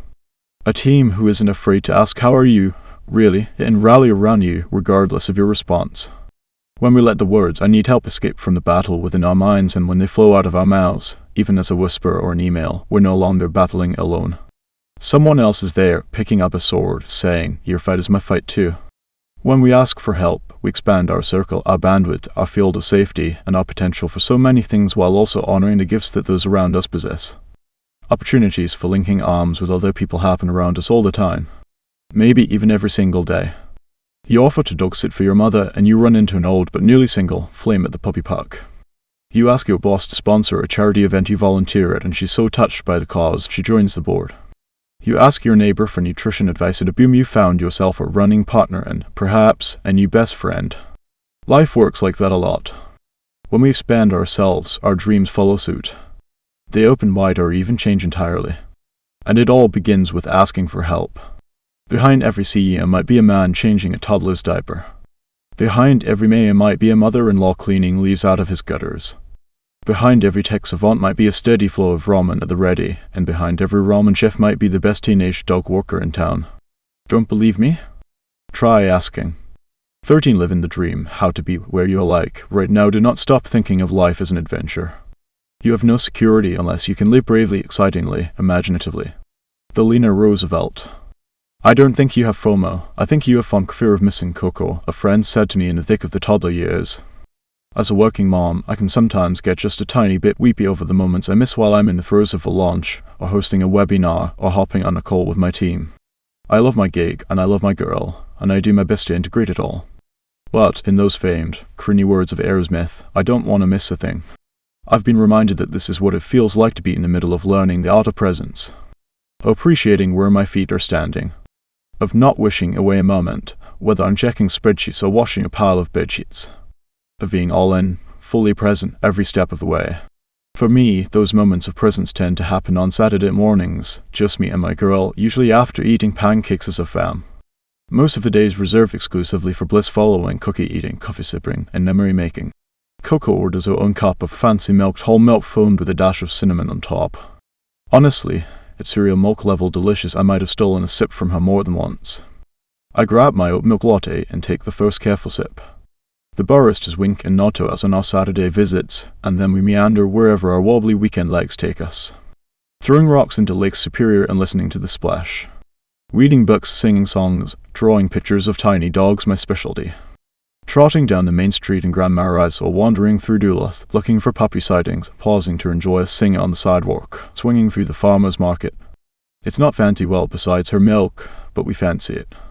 It's in these moments I feel like I'm secretly a little bit of a wizard, because I look around me and it seems as though time slows. Instead of the usual blur, I feel like I can see in 5D.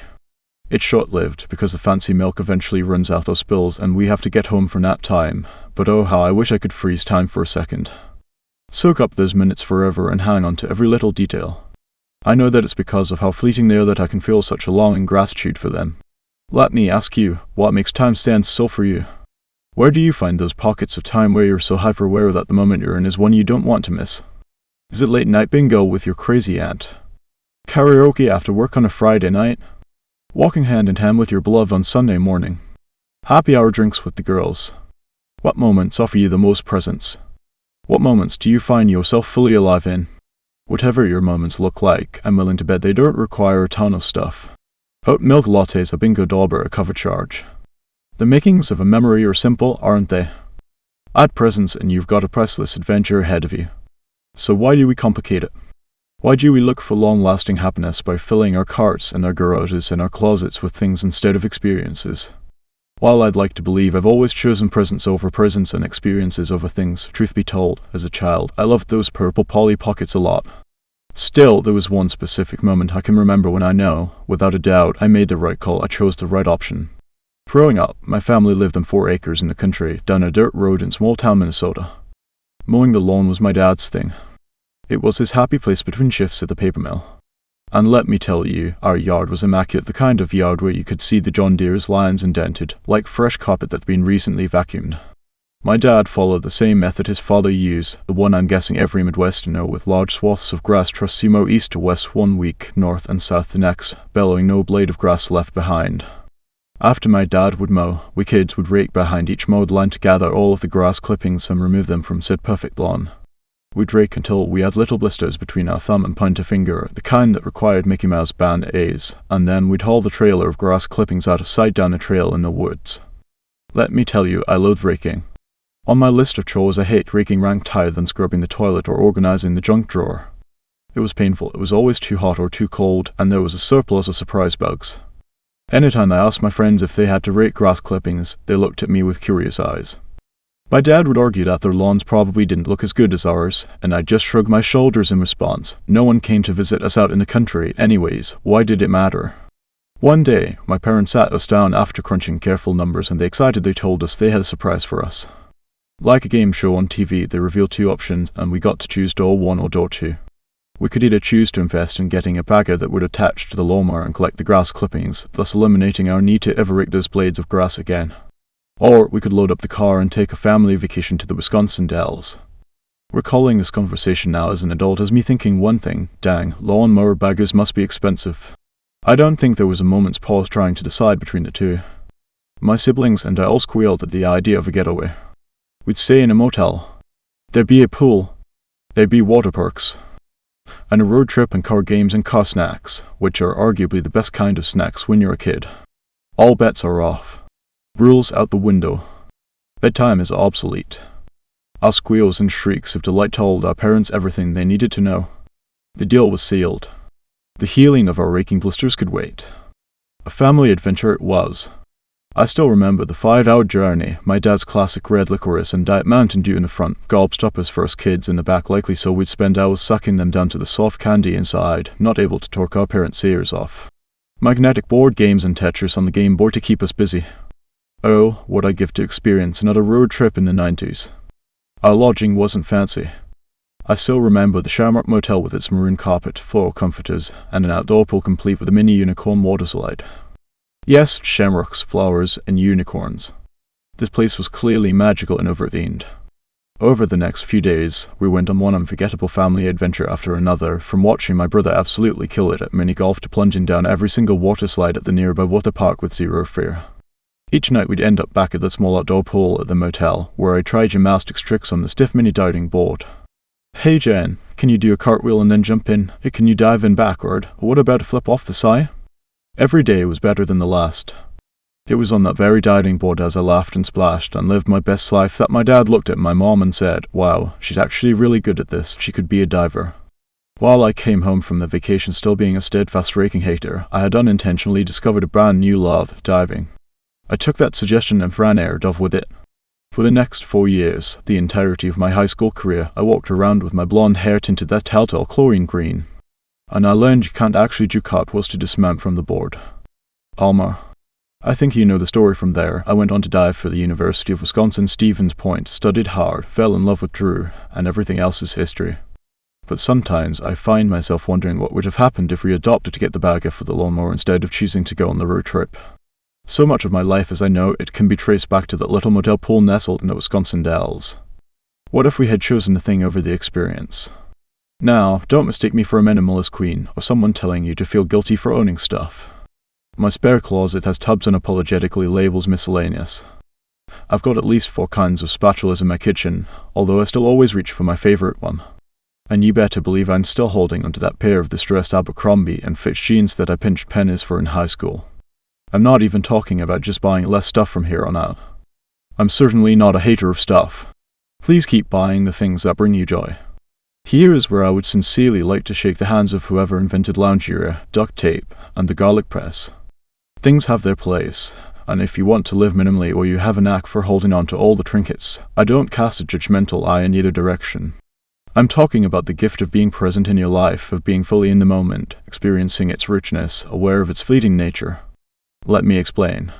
What I'm learning about living a more visionary life is that right now, this very moment, I'm creating a present memory that I'll draw from in later years. Makes sense, right? Not so sci-fi, really, we get it. But what might happen if I flip the script? What if instead I created future memories that I can draw from now?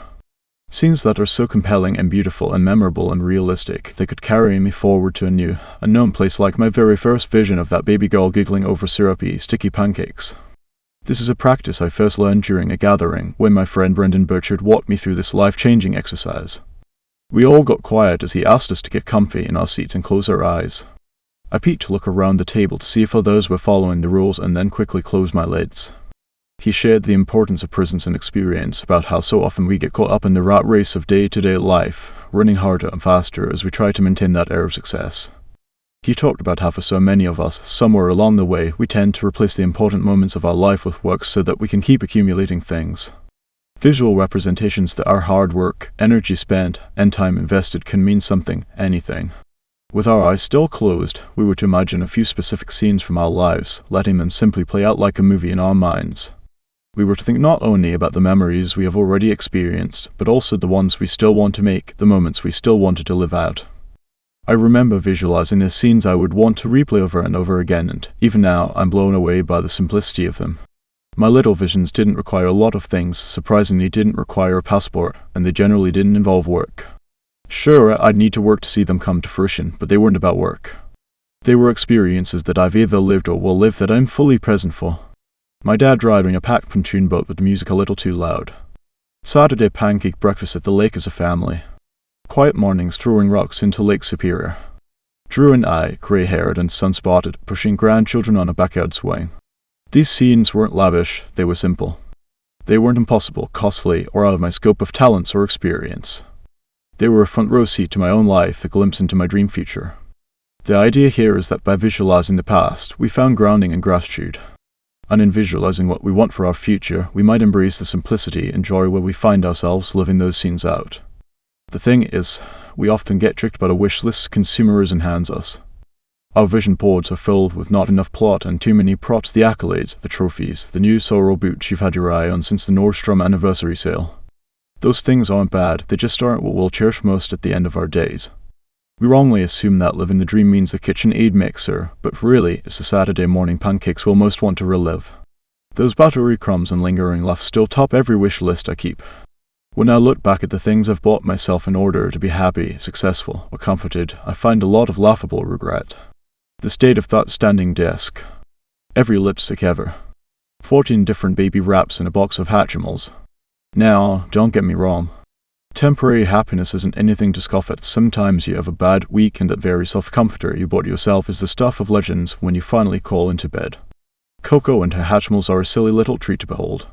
But in the big, sweeping, generalized sense, the experience of having many things is not what it's cracked up to be. Even after years of hearing this wisdom from those who have less or those who have lost it all, we still chase after stuff, don't we? We crave that high of having the thing, buying the thing, unboxing the thing, posting and sharing that we, finally, also have the thing. But it's not sustainable for us, nor, I might add, for the environment. Dr. Thomas Jalovich, a psychology professor at Cornell University, has based 20 years of research on the very idea that happiness is not sustained from buying things that we want, even if they're things we highly desire or consider to be an extension of our personality. Why?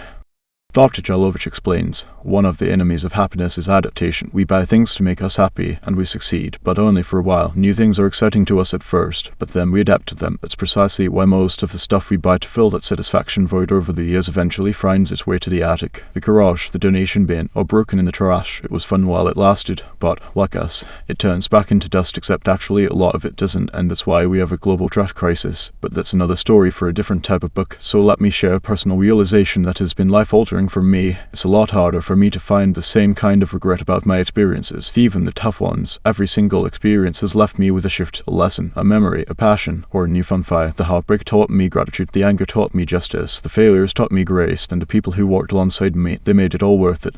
As Dr. Jalovich also writes, our experiences are a bigger part of ourselves than our material goods. You can really like your material stuff, you can even think that part of your identity is connected to those things, but nonetheless, they remain separate from you. In contrast, your experience is really a part of you. We are the sum total of our experiences. Too simply stated, our experiences are a compounding investment. The returns never cease as long as we're alive. And while new tech, a clever toy, or that one Instagram ad that catches me on a particular day will grab my attention, I'm not buying. Instead, my experiences and their accompanying lessons have become the plot I use every single day of my life. Especially on Saturdays. Every single time I serve pancakes on Saturday mornings, I think of the Dolly vision and I pinch myself that I'm living it. Drew knows by the look on my face and the near tears in my eyes when I'm thinking of the first time I saw this moment come alive: the Madewell jeans, the Persian rug, the white linen top. When I feel these emotions peaking, I offer myself gratitude for having the audacity to dream of something that was, in some ways, out of my control, and I laugh at how wildly surprising this life can be. While I pass the syrup, I can hear my past self whispering to me, Jenna, pay attention. This is what you wanted. Remember, this was your dream. Stay here. Be still. This is IT. It's not in choosing one over the other, presents or prisons. You can choose and have both. Marie Kondo your linen closet if you want, but enjoy the process while you're finding the things that spark your joy. Kiss the parts of your life that no longer serve your fond farewell and then let them go. So where do you begin in writing your own future screenplay for your life? I get it, you're already busy and taking a few minutes each day to envision your future might sound like an absolute waste of energy. Maybe you've rolled your eyes at every vision throughout this book, every bit of woo-woo that's been accompanied by the work. Maybe you find yourself pushing back on the very idea. Aren't you a grown-up now? Who has the time? Where do you get the mental space? And how can you even begin to dream when your emails keep pinging or your toddler won't stop pretending the kitchen pots are bongo drums? I get it. It feels silly all this daydreaming.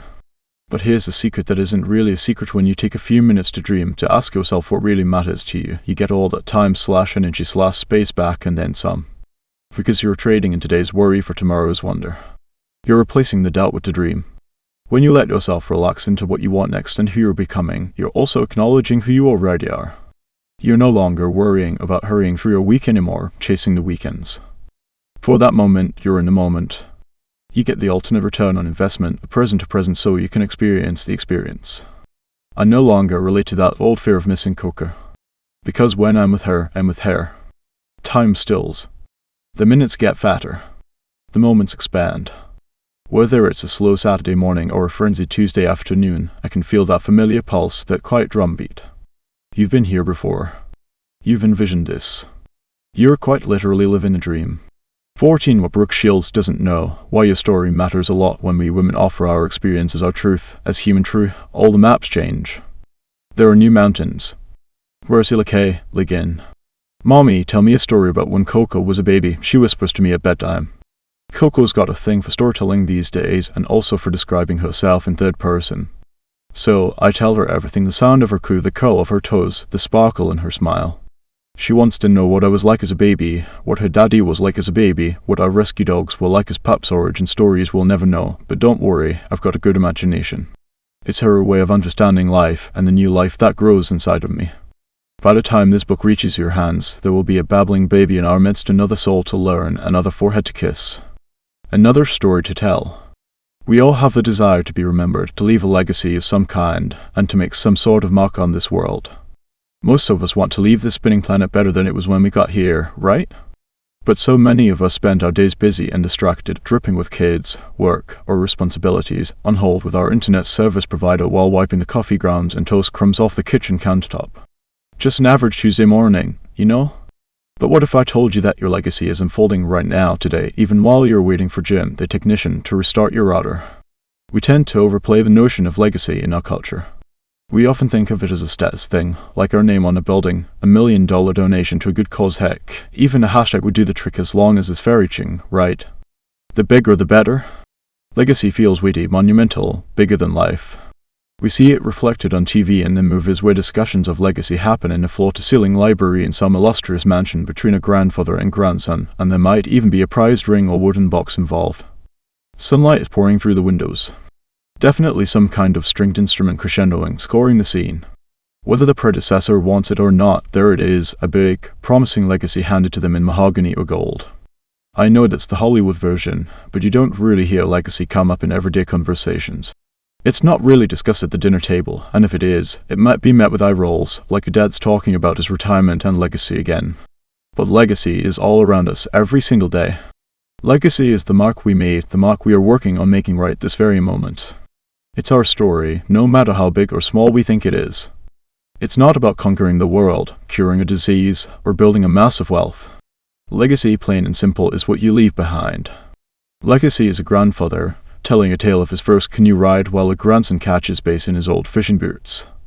A daughter digging through the attic and stumbling upon her mother's old journals, letters, and photos from high school. You, walking through the city you love most, encountering stories on every street, names carved into the corner maple tree, or preserved in the sidewalk cement, or scratched into the diner's booth. Legacy starts in the simplest of ways, with a story.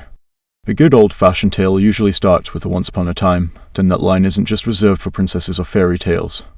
When we have the space to confidently share our stories that reveal our passions, illustrate our transformations, and pass down our hardest lessons, we open ourselves up to being fully known. Trust me, I've got proof. A story wrapped up in a single sentence. I changed life in just a dozen words. I knew if she could do it 8 times, so could I. These words were whispered to me on a night in New York City. While most days I work from home in my yoga pants, some days I get to fly across the globe to enter rooms with pretty table settings and fancy dress codes. That's where I found myself on this particular evening, at an event where women from all walks of life were invited to celebrate the work they were doing. From women in media to philanthropists, non-profit leaders to influencers, we gathered to kick off a new year, a new decade, in the company of other women who were dead set on impacting their world. With my trusty Spanx on under my sweater dress, I sat at a table surrounded by some of the most brilliant, accomplished women I had ever met. Wisdom gathered around the table. Years upon years of it. I was astounded. As I overheard snippets of conversations being shared, trade secrets being swapped, encouragements being doled out, and connections being made, I wished there was a way to preserve them all. To save this moment in time, not just for us to relive, but for future generations to draw from. As I looked around the room, I realized that so much of the valuable knowledge these women have within them would leave the earth when they did. Their years of pivots and pain, trial and error, triumphs and treasures, it would all get buried right along with them like the gilded glory of an ancient king. All I could think about was how much this world could gain from each and every one of them while we all still had the chance. There was one conversation that left a mark on the evening and my life. I had been chatting with Jen Foyle, a global brand president for a major clothing company. She's kind and captivating, but has an obvious, thick shell around her that likely got her to the place she is today, a trailblazer and a boss. As she asked me where my daughter was, I smiled as she's in Hawaii with her daddy. I flew in just for the event, and can't wait to get back to the beach, and clinked my glass to hers. She then looked me in the eye and said, "Did you know that it took me 8 rounds of IVF to have my daughter, Maggie?" I totally froze and shook my head. I had no idea. I could, of course, relate in some way. The painful, confusing struggle of not having your dream happen, and the pain of trying again with the same result was all too familiar for me. I felt all the words bunch up in my throat, wondering if it was too bold to reach over and grab her hand. I finally exhaled and asked her how many times she'd thought about giving up in the process, expecting her to answer something along the lines of 1,000,001. But she looked me in the eye, whispering strongly, "Never." I was dumbfounded. In vitro fertilization, IVF is an intense process. It's emotional, incomprehensibly expensive, exhausting in every possible way, and it can make anyone believe they'll be eternally stuck in a hope and grief cycle. It threatens to wring you dry, chew you up and spit you out, and a baby isn't even guaranteed. I was frankly stunned to hear a woman could throw herself in the ring that many times without crumbling. I couldn't help myself. I asked bluntly, "How the hell did you keep going?" Then she told me something I didn't expect. She said, after the 7th try, the doctor told me it was time to give up, that it was over, and that a baby just wasn't going to happen for me. I told him I wanted one more go around, one last try, because once upon a time on the TV, I heard Brooke Shields' fertility story. She bravely shared with the world that it took her 8 rounds of IVF to finally have her baby. I knew if she could do it 8 times, so could I. I paused, trying to take all of that in. Thoughts filled my head as I sipped my drink again, trying to buy myself an extra moment before vocalizing any response. Can you imagine if Brooke had never shared her story, if she had kept that piece of life hidden away? Would Maggie be here today? Wow, I guess I never thought of that. No, I would have given up. 100% was her answer.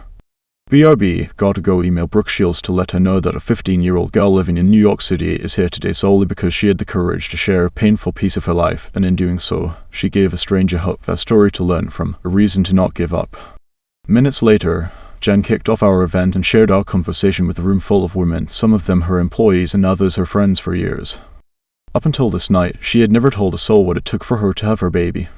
Her right-hand gal found me later in the night and said, "I know her like the back of my hand," and I had absolutely no idea that she went through all of that. Vulnerability is contagious. As the evening progressed, I witnessed women all around the room ask questions and open up to one another. Slowly, we changed the topic from work or titles or achievements to enter that uncharted "how are you, really?" territory with one another. Conversations around the table shifted deeper into love and pain and grief and struggle as we all began to really go there. To not let the night pass without learning one another's stories, not just the highlight reels, the real ones. There was this unspoken commitment to make the most of this rare momentum we built through our story sharing, truth-telling, and unabashed vulnerability. A desire to etch a piece of one another's legacies on our hearts. I watched hope, curiosity, and belief take up residence in that room with the soft hum of true and honest conversation. This is exactly why our stories matter. It's why the tales of everyday women, our trials and our triumphs, our loves and our losses can fill up rooms and stadiums and entire communities with enough oxygen to go around, and then some. When it comes to telling our stories, we often pass off the responsibility to the one with the loudest mic, or the best voice, or the biggest audience, or the greatest accolades. We feel that in order to make an impact, we need a signed degree with a gold foil stamp, a bunch of letters after our name, or an online presence in the thousands. But that's simply not the case. Life is teaching us lessons every day. We are shaping our legacies, one brave choice at a time. Most of the life-changing things I've learned didn't necessarily come from people with multiple degrees. I learned that part didn't need to be a qualifier. Many lessons came because people decided to share their stories and experiences. I mean, it won't surprise you I don't have a degree from Body Confidence University, and my undergrad wasn't in podcasting. Beyond posts of cellulite or TMI stories going viral, I have read countless stories that people bravely place into the hand of my DM, telling me they stepped out of not only their comfort zone because of how I show up, but also into their own beautiful life. I've read tales of women who have taken one small spark of hope from one of my blog posts or from a podcast episode and fanned it into their own awe-inspiring flames. I've encountered stories of women who didn't lose hope after loss because they caught a glimpse of my smiling, giggly miracle. So, let me approach you with a little tough love, because if you left this world today without sharing your story, then that would be a tragedy. Tragedies happen all on their own, without our permission, without warning. So when the pen is in our hand, why not write a good story? I want to be super clear, you could be Brooke Shields to someone. You could be responsible for the existence of someone's long-awaited Maggie, or for someone's newfound confidence, or for making another human feel a little less alone because they see a bit of their own story reflected in yours. What if the things that have happened in your life, those moments where you find yourself diving deep into a world you didn't plan to be a part of, those passions that come out of left field and wake you up in the morning, the obsessions you can't shake loose, what if they were the exact things that give you this chance to use your story to change the course of someone else's day, or even their life? What would it look like if you took all of the things you've been through and dared to share what you've learned along the way to save someone else time or heartbreak? To help someone rebuild? To help someone find joy? To help someone feel seen? Pause here to unclench the pressure of feeling like every story has to be a good one. They don't always have to end with happily ever after. Not every part of your story is for everyone. Some pieces are just for you, maybe for now, maybe forever. Not everything that happened to you wove a beautiful color of thread into your life. There are undoubtedly many things you should have never had to face. And even more still may come your way. Your story isn't yet finished, which means you can ditch the pressure to wrap it all up and tie it into a pretty bow. Not every story needs to be shared in order to have meaning. As we learn from the moments we've been through, the movements that carved out who we have been and who we are now, the cuts and scars that line our bodies, the words that we have replayed, were written for purpose. We make new stories for ourselves. As we share our stories, we liberate ourselves into seeing the potential of that pain and rebuilding we've walked through and how it may be used for a purpose. Even a seemingly small purpose. A story of healing delivers a little piece of your healing to someone else. I firmly believe that good lessons have a certain law of physics to them, they multiply. As we internalize a bit of what we've learned, we leave a mark on not only ourselves, reminding us that we're worth listening to, but on our communities, and by extension, our world. It all starts with a deep breath and the courage to speak into trusted spaces. It's diving below the surface of the normal responses to the question, how are you? Then getting a little messy, going instead for the how are you, really? This is one of the many reasons I chose this title for my book. Because it might be awkward to ask or answer that question, but when asked, it invites raw honesty. So where do you find the courage to share your story? Start with the spaces you're already in. Maybe it's when you're recounting to your child the story of the first time you felt left out. or telling a friend about the time you went on a terrible date but liberated yourself to be who you truly are and not who the stranger across the table wanted you to be, or unboxing your career struggles over a pile of nachos with a coworker. Your words don't have to be big or perfect or tidy to mean something to someone else. Your story not only liberates you, but it invites those who are listening to participate. The moment Jen shared her story that night in New York City, the whole room was invited to move past the "how are you" straight into the "really" part. When you say, "I feel safe to share these words with you," or "I love you, so here is the story I want to tell you," or "I have something to say that I think you might need to hear," everyone around you can see they're free and safe to do the same. The silly stories that make you smile, sweat, cringe, or cry share a bit of how you become who you are. When you share your failures, every mess has the potential to turn into a message. When you share your scars, you expose the parts of you that have worked so hard to heal. When you share your triumphs, you invite others to celebrate the victory with you. And while your life may never be covered in a docuseries one day or live on the pages of a book, your legacy, your story when shared, has the power to make someone else feel a little less alone. In a world filled with a billion hollow connections, true vulnerability like that is a gift. While I'm sure on the night of our New York City gathering, the global brand president didn't plan to disclose her fertility journey to a room filled with strangers and friends, I'm led to believe that someone in that room beside me thinks of this story often. Just as Brooke Shields changed her life, Jen's story might have done the same for someone else. So now it's your turn. It's time to remind yourself where your passion came from.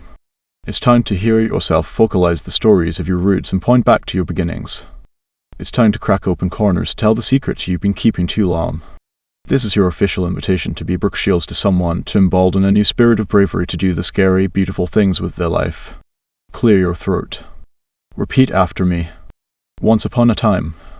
15 just one step, where to start, and how reinvent yourself over and over and over and over and over until you find home. There is no timeline for the soul. Malibu Safodi. But how do you keep showing up imperfectly? The girlfriend recently asked me. I laughed. My first response was, is there another option? Because in my experience, life isn't going to give you one. Waiting for perfection will have us waiting forever and wasting a whole lot of time. Waiting for perfection might mean staying in a relationship, a job, house, or a city you know you outgrew long ago. Waiting for perfection might mean missing out on a beautiful, bold future to stay comfortable in a narrower view of now.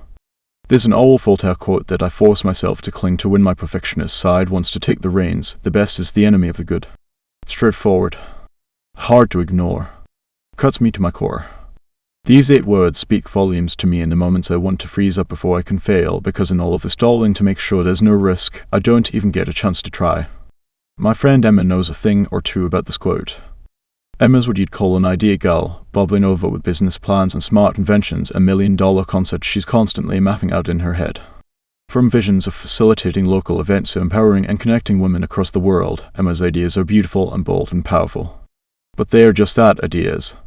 Merely thoughts that live in her head without the world knowing or being able to experience the dreams she holds. I first met Emma at a business retreat a few years ago, and we bonded in the hotel lobby over a shared love for hot lemon water. A few days into the retreat, she asked if she could pick my brain about a few ideas she felt stuck in. So on the last day of the event, we met for an early sunrise walk before catching flights back home to our families.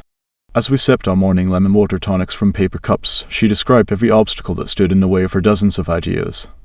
We talked, and I listened, and in the first mile alone, it was clear to me something bigger was at play here. She was afraid. She wanted to fail safe. She wanted a 100% guarantee that every action she took moving forward would work. She wanted to know that if she really went for it, she'd stick the landing. Most of the obstacles she described that could potentially hold her back were what is living in her brain, bottlenecking her thoughts like rush hour traffic, paralyzing her from taking action. This wasn't just an Emma problem, this was a human problem. I've seen it time and time again. She was essentially overcomplicating her plans as a means to keep waiting a little longer to act on them. The goal of perfection leading her to procrastination that delayed any form of her progress. The vision stayed so big that there might as well have been a mission to Mars. Listening to her, I felt my hands start to get sweaty, and it wasn't from the sunrise hike. Just thinking about how many ideas take residence in incredible human minds like Emma's made me feel a fraction of her anxiety. Her fear of failure was holding her back. And fear? Well, the sources may differ for each of us, but the feeling in our bodies is usually the same. I'm getting anxious listening to all of the ideas you aren't taking action on, I told her. You're letting potential problems and your desire for perfection be your excuse to procrastinate on your dreams. What if you picked one thing that was easiest for you and just started? It doesn't have to be your life's greatest calling or an idea that will go on to change the world. But right now you need to prove to yourself that you're capable of taking imperfect action, with simply getting started and making progress. She nodded, wide-eyed. We both knew where it was she wanted to end up, but we also both knew she'd never get there unless she moved forward with just one step. So many of us often complicate this first step. We zoom out until it looks like an insurmountable task, at least for now, at least until we get our life together, until we have the money we need, until we can clear our schedules, until. We work on the idea itself, rather than doing the work that turns the idea into the thing. We let ourselves believe that the idea is so big we need to become an entirely different person before we can even approach it. But when we do this, we forget to look down there at our own 2 feet. Our shoes, the ones we laced up this morning, ready to take just one step. A small one, perhaps, but a step that gets us just a tiny bit closer. And maybe on the 5th step, we trip. Maybe on the 12th step, we fall pretty hard. Maybe on the 38th step, we stumble. But we keep getting up, because falling doesn't adhere us to the ground. We can turn our ideas from a giant mission into a day-by-day journey simply by doing the thing. That thing could be anything. Whether launching a book club in your neighborhood or launching your own book into the world, whether adopting a child or adopting a new life philosophy, whether changing up your diet or changing up your hair, every new path begins with one single step. One action to inch you closer, to scoot you further, to move you onward in the direction of your dream. But here's the catch, no one can take action for you.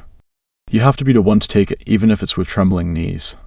Unfortunately, life doesn't always present us with a smoothly paved route or perfect rhythm every time we're running down a dream. We don't always know what the proposal is supposed to say, how to fix our marriage, or what to do about the scary diagnosis. We get flustered. We get lost. We start making excuses. And we miss out on the grand adventure, having never made any progress to pursue a better path. The position you're in this very moment is one you can leverage to get you to the next spot. The tools you have within your reach are the ones you're meant to use to create your rough draft, your round one, your prototype. Over the years, I've learned that most of the time, we don't get to have the grand experiences or even the shiny things if we aren't willing to utilize what we're working with right now. Your $1 million life may come, but until then, go ahead and start with your $100 life. Trust me, I'm no stranger to scrappy first steps. When I launched my very first podcast episode, I was sitting in the front seat of my 2008 hybrid. In the car parked in my garage, with a microphone and 2 spare bedroom pillows balanced over my steering wheel, I hit record. That podcast now has hundreds of episodes, tens of thousands of monthly listeners, and millions upon millions of downloads. To this day, I can remember what that first hour felt like. I can smell the leather of my seats as I sat, freezing into a human popsicle during that Wisconsin winter, determined to not open the door until I had finally started. I had no high-tech microphone, no previous experience, and no clue what production value was. I simply hit record, and that was the day the Gold Digger podcast was born. The day that I decided it was time to gather up all the guts I could to simply hit the record button on my first episode was the day my idea finally came to life, even in the midst of my hesitation. Even though I had no idea what I was doing. Even though it was nowhere near perfect. Sure, starting a podcast may have been a calculated guess, but it was one that felt right. One I didn't hitch my identity to in terms of numbers and money. One idea that had me curious enough to try something new with zero guarantee it'd work out. On that day, I decided success for me was just hitting record and saying a few words. Truth was, I was so insecure about my own voice literally and figuratively. Would I come across as someone who had something to say that other people would actually want to hear? Would I say it 8 million times? Would I lose my train of thought or forget how to form a coherent sentence? It didn't matter. Because sharing my thoughts, my ideas, and the things I've learned with the world, that was enough for me. That was the imperfect action I encouraged myself to take. My podcast could have failed, flopped, or fizzled out. I could have tried for 10 episodes and found out it wasn't for me. But even then, it wouldn't have been a failure. I wouldn't have counted it as a loss. Failure, like success, exists only in the ways we define it. Who gets to decide what counts as a success or a failure? We do. It's safe to say my podcast is nowhere near perfect. It is riddled with mistakes even to this day. Time and time again, life has gently reminded me that this notion of perfect is just that, a notion. An illusion. It's not even real. As simple as that is for me to type, it's not at all easy for any of us to learn. It's easy to say, humans make mistakes.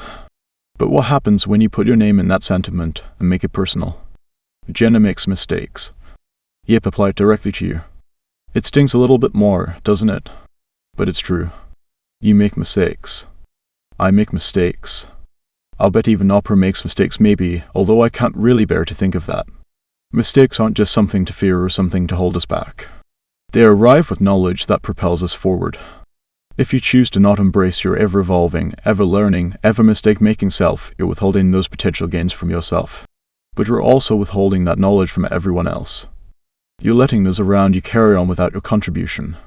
You're existing in your own shadow, safe and sheltered from all mistakes, but never stepping out to feel the sun or experience the fun of taking risks.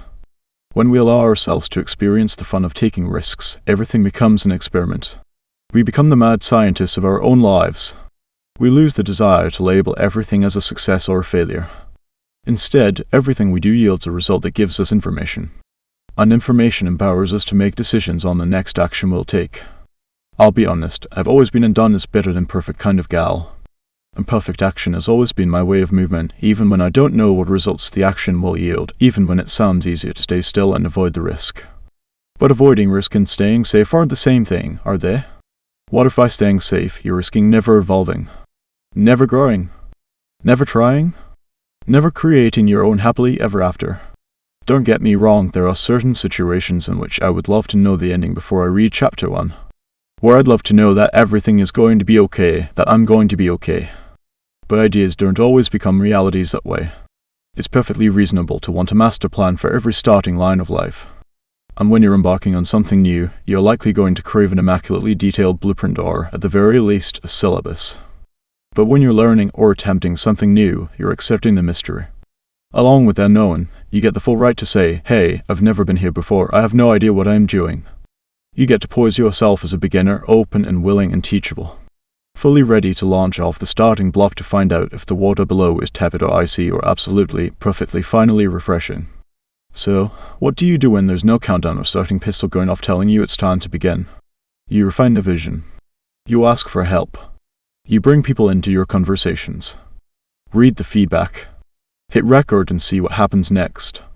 You might feel it's not going to matter. You might want to close up shop after day 1 because of the belly butterflies. You might need to nervous be because of the sheer feeling of doom that you're going to let other people down. Do your thing anyway. Find your footing, choose your pace, and honor that part of you, however small or hoarse-voiced it is, that is asking you to try something just a little bit scary. These days, we tend to want to fast forward the getting better part. We don't want others to see us trying, we only want to show the success. It's like our digital lives have become a peer-reviewed journal, and we'd rather stick to what we know than risk failing or worse, failing publicly.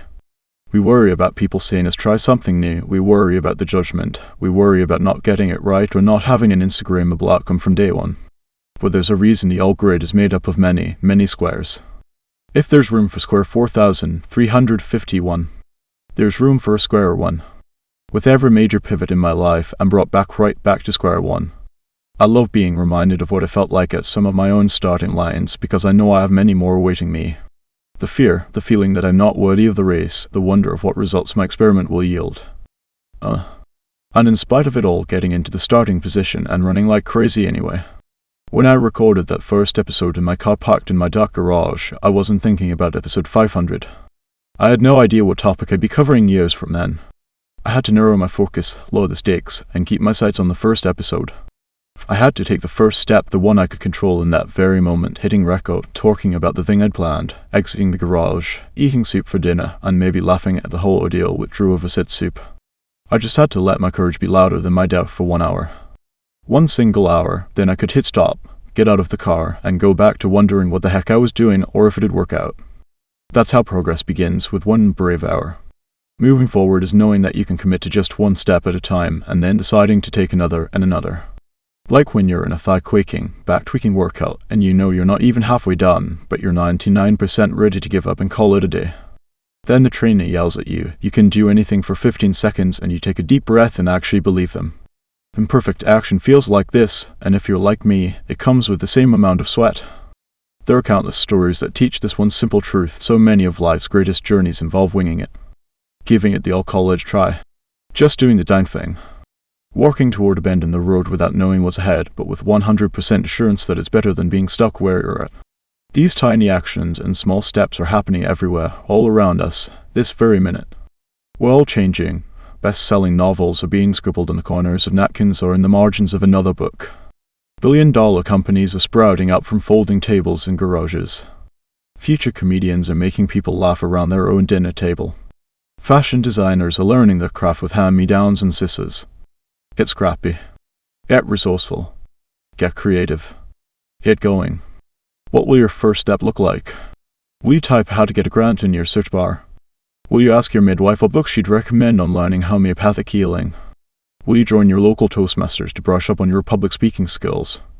Will you borrow your neighbor's power drill and build a bookshelf? I've met many humans over the years who have told me about all their ideas that are in the works as they await the perfect time for them to be launched into reality. Truth be told, most of those ideas never enter the world, they simply stay ideas. Actually, strike that. I wish that were the case, but the reality can be far more painful. More often than not, those unexplored ideas become a source of shame, stress, and pressure as they become unlived dreams. Resentment doesn't need much of an invite to start to seep its way into our lives. It's far more common than not for women to feel like their good days are behind them or that they are only busy with living unfulfilled lives. If you're there right now, don't shut out these thoughts even though they're painful. Plunge your arm deep into the dirt and wrap your fingers around the roots and start pulling them up. Look at what seeds they sprouted from. This feels like a good time to ask, how are you, really? Are you angry your life didn't turn out the way you wanted, the way it was supposed to? Are you frustrated or scared the dreams that have been sitting in your heart all this time are still just dreams, and perhaps getting heavier by the year? And here's one of the questions we must approach with however many extra dashes of bravery necessary. Who do you think is responsible? Who or what have you found yourself blaming for loss of fulfillment? What is keeping you from action? Maybe you shoved the early seeds of a dream deep down into your pocket because planting them didn't make sense at the moment. Maybe saving your dream for later was the pragmatic thing to do, the right choice at the time. Maybe waiting was wise all those years ago. But I want to tell you to plant those seeds now. Don't wait until the perfect season. Because if you wait any longer, the dream won't grow. Resentment will. Bitterness will. Like root rot on that aloe plant you've had in your bathroom for too long, your past will try to tangle you up and keep you from your present, sabotaging your chance of trying to grow the life you're yearning to live now. Look down. You're not in the soil, you're above it. You're the gardener of your own life, and you get to choose what to plant. You get to enjoy what grows. Your life is still happening, and is therefore not labeled as unfulfilled. There are many, many blank pages left for you to fill in. That's the epicenter of why we're having this conversation in the first place.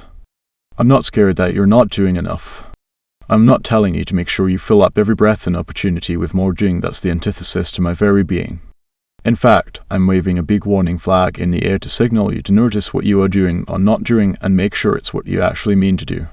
After years of seeing others live their lives on autopilot engineered by someone else, and almost doing that very same thing myself, I want to see more of us uninstall that programming. I want us to feel the freedom to explore new things, to make mistakes, and to let those mistakes roll off our backs as they teach us how to move forward. Perhaps that first intentional step will be one you find yourself looking back on and saying, I didn't know it then, but that one decision changed my entire trajectory, it led me here. I know mine did. Not too long ago, I scrolled way back and hit play on my very first podcast episode. I cringed a little, a lot, remembering how I muttered into my earbud microphone in a voice that no longer sounds like my own. Ugh, I spoke with my phone voice. While my voice and delivery have evolved and improved over the years, I'm so proud of my humble garage beginnings and I still cling to them now. I'm so thankful I took action. I'm so proud I went for it. I'm so grateful it all led me right here. Moments of inspiration would have never turned into reality if I tried to plot the perfect path. If I had spent months and months researching the perfect microphone, maybe I would never have hit record in the front seat of my car. If I had decided that those $300 were too much to spend on the camera I used to start my photography business and kept searching for a cheaper one, I could still be in my windowless office. And if I had never opened up a document and started typing these words, this book wouldn't be in your hands today. Don't lock your goals in your heart, in a place where they live only as a goal. Where they only serve as a weight holding you down, rather than a launchpad ready to lift you up. Bring your ideas forth. Hold them up to the light. Ask them what action is required of you. And listen. Remember my friend Emma? The moment we faced her own "How are you, really?" question together was the moment she realized that she had two choices. She could keep putting off her ideas for someday, or she could start somewhere small today. She chose the second option, and once she'd returned home from our retreat, attended a local networking event for women in business. As she nervously walked through the door, she was ushered to a name tag station and instructed to write not only her first name but her dream career underneath. She laughed as she tried to write organizer of women's retreats worldwide in the tiniest letters she could manage. Soon, the event leader hushed the crowd and motioned for everyone to take their seats and welcome the evening speaker.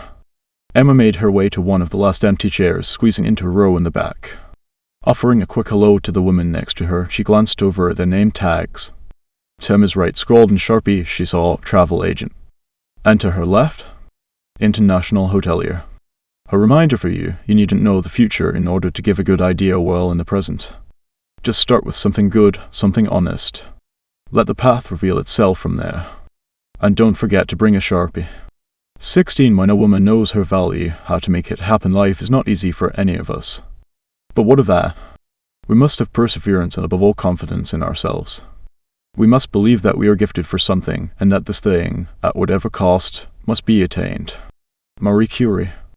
At the risk of sounding like I'm quoting the December page of an inspirational calendar, I think that everyone has a gift to share with the world.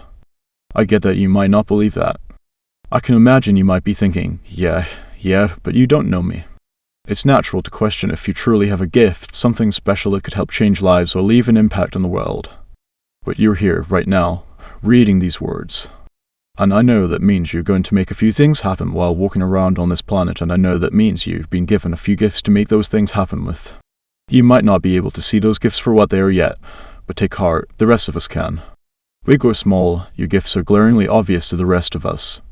Maybe you can lighten any mood with a perfectly timed joke. Maybe you've got a knack for making complex data seem understandable, simple even. Maybe you know exactly what to say to make someone feel loved, appreciated, and seen.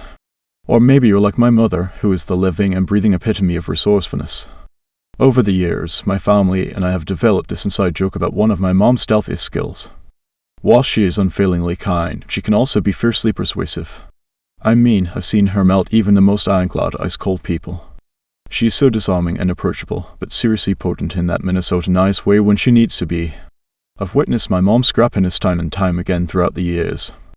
In just a few short paragraphs, you will too. Whether scrappiness or humor, encouragement or wit, our gifts can show up in a variety of ways. But the truth is, we sometimes get in the way of them showing up at all. Instead of displaying them loud and proud, we tuck them away in storage, unused, collecting dust. We are typically the first ones to discount them, dismiss them, or discredit the impact they could make. Our gifts come so easily to us that we're quick to write them off. We assume everyone possesses the same skills. Our natural talents, these unconscious competencies, we all have lives so close to our zones of genius that we shrug them off as common sense. And we move throughout our daily lives never noticing, recognizing, or celebrating their value, ignoring the fact that they could be life-changing for someone else. How many times have you downplayed your gifts? How often have you shrugged your shoulders and passed the buck to someone who you perceive to have more skills, more worth, or more resources? How many times have you failed to recognize your own value? I'll go ahead and answer that last one often. Way too often. I'm going to be really honest here. Before all the steps of building a life you love either beckon you forward or tempt you to turn and run, you must transform the way you see your own value. This is a step you are prepared to do with what you have right here and now. This is another place where the we meets the work. It's where you allow who you are and what you have to make a mark on the world you live in. Back in my earliest gymnastics days, my parents signed me up for my first class as little more than a desperate attempt for their 3-year-old to release all the energy she contained. But what started as a once-a-week hobby of cartwheeling like a puppy on those blue folding mats soon spiraled into my full-on passion. After a few years, the owners of the gym had a conversation with my parents, telling them that if I wanted to pursue gymnastics more seriously, I would need to switch to a different facility. I had outgrown their level of expertise and training. I proudly waltzed around my bedroom after class, still wearing my leotard under my winter coat, quite pleased with myself when my parents came in to discuss the idea with me. I thought they'd be over the moon, but their delivery was riddled with a quiet hesitation. Switching me to a new gym would mean a higher tuition cost attached to the new center's expanded offerings. My parents knew the site costs would stretch them too thin financially, which they thoughtfully explained to me. But even with this knowledge, they never flat out told me no. In fact, I could see the gears turning in their minds. Even as a kid, I picked up on these subtleties. I noticed. Maybe this was partly due to being the kind of child who had a little ping in her intuition when she knew she was being sheltered from something. Perhaps it was the fact that my parents always led with honesty and didn't shy away from sharing the realities of being a responsible grown-up. Regardless, I could tell this wasn't an easy decision for them. My parents both knew how much of an obsession I had with gymnastics as I developed some big dreams, like going all the way to the Olympics. And while those Olympic-sized dreams were beautiful, they also came with a cost for my parents, both in their time and their wallets. After a few days and nights of not so patiently awaiting their decision, my parents, with a careful steady tone, let me know they were going to let me make the switch to the new gym after all. Of course, I was elated by the news and what it meant for me and my future as a gymnast. I walked into the new sprawling space and I was a kid in a candy store, endless balance beams, a foam pit to jump in, trampolines, and the bounciest floor built especially for back handsprings. No more folding mats, no more small town community centre, and a big hello to the place where I would become the type of gymnast I saw on television. Here I, Shannon Miller. While I started living out my big back handspring dreams, my mom was steadily crunching numbers and figuring out a plan to make this all work financially. She'd already said yes, even though she didn't have all the answers. She'd leap full force into the uncertainty, knowing her value, her worth, and her resourcefulness would follow her. And it did. During one of my practices, sitting upstairs watching the action below between the railing posts, my mom lifted her eyes from the blue carpeted springy floor and noticed there was a kitchen. A really outdated kitchen. If I'd have been sitting next to her on those bleachers, I'd have witnessed the famous Sue sparked in her eyes, her mind's wheels turning quicker than a flash. After practice, she came into the locker room probably in an attempt to force me to bring home all my piled up stinky Latos that definitely needed a wash. She slowly wandered the space, taking in the bright red and yellow lockers with chipping paint, a bathroom in need of repair. I sensed she wasn't peering around the gym searching for lack. Instead, she was searching for opportunity. And she had found it. A few weeks later, she made an appointment and sat down with the owner of the gym, Mark, to offer up a proposal. The night before the meeting, she sat at the computer, her face illuminated in the glow of the screen, as she typed in Microsoft Word a detailed plan for how to help beautify the gym and hopefully save the family budget. Now, before you start overqualifying my parents and underqualifying yourself, something a lot of us tend to be experts in when we're faced with the reality of making our dreams happen, my mom wasn't an interior designer. She was a nursing instructor. And my dad? He wasn't a contractor, he put in long hours at the local paper mill. But on the day of the meeting, my mom boldly sat down in Mark's office, explaining her observations and handing over her printed proposal. She calmly asked him if he had any interest in rejuvenating the neglected, dusty corners of his gym. As Mark sighed with relief, my mom quickly discovered this was something he had always intended to prioritize, but never had the time or money to focus on. They agreed on the terms, talked through specifics, and then he shook her hand, saying, just like they do in the movies, "You've got yourself a deal." That night, my mom was back at the computer finalizing a contract that allowed me to go to the gym tuition free if my family agreed to make the much-needed updates to the space. 1 week every year the gym would close down and my entire family, grandparents included, would scrub, sand, paint, tear down, and build up different pieces of the gym in order to earn my ability to keep chasing my dreams.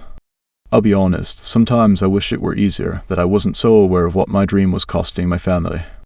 I cringed whenever my coach announced we needed a new competition laid out, or when my grit for the bars ripped and I needed a new pair. There was always a hesitation partnered with guilt that probably didn't exist for the other girls. But I saw my family's sacrifice, and I honor that.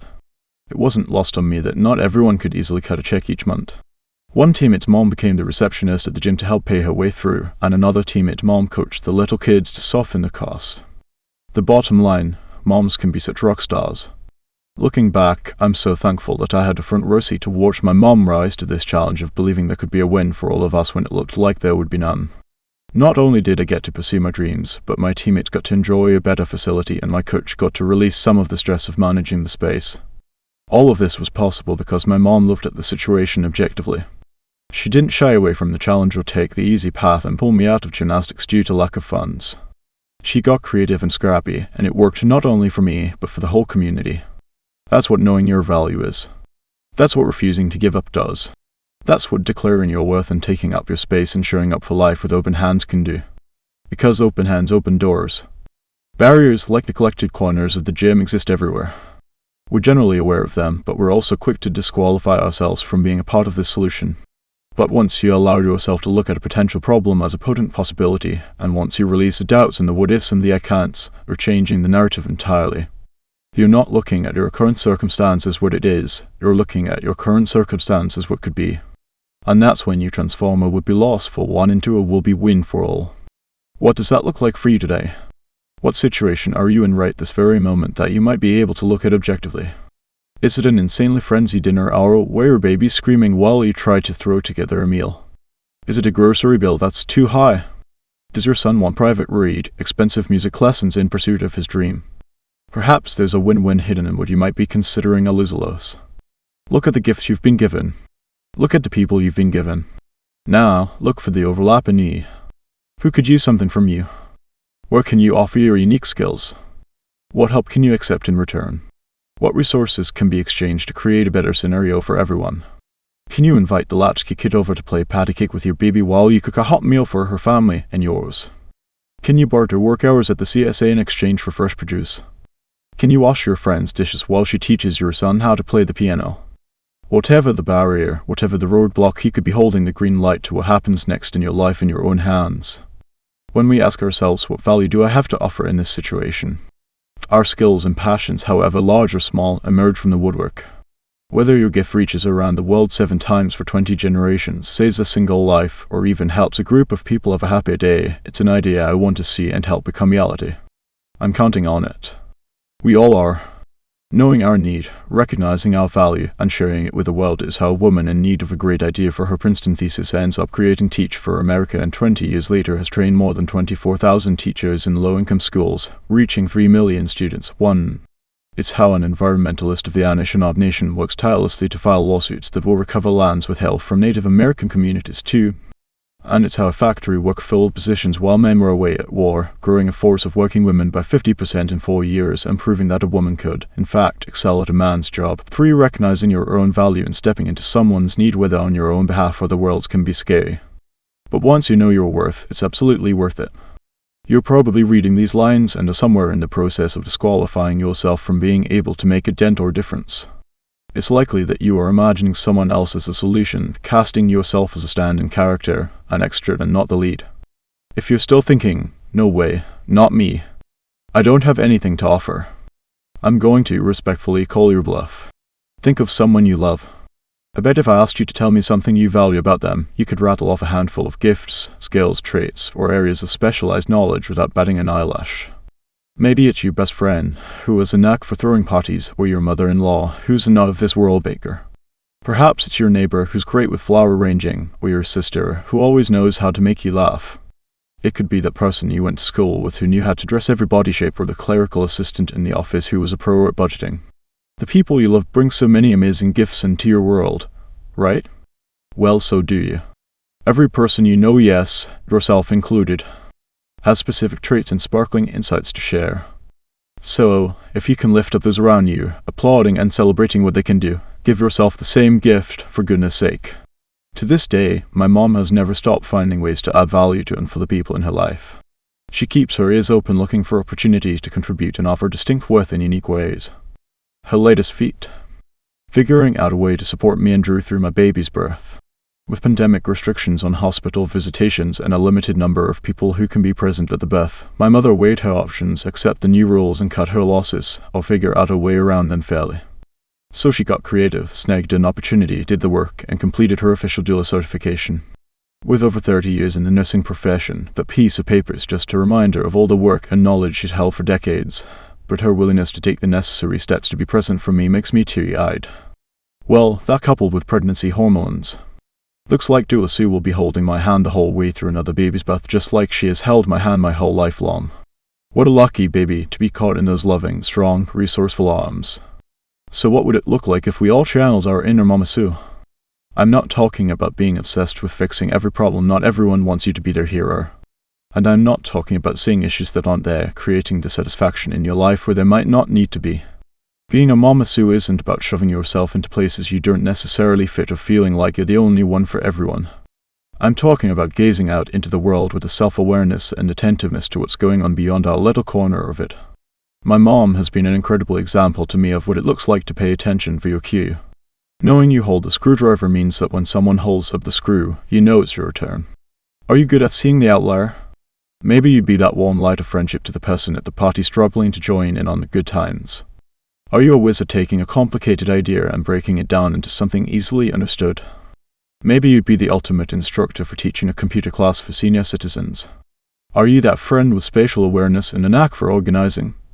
Maybe you could plan an organizing day with a friend where you help them tackle the spare bedroom or pantry situation they've been dreading.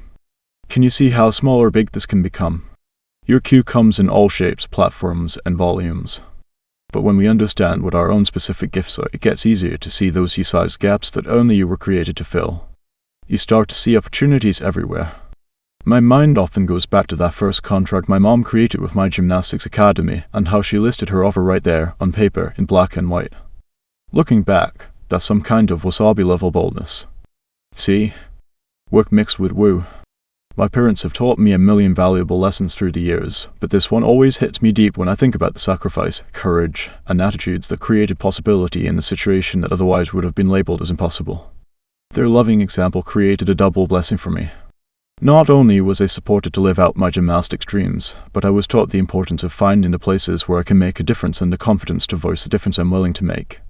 They showed me how to take a potential no and find a way to create a yes.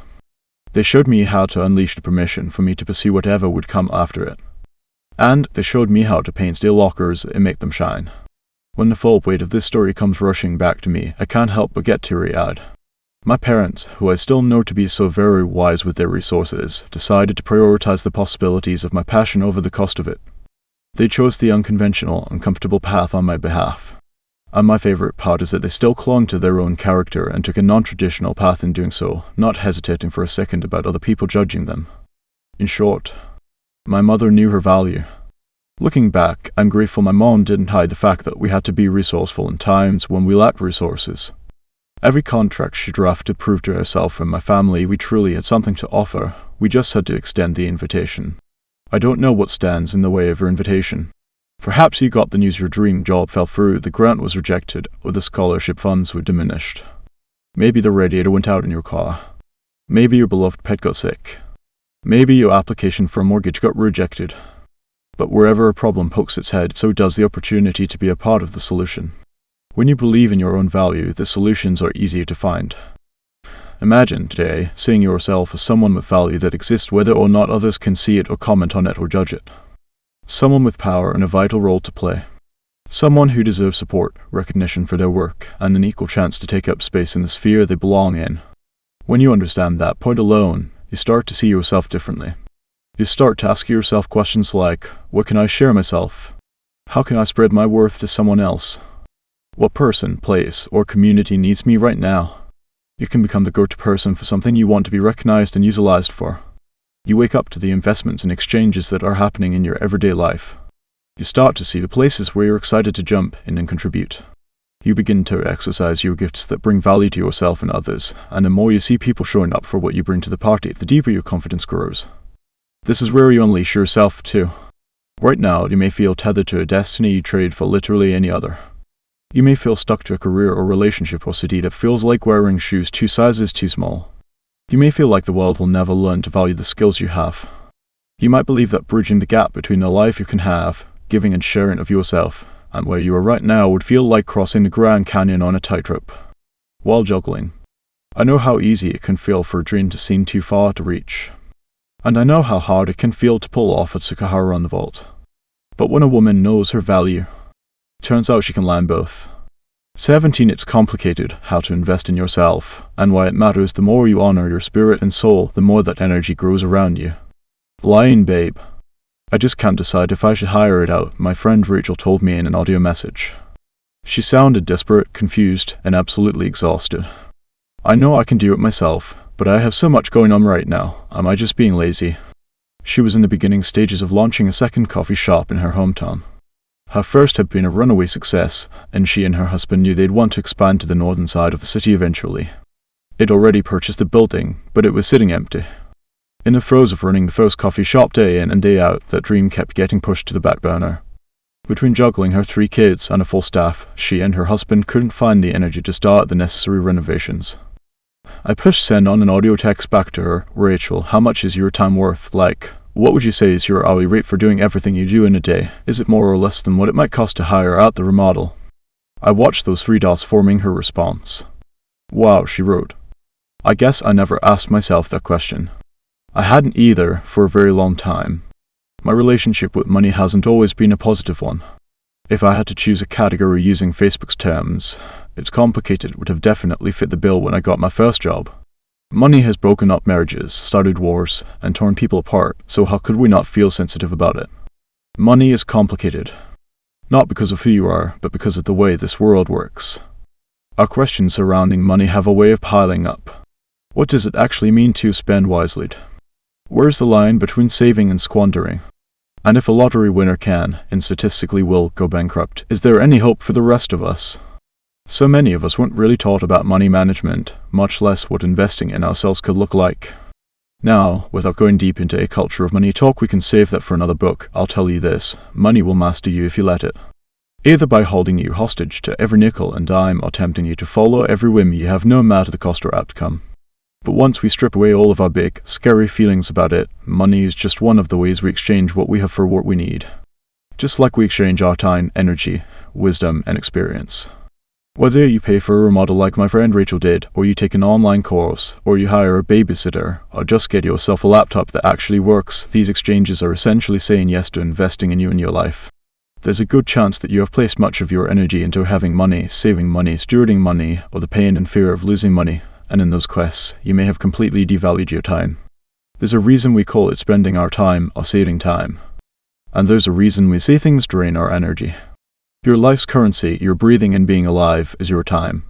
It is of immense, measurable value, and the daily, tangible weight of what that means is what you have to determine before you move forward with spending another hour of it carelessly. Yes, it's that important. But I'd be remiss to assume that time carries the same weight for all of us. As if we all have the same access to time. As if we are all able to quantify our time equally. There are people with private jets and people with 3-hour commutes.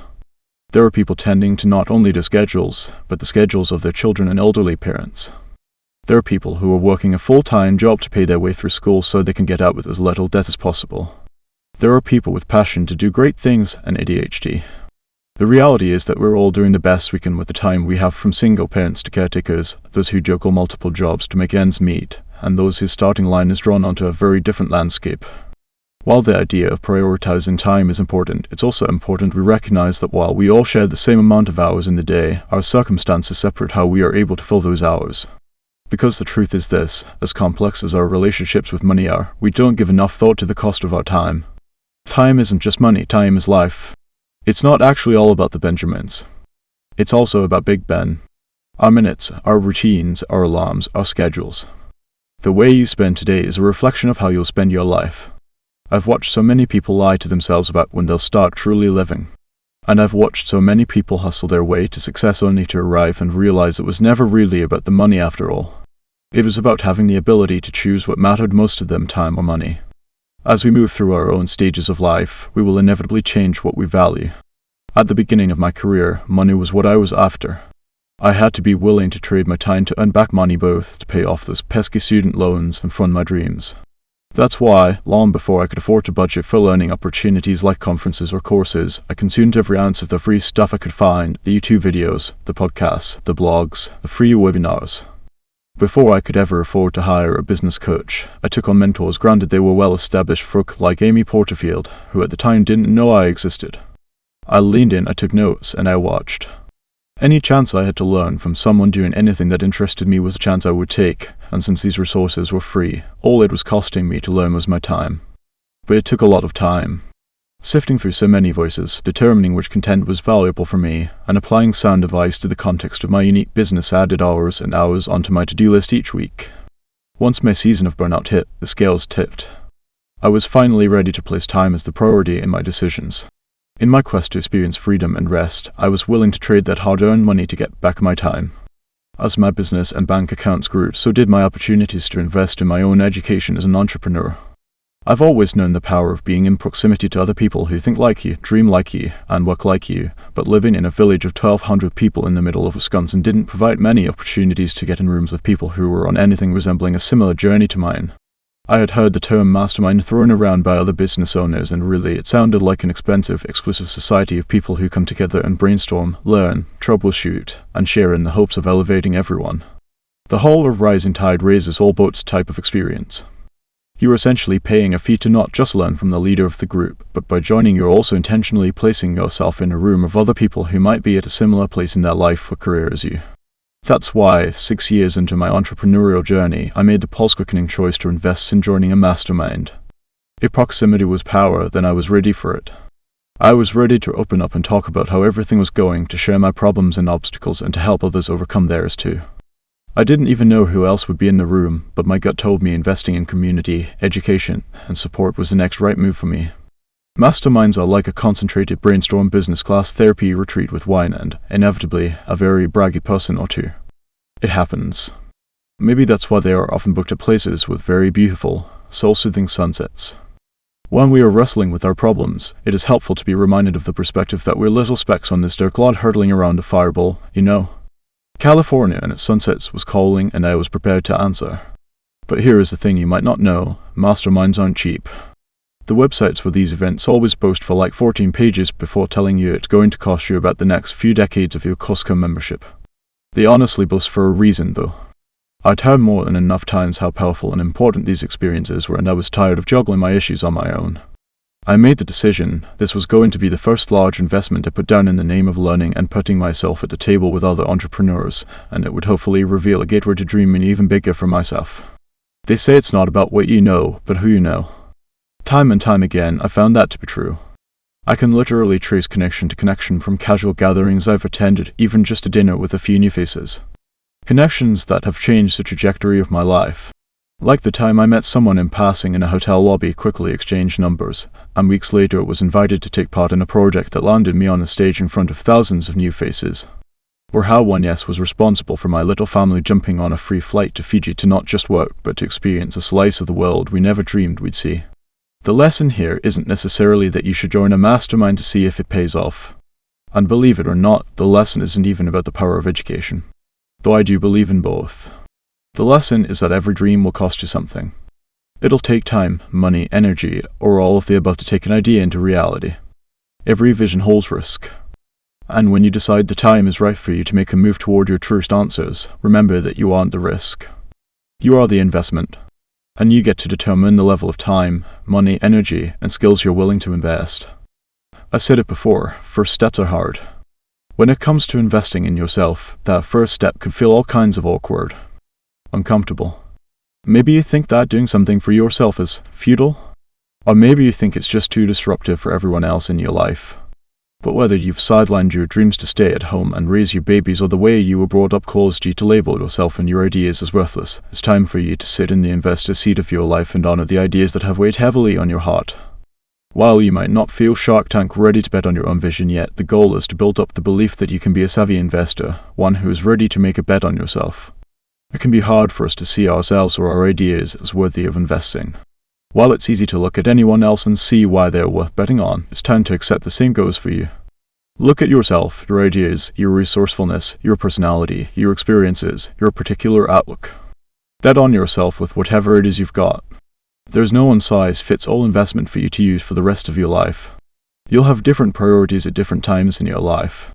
There's no denying that you'll experience phases where you're willing or even forced to trade time for money, just like I did. And then maybe at some point you'll find yourself willing to trade that hard-earned money to buy back your time through different means. We know the importance of simply starting, and we can only work with what we have right now. So, make a plan based on your present reality. Trust yourself to know the answer and follow that answer into action. Once you define your currency, protect it with everything you can. Otherwise, you'll eventually waste your precious investment on whatever pulls at your attention, insecurity, or comfort zone first. It'll take budgeting.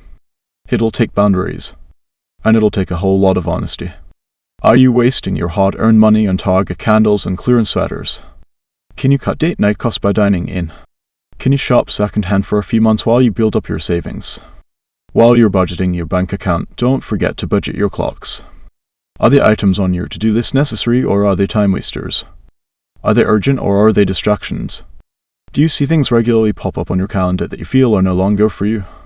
Instead of adding to your to-do list, create a not-to-do list where you can get really clear about the ways you might be squandering one of your greatest assets. Budget what you've got now to get what you want and need later.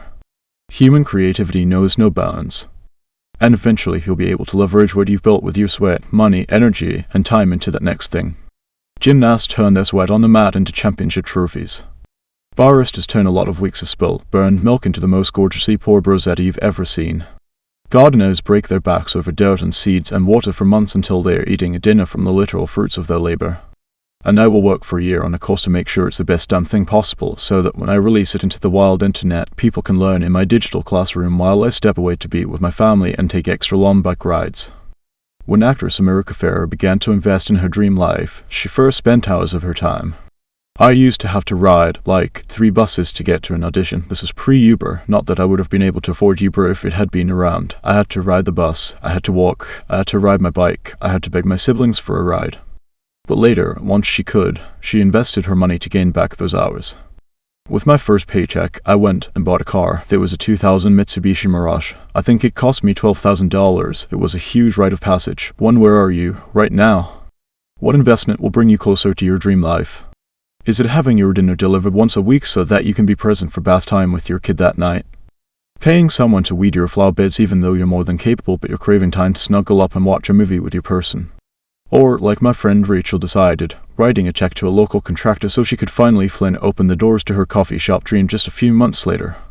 Choosing your currency isn't a single destination. It's not a test that you need to pass once. It's something to be revisited often.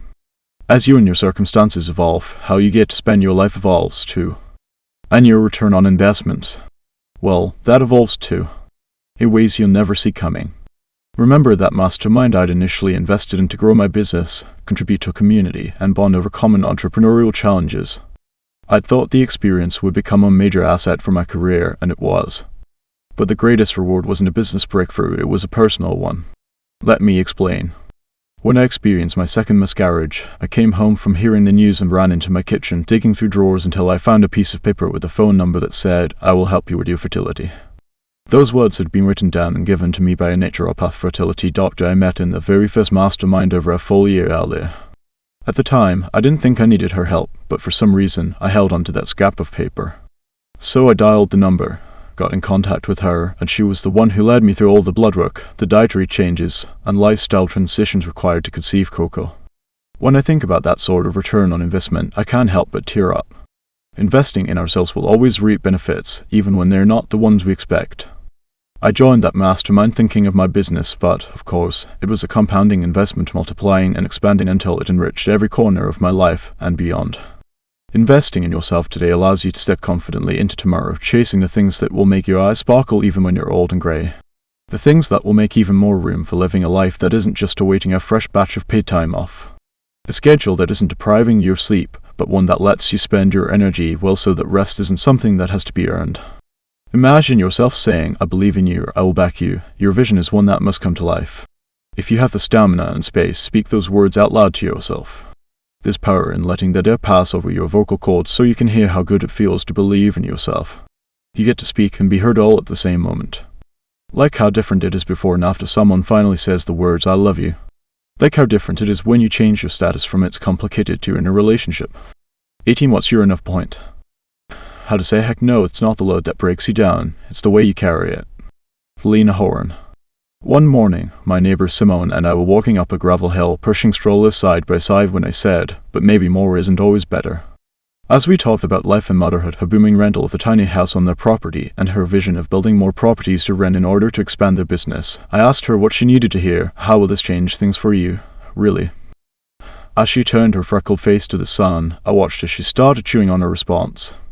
We kept walking as she quietly processed the question, actually giving herself a few moments to really think.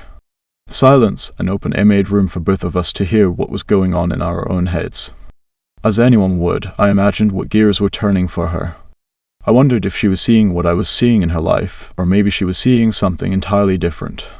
From my perspective, I saw a woman who continually placed the finish line of success farther and farther away, always out of reach only to keep her striving and doing. Rare were the moments I saw her utterly relish and enjoy her hard work and achievements. I had watched her little family live in a construction zone, a long road of projects with hardly an end in sight, spending every spare minute sanding, tiling, and grouting in order to turn their dreams into a reality. Weekends were project days, and weekdays were catching up with everything else days. I could see how much she and her husband, Andrew, were yearning for rest, for peace, for a house that felt like home and not just another project waiting to be done. I knew because when you love your friends, you pick up on things like that, and I also understood because I've kept my own finish line out of reach too. Ever been there? Are you there right now? The finish line set so far out of sight, but realizing you're the one that keeps pushing it. Wondering how your pursuit of a dream has turned into a little bit of a never-ending hellish nightmare. The truth is, you're in very good company. Once, while speaking at a conference, I finished my morning session and scoped out an empty seat in the auditorium so I could catch the rest of the speakers that day. I found a chair, plopped down, and whipped out my trusty notebook. The day was jam-packed with speakers, but I was thoroughly enjoying myself. Somewhere around late afternoon, I guzzled down a lemonade during a break and looked through my notes. Scanning the pages, I noticed a similar thread winding through each of the speakers' stories. Mine included. Every single one of us thus far, in our own way, had a tale of success that turned into burnout and then eventually led to a major breakthrough. Maybe we were all achievers on the Enneagram, maybe it was because we all had that entrepreneurial way of living life, or because business owners have the knack for hustling ourselves all the way into the ground. Or perhaps it was because of our shared industry. Maybe there was some rare star alignment happening when we were writing our presentations. Or maybe, and this one felt the truest, is a story arc we all know how to tell and relate to because transformation through trial is basically a guarantee if you happen to be a human. I laughed as this common theme kept popping out at me from my pages. I thought to myself, is it some kind of requirement to burn out before we get the breakthrough? Is this what we're teaching? And while I'd love to think we can learn from everyone else's mistakes to avoid the pain, sometimes we can't. We can read all the books, listen to all the podcasts, and go to all the conferences, and still make mistakes on our own journey. Lessons are really just words, and it's hard for them to sink in until we feel them for ourselves. Some people can hear about how the stove is hot, others have to touch it. Meaning, even if we're warned, we still might need to experience it to understand it. Success is not all pushing forward, full steam ahead. Or, like for my friend Simon, success isn't a finish line you have to keep pushing forward away from where you are so that you're never allowed to cross over and enjoy.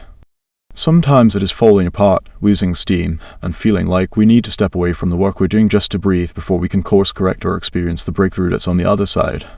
So how do you get to the other side? How do you move forward when your life feels too big, too wieldy, too out of control? How do you pick up the pieces when things feel too scattered to sustain? And what happens if you can't? I'll start with a cliche that somehow still does the trick for me. Just because you can do something doesn't always mean you should. I know that sounds like a catchphrase your mother might have spouted at you in high school when you stayed out too late, but it's got that profound snap of clarity to it that I need to hear often. Have you ever considered that idea, especially in your adulthood? The fact that you can do a million different things. It's one of the coolest parts about growing up. Our interests grow too. We get smarter. Hopefully. We get better at stuff. Again, hopefully. We not only grow in our skills and abilities, but we also get to choose how we're going to use them. Or not use them. I know how easy it is to let our desire to start a new project, to expand a dream, or even our very good intentions to just make some part of life better. Snowball. New passions are swelly and exciting, like the early stages of falling in love when you want to be together 24/7 and leave your toothbrush at their place. We want more and more and more, until we don't. We want to feel needed, or productive, or indispensable, until we don't. We want it all and we want to do it all, because we can. Until we don't. Or maybe until we can't. Until we find ourselves in that place where we're double booked because we're juggling too many calendars. Where the things we really want to try, a new recipe, that new bar class, a weekend trip to the lake all get pushed to the margins because, well, people are relying on us. And the to-do list just keeps growing. It's easy to see how we trick ourselves into it all. Maybe everything on your list, the HOA treasurer, the big sale, the FB moderator for that one trunk show stays there because you've been told you're the best person for the job. Maybe you show up because you think no one else will. Maybe you feel like you don't have a say in the matter, and maybe that's true. But maybe you've taken on all of your responsibilities because even though you love each of them for different reasons, you believe the lie that more is better. That busy is best. That joy and fun and rest can all keep scooching down on your priority list so you can make room for the important stuff. That's it, right there. The fact that we label work as the important stuff and joy is something to just toss onto the calendar if there's room. That's the shortcut to burnout. If you're reading this and thinking, that's me, I'm there right now. Burnout City. I want you to know that it's okay and that you're not alone. A Forbes study reported that over 52% of respondents experienced burnout of some kind in 2020.1. That's over half of us in 1 year's time. And while we shared a collective experience in 2020, there are many paths that lead each of us to being burnt out, bone-tired, and overloaded, and sometimes we need to crash into it before we recognize we missed or ignored the warning signs along the way. If my conference notes have one other thing to say, it's this: our breakdown or burnout might be a sign that a breakthrough is coming. I remember one particular weekend from years ago like it was yesterday. It was the day where I could no longer ignore the warning signs in my own life. I'd shot a wedding on Saturday, spent the night at my in-laws, edited all day Sunday, and finished the weekend by squeezing in a Sunday evening engagement shoot at an apple orchard. Drew was kind enough to join me as my unofficial chauffeur and camera bag holder. Drew and I used to go to the same apple orchard ourselves just for fun, when we'd need a little Sunday post-church escape, complete with apple cider. We'd slow down and mosey around, splitting a caramel apple before heading home. But on this particular evening, as my finger clicked the shutter and I brought the energy, directing with enthusiasm, making magic behind the lens, I asked myself, when was the last time I played in an orchard instead of worked? When we got back into our Honda to make the drive home, I turned to Drew, laptop in my lap, and asked him, "Do you think they could tell?" He looked at me, a little bewildered, and responded, "Do you think they could tell what?" I sat there as my eyes filled with tears. "Do you think they could tell how absolutely exhausted I am?" He chuckled, reassuring me that there was no way they had any idea. In fact, even he had no clue I was feeling that way. I was 100% on for that couple, the photos were proof. But I closed the computer as tears dripped out of the corners of my eyes. With a weariness sinking deep into my bones, I grabbed Drew's hand as I felt the walls I'd built crumble around me. There it was finally. In that moment, I became keenly aware of just how far I'd let myself go, how long I'd pushed my engine to run unemptied, how many yeses I had said without pausing. My head against the window, my eyes leaking, my exhaustion hitting me all at once. If there was a scientific term to describe me in that moment, it would have been a total hot mess of a burnout. With his hand in mine, I paused long enough to realize that with each and every yes I was saying to work, I was inadvertently saying an equal and opposite no to the things that I cared about the most: my husband, my time, my family, and my memories. Myself. There was no time in the schedule to bask in the joys of what I was achieving. No time to rest. No time for play. Life had become a blur as I kept up with my pace, charged up my batteries, and clicked the shutter on other people's lives every single weekend. The thriving career I had built was centered on documenting moments, ensuring other people would never forget their own memories, and that made me proud. But what about making more of my own? That was the more I could get behind. That was the more I needed most. When was I supposed to live and enjoy life's moments? When would I get to make and preserve my own memories? When would I finally sign the contract for my own life with express permission to wander an apple orchard, leaving my camera behind to just, breathe and eat a damn apple? In case it's unclear, my burnout didn't happen overnight. Does it ever? It was slow and sweltering. Adding a deadline here and an event there until my commitments had become a full-on bonfire, raging out of control with little room to breathe. I didn't realize until it was too late, but I can see now exactly how it happened. Somewhere between shooting my first wedding and the night of my undoing, I had tricked myself into believing that boundaries were for weak people, whatever that meant. I thought I was the kind of person who could face the hardship of stress and exhaustion without having to do anything about it. I thought I could just power through a little bit longer, and then I'd take a break once things slowed down. But things never slowed down because I didn't slow down. Every time that small voice inside me asked me to slow down, I would tell myself it was just the temptation to give up, lose my momentum, or cash in a break too early, like it's something I had to suffer through to earn. Like it was the voice of pessimism. And me? Well, I was an optimist. An overcomer. An achiever. Stopping, turning back, slowing down, saying no. I wanted those options out of my playbook. I wanted to prove to myself and everyone watching that I didn't need breaks. I wasn't tired. I didn't need a rest. It wasn't time to sit on the bench. On that Sunday night, I felt a shift inside of me. In my breaking down, I have finally broken open. A realization that all my on-paper goals weren't all they were cracked up to be, that more wasn't always better, and that even if it was, I didn't have any space left to give it. The cost of putting my achievements and goals in the driver's seat caught up to me. I looked down at my metaphorical life map and saw just how off course I was. I was officially lost. While the visions I was chasing and the achievements that I thought were defining success for me left my bank account holding a few more digits, I hadn't yet learned the lesson that life wasn't just about money, it's about time, it's about energy, and it's about enjoying all three. I had leaned so hard on equations that I dismissed my emotions. I'd forgotten success is only success if it feels like success. And I was so burned out I wanted to burn it all down. Thankfully, this is when I crawled into bed, the melatonin kicked in, and sleep won before I could chuck my camera out the window or Control+Alt+Delete everything on my laptop. You might be here right now exhausted, depleted, tempted to burn the whole thing down too. But it's important to note what happened after I slept off the melatonin. I didn't quit, but I also didn't just go back to my regularly scheduled programming. I had to discern if everything needed to change or just something needed to change. While you might be tempted to start an entirely new life, maybe you should start with a good night's sleep, a nourishing meal, a hot bath, or even just 20 minutes of quiet to listen to your response when you ask yourself, how are you, really? The next day, I woke up to a sore back, a mushy brain, and the strongest sense of grace for myself than I'd had the night before. Scooting up to the kitchen table, I grabbed a notepad and started doing math. I ran the numbers, I looked at the bank accounts, I imagined different scenarios, and I created a spreadsheet, yes, with the color-coded charts so that the minute Drew got home from his 9 to 5, I had a plan to reveal. "Hey babe, we need to talk," I said as he walked in the door. We sat down at our table together and ate to find that really reveals the unashamed obsession I had with Farmhouse before Joanna Gaines made it cool and I walked him through my plan. I had drafted up a response to my burnout. It was a direct answer to the question, is more always better? And the spreadsheet spelled it out clearly with a loud, resounding nope.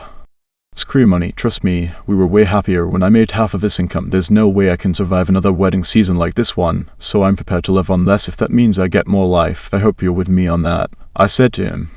It's likely that I was probably waving my hands around during that mini speech and might have even ended with a hand slammed down on the table. Good thing she was sturdy. Drew never once interrupted me. He didn't deny my statement. Didn't fight on the bank account's behalf. I watched something resembling relief slowly come over him as I was speaking because he was also seeing the breakthrough. The shell on a life I was pretending to enjoy was finally cracking, and he was smart enough to pick a few chapters ahead in our life's book to know that this whole enduring happening to me could be one of the best things ever. It was clear that I'd need to take a break from all those text replies and email responses if I was going to pull this whole less is more thing off. After our dinner table talk, I munched on a bowl of almonds and wrote out a list of boundaries on what I would agree to for the next year, knowing that this meant some hard no's on others and communicated them clearly to him and to myself. I wouldn't work on Sundays. I wouldn't shoot back-to-back weekend weddings. I wouldn't give discounts. And I would keep at least one weekend each month entirely cleared for family time. Even writing those boundaries down now, it sounds as if they would have ruined me. That they'd sink any chances of success in my career. I mean, a whole weekend every month. That's a quarter of my potential earnings. No one gets married on a Tuesday. But those boundaries didn't close off my ability to be successful. They saved me. Those boundaries helped me claim time as my currency. Those boundaries gave me my life back. If you ask me what's been the most transformative tool in my growth, I'd tell you without hesitation, boundaries. Boundaries gave me the time to make memories out from behind the camera, memories for my own self and my own enjoyment and my own life. Boundaries helped me come home to who I was beyond work. Boundaries allowed me to pivot the way I ran my business and scale to heights I didn't even know were possible. I'm honestly surprised that I don't yet have a tattoo that says boundaries, because they're the hero of my life, my well-being, my sanity, the real MVP of my story. Take the time to consider what lines you need to redraw in your life. Maybe it's sharing what you will and will not commit to in a relationship, or having a meeting with your boss to discuss your workload, overtime, or expectations. It can be as simple as an autoresponder in your inbox. It can be as easy as deleting an app that sucks your time away without you noticing. You may not be able to shift everything all at once, but give yourself the chance to get the lay of the land and start somewhere. And as you redraw each line, remember this: the task of transformation, of shifting our boundaries, is no small feat. It requires patience for yourself, sometimes the hardest person to have patience for. The truth is, boundaries aren't solely for keeping people or whatever powers that be They're a tool that can keep you in your life. Boundaries protect yourself from staying in constant motion, because that's when we stay so busy and distracted we stop listening to our souls, checking in with our bodies, or hearing our intuition. During my own experience with burnout, I worried that if I listened to the inner voice telling me to slow down, it would cause me to get too comfortable, complacent even. I believed the lie that if I was to allow myself to truly feel content, it had to mean I was being complacent, that I had lost my drive. At first, when I allowed myself to slow down, it felt like the achiever in me was broken. Slowing down didn't feel natural. Slowing down felt counterintuitive. Slowing down felt like accepting defeat. It's those very thoughts, or rather, lies that keep us believing our worth is found in our output, that we have to say yes to everything. When I really pulled these beliefs apart, I recognized that somewhere along the way, I was told that happiness was entirely up to what I could achieve, and therein I would find some wellspring of importance, success, and purpose. But that notion led me to a boundaryless life, a life where I felt like my pursuit for more was endless, a life where the finish line was always out of reach. And if I couldn't ever have enough, then I certainly wouldn't ever be enough. So, what's the difference between then and now? I still work hard, I still push myself out of my comfort zone, and I do things like set yearly goals for my life. But the difference is that my goals work together as a galaxy, lighting up other areas of my life. Like stars in my own constellation, each one is there to point toward what I'm about and what I value, some a little brighter than others, but all important. I am far from complacent. I still get to do all of that achieving I love so much. But I also get to be content with what my life feels like at the end of the day. Yes, sometimes I still become goal-hungry and creatively passionate about new ideas. Sometimes I bite off more than I can chew. Sometimes I'll dive face first into a project that I give a lot of my time to, but I have learned to tune into and listen for when my inner voice is telling me to slow down, to take a break or a nap, to linger here a little longer, and sometimes it's actually Drew's voice asking me to step away from work and go on a walk with the fam. When I remember that burnout, I remember how I felt exactly none of the satisfaction that was initially promised to me by the world. I remember feeling bone tired. I remember feeling exhausted, like a shell of myself. I remember wondering, is this it? Is this really what I've worked so hard for? Only a short venture into my own hand-crafted career, into my freedom, I found I had created even more arbitrary goals to pursue in hopes that I would never disappoint anyone, and that I would hit every single one of those shiny metrics or culture sets. Because that's what success looks like, right? That's what success sounds like, right? BD. Productive. Book solid. Crazy rich. Sorry, no time. Gotta run. Catch you later. But is that really what I wanted? Once I created the space to check in with myself, it all became clear in my quest to look successful, I'd forgotten to ask what it might mean to feel successful. That's why redefining success helped me establish the boundaries I needed. Shifting the question from is this considered successful to do I consider this successful? Changed the whole game. We're visionaries, right? We're people who pin pictures to digital bulletin boards, so we know how we want our lives to look. No wonder it's easy to get lost in how our success appears to the outside world. It's like every version of success that mainstream society hails as worthy is all about making sure that success is something that is seen, heard, velvety and expensive, shining and able to be hung on a wall, worn around a wrist, or driven really fast. No wonder we feel empty when we reach our milestones, the ones we pin to that vision board.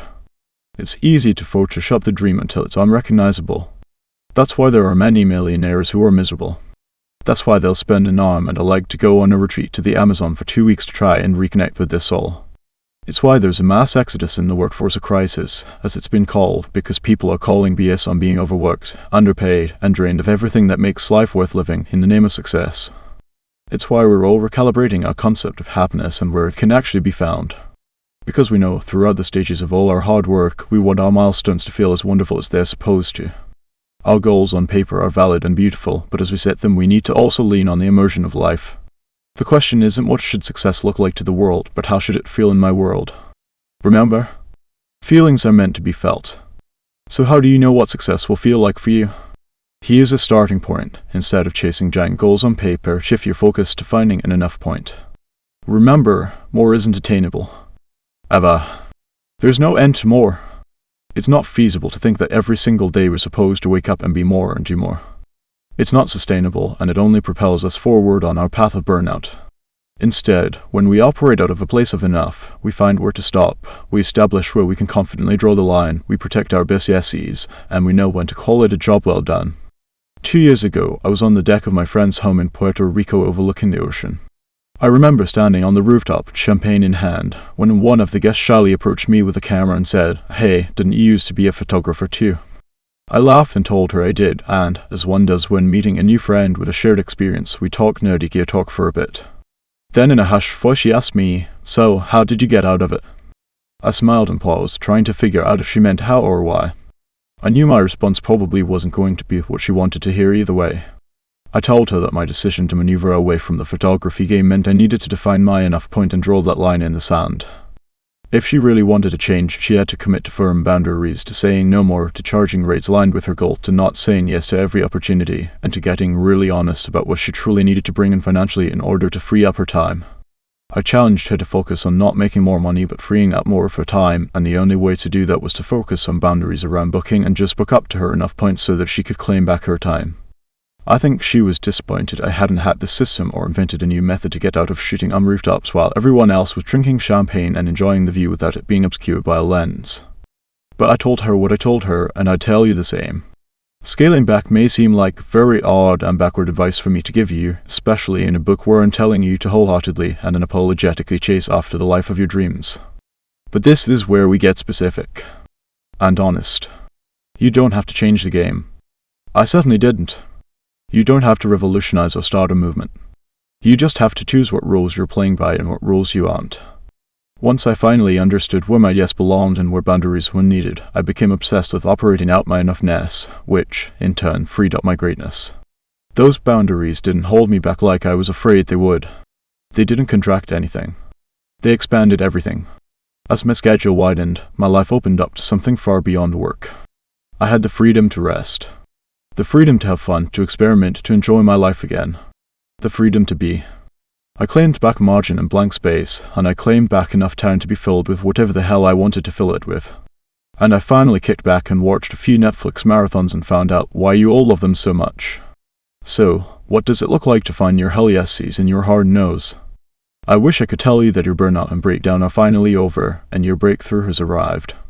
I wish I could tell you that those equations I used to do the math and the color-coded charts at my kitchen table would solve it all for you, that you could just plug in your issues, crunch the numbers, and bam. There's your answer. But I don't know your answer. I only know the question, what is your enough point? Where will you allow yourself to feel contentment without worrying that you've become complacent? How will you establish what you truly need so that you can start to go after what it is you really want? How will you define success? How do you embrace your enough? How are you, really? My heart aches over the many moments I've tried to blow past my own enough point time and time again. Sometimes my cheeks flush when I remember days of scrambling to keep it all together when I was on the verge of throwing it all away. The crying in the bathroom moments. The nights I stayed up late comparing myself to people on the internet instead of sleeping. The months on end of putting the pedal to the metal without ever stopping. It aches returning to those memories of being perennially exhausted, overworked, and undervalued by myself. As I write this very sentence, it's not my heart that aches anymore. It's my back. Not from hauling camera gear through an apple orchard or lugging my laptop from destination to destination. My back hurts because today I went on a hike with my little family for a few hours through the woods and carrying a toddler is surprisingly heavy. Two very different aches, both born as proof that boundaries can make a life or break one. Some of my boundaries are nearly a decade old now, gathering a little of that hard-earned dust, which I love to see. But some are brand spanking new. I still have to make adjustments often, because I'm still growing. Because I'm still alive. And guess what? It still hurts. I don't like telling people no every single time I do it. I don't like choosing one good thing over another. I don't like disappointing someone I love because they might not understand, but it sure as hell is worth it to protect my best Jessies. Remember my neighbor from the year's early morning stroller walk? Well, a few months later, she did something pretty miraculous by human standards. She changed her mind. She and her husband decided to pull back from their full speed ahead momentum. They paused their project, they said no to more, and they postponed their idea for expansion because they truly knew they'd hit their own enough point. Their income was stable, enough to make plans to move somewhere else warmer and wilder, the first step in the life they've long desired but believed was still far off in the distance. As I type these words, they've quit their jobs, rented out their house, and packed their suitcases to live in Brazil for 6 months so they can recalibrate and have time to figure out what's next. As it turns out, the dream was close enough all this time. 19 Soul Savasana, how to be the most valuable thing we can do for the psyche occasionally is to let it rest, wander, live in the changing light of room, not try to be or do anything whatever. May Sarton. When was the last time you went an entire day without logging into your email, checking Instagram, or posting a new status on Facebook? If it was just yesterday, congratulations. If I had confetti, I would delicately toss it over you in golf clap. But if you're thinking, well, I can't even tell you, then lean in a little closer, because we probably both need a hug.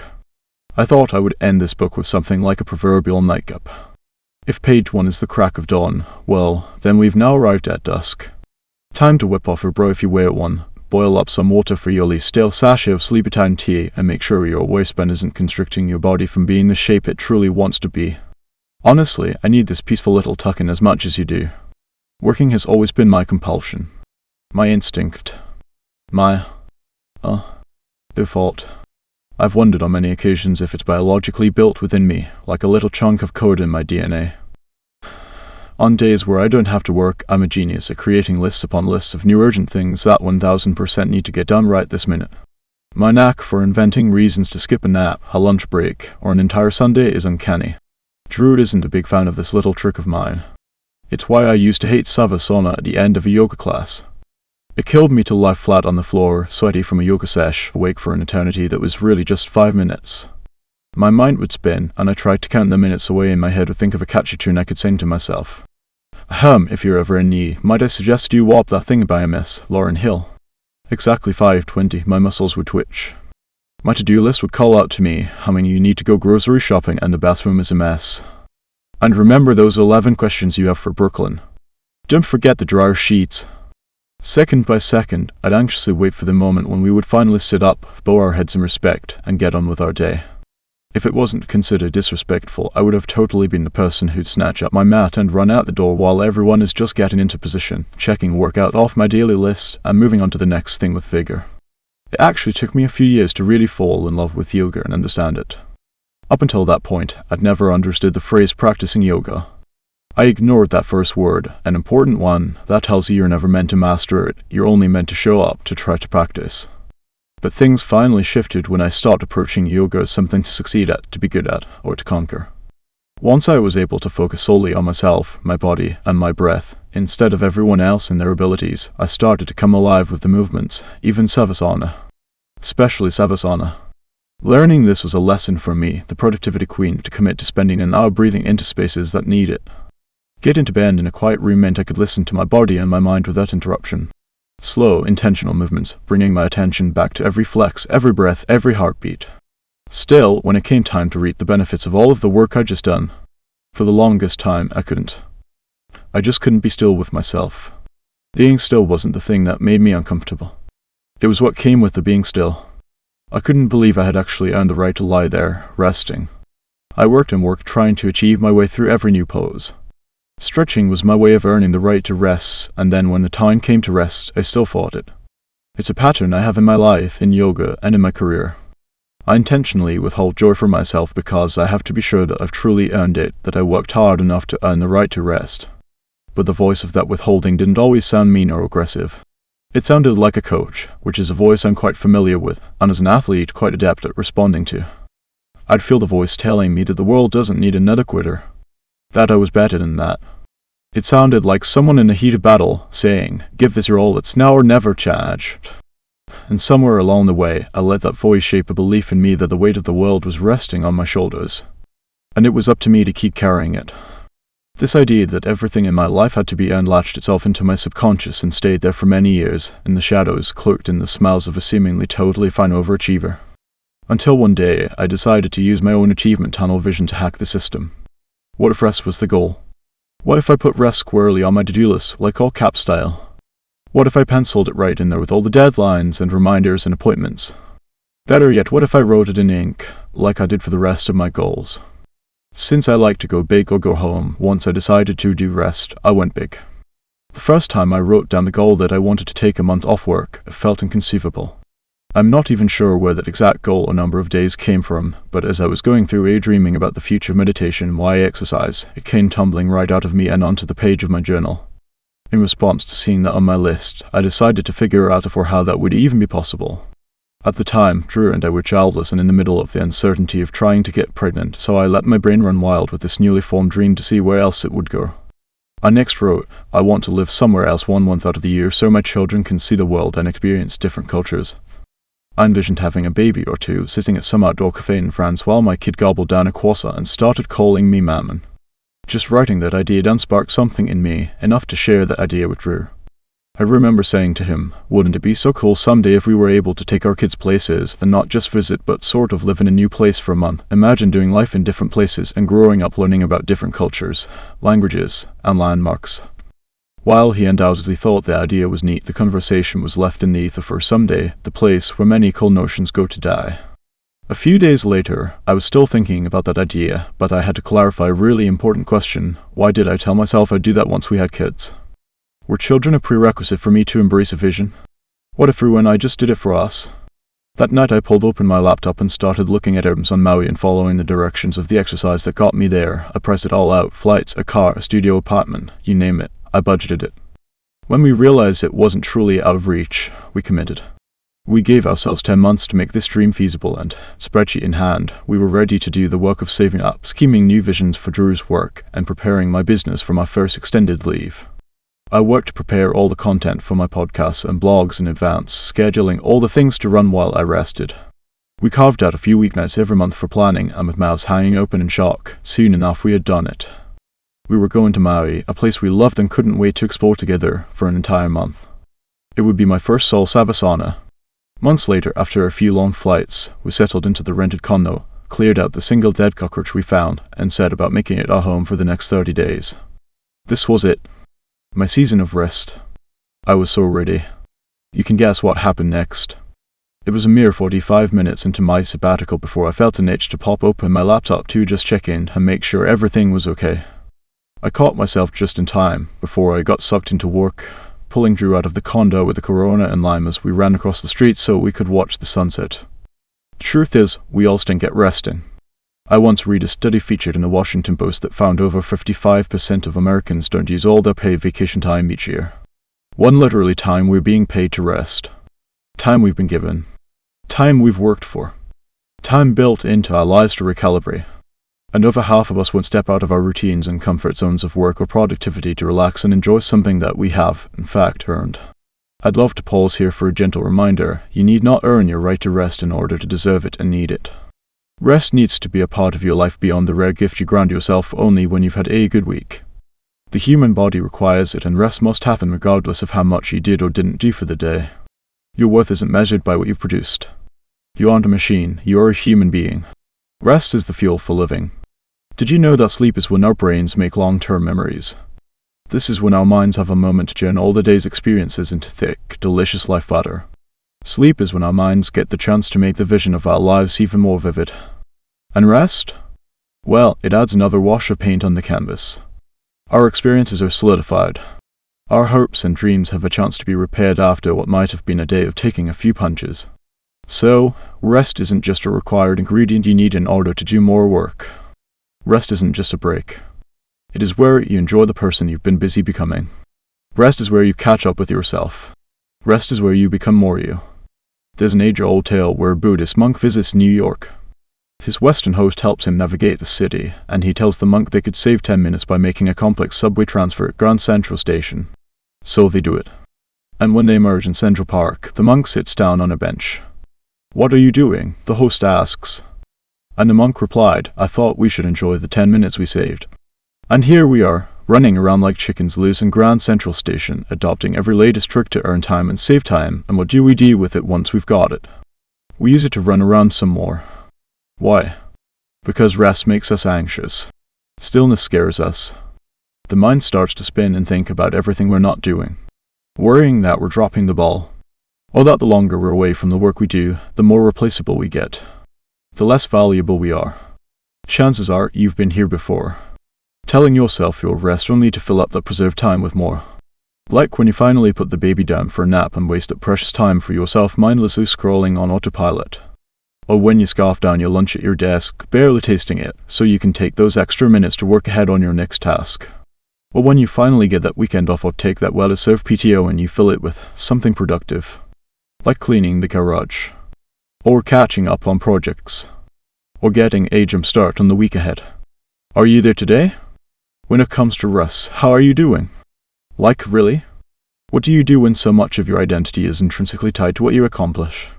How do you stop rushing through life, trying out every productivity hack so you can take the mere minutes you save to become even more productive? For most of us, time to rest is actually available. We just refuse to capitalize on it because we don't know how to manage what might happen in our brains when we actually do slow down. Whether it feels like wasting time or losing our position in life, whether we're simply scared to ask ourselves, how are you, really? And have to face the answer, we don't know how to fill our time with things we don't consider productive. The thing no one tells you is that it takes practice to learn how to truly rest.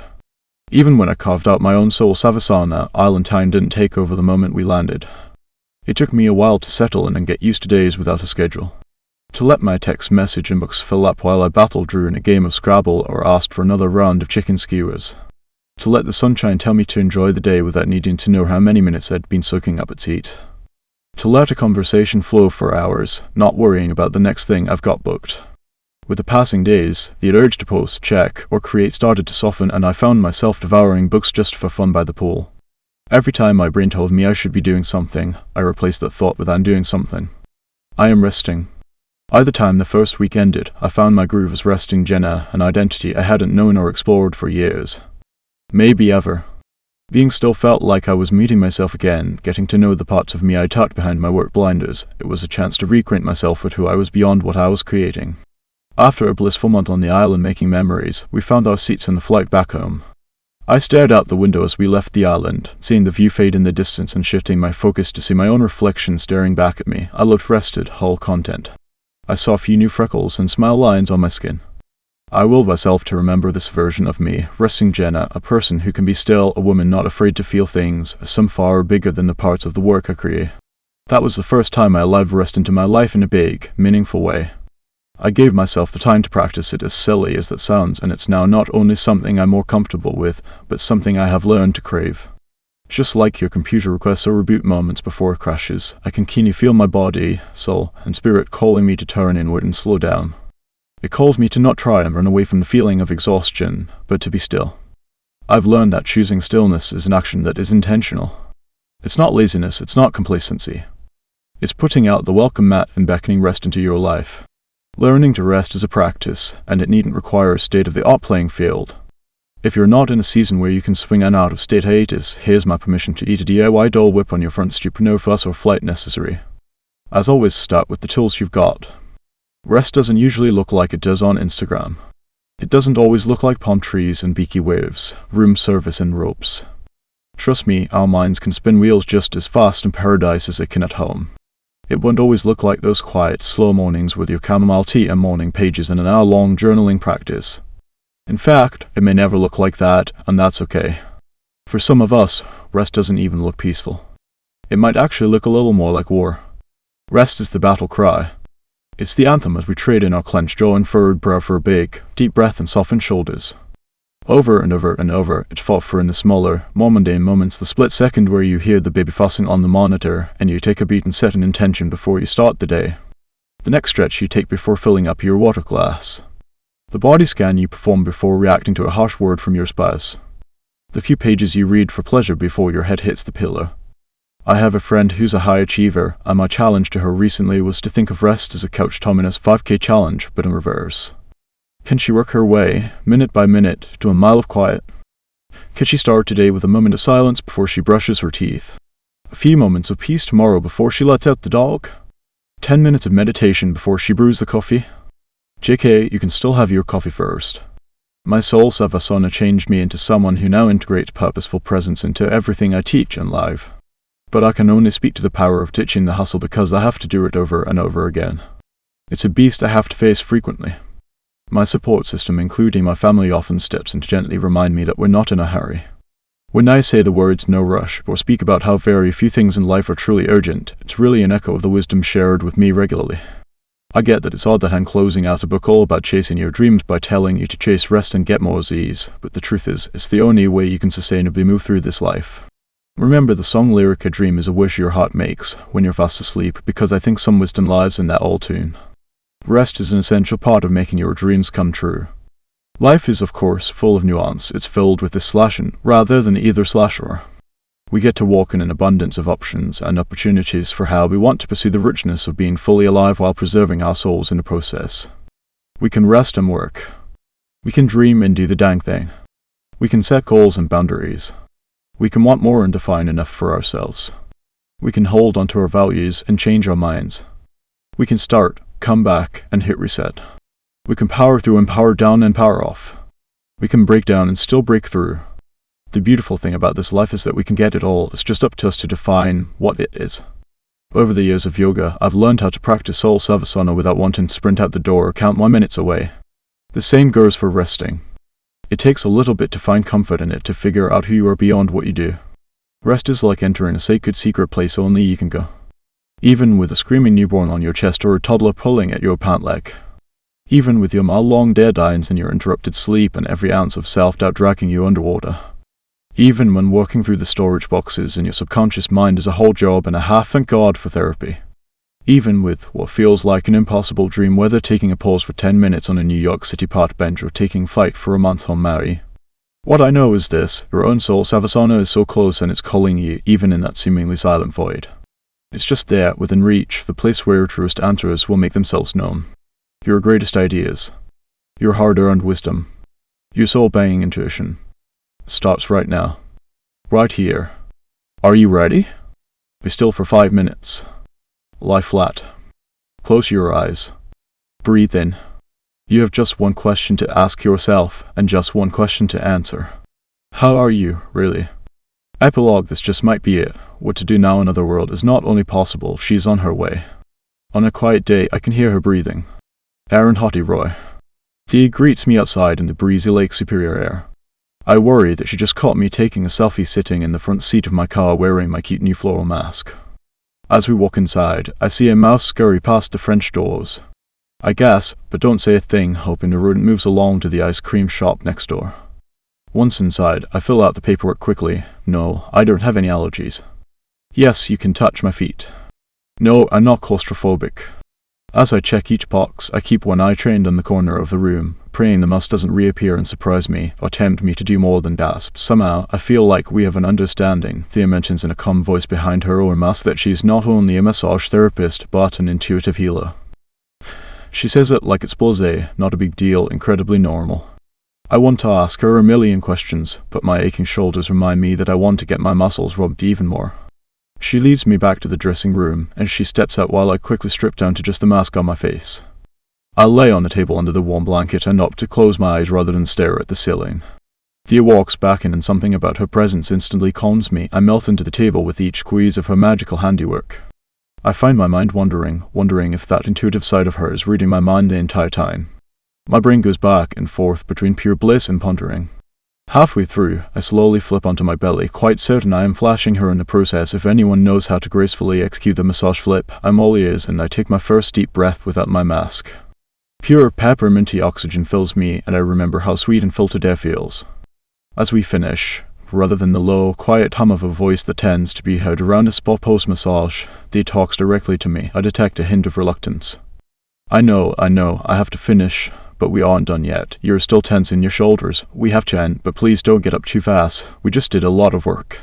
She exits the room quiet as a mouse, pun intended, and I lie there, very still, a little afraid to move, heeding her advice and wanting just 1 minute more of those oozy, melty body feelings. We just did a lot of work. I roll myself off the warm table and dress, hastily throwing my jewelry into my wallet and rushing through the usually slow process because now all I want to do is talk to Thea. I know it's likely she has someone else lined up to get massaged and medium any minute. I meet her back outside, scanning the room to see if the mouse has returned from the ice cream shop. I kind of wish you and I could just sit and talk for a few hours. I tell her, there's so many things I feel drawn to ask you. Your energy is unlike anything I've experienced before. I mean, the massage felt kind of life-changing, and I'm not just talking about the muscle rub. She graciously thanks me, and then her eyes meet mine, and I see a little boldness pop up in them. She asks, would you be open for me to tell you what came up energetically during your massage? I match her, boldness for boldness. Tell me everything, Thea. She speaks, and every word lands on me like a soft, knowing hand on my shoulder. She tells me I am fighting my creativity. That there's something I know I should begin, but I am shying away from it.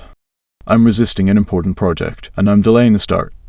I'm trying to veer off the path because I'm afraid of it, and I'm metaphorically turning my hips to try to navigate around it. And her hunch is I already know what I need to do, and I know it could change a lot of lives. Stop fighting it and surrender to it, she says gently. Vidin. So I did. I sped home and met Drew in the kitchen. He probably imagined he would greet me with greasy hair and the impression of the headdress around my eyes, but instead of entering the room in a blissed-out state, I started letting out words out of context. I was going a mile a minute. Spinning. Full-on run-ons. Wait a minute, Drew stopped me. Slow down. How did a massage therapist tell you that you need to write a book? The truth is, I've had this folder in my Gmail titled, If I Write a Book for the last 5 years. Becoming an author would naturally come up in conversations here and there, and while the idea was certainly flattering, it never truly inspired me into action. It sat dusty as an option, never feeling like a worthy project for me to take on. Never exciting enough for me to take steps and turn the book into reality. It was always one of those maybe someday ideas whose someday I wasn't totally convinced would ever arrive. While the final destination of holding a book that I wrote in my own two hands gave me goosebumps, the path to getting there never felt aligned with the way I exist, create, or spend my time. Why would I want to trade time away from living my life in order to write about it?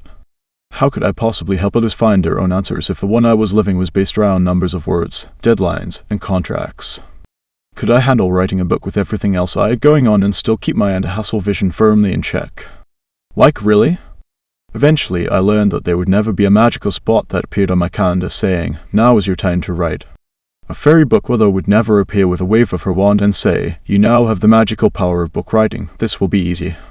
Time wouldn't slow down, and a window of opportunity wouldn't carve itself out so that I could do what I thought would be this big, hard thing. But with that nudge from Thea, I knew what I had to do. I had to write this book. I was all in, except I still didn't want to follow any of the traditional rules of writing a book and getting it published. I didn't hire a book agent. I didn't write a book proposal. I decidedly didn't give myself a deadline, very strange for my personality. I didn't peek inside that email folder for incoming book deal offers or pitches from editors. I shied away from sharing my plan with even my closest friends. In my years of leadership, I've learned the things we teach are the things that we the teacher need the most. When I speak words to you, they are likely the words I've needed to hear myself. Writing a book meant I would have to get honest about all the lessons I've learned, but also all the ways I'm still learning. Just like we all have to do every single day. Blinking in the sun, celebrating our hard-earned answers while staring full-faced at the questions ahead. That's the beauty of living. Whether we like it or not, as long as we're awake, we are a permanently enrolled student in the school of life. We're always being taught, even on the boring days. Even on the quiet ones. Especially on the quiet ones. Everything around us is speaking. Every moment is a lesson. But to learn those lessons requires application. Movement. Progress. When you work on your dreams, you're inherently going to be working on yourself. You're going to need to be honest the whole way through, and honesty, even with ourselves, can be tough. That's heavy work. You've got a real journey ahead of you. The human you look at in the mirror every single day is a complex being. One that requires patience. Don't fret that you're about to flip over the last few pages of this book and think, "So, now I have to have it all figured out." Fight the imposter syndrome that's about to tell you that everything you just read couldn't have been about you. That you have to keep faking it and making it for everyone else. That what sounds great on these pages is only applicable for other people. That you're not ready, not worthy, not skilled, creative, energetic. That you're not enough. If this book gave you anything, I hope it gave you the permission to ask yourself the questions and give yourself the answers that make a crystal clear case as to why you are more than enough. And you always have been. It was actually with these very thoughts in mind that I set out to write a book that was authentically me. I didn't want to put a deadline on what could potentially be a creative lifeline. I didn't want to monetize a blank Google Doc. I didn't want my story to be formed in a way that wasn't authentic to me. I wanted to be the one that owned my words. I wanted to write the words that would tell, not words that would sell. So I did what I've encouraged you to do this entire book through. I closed my eyes. I got very quiet.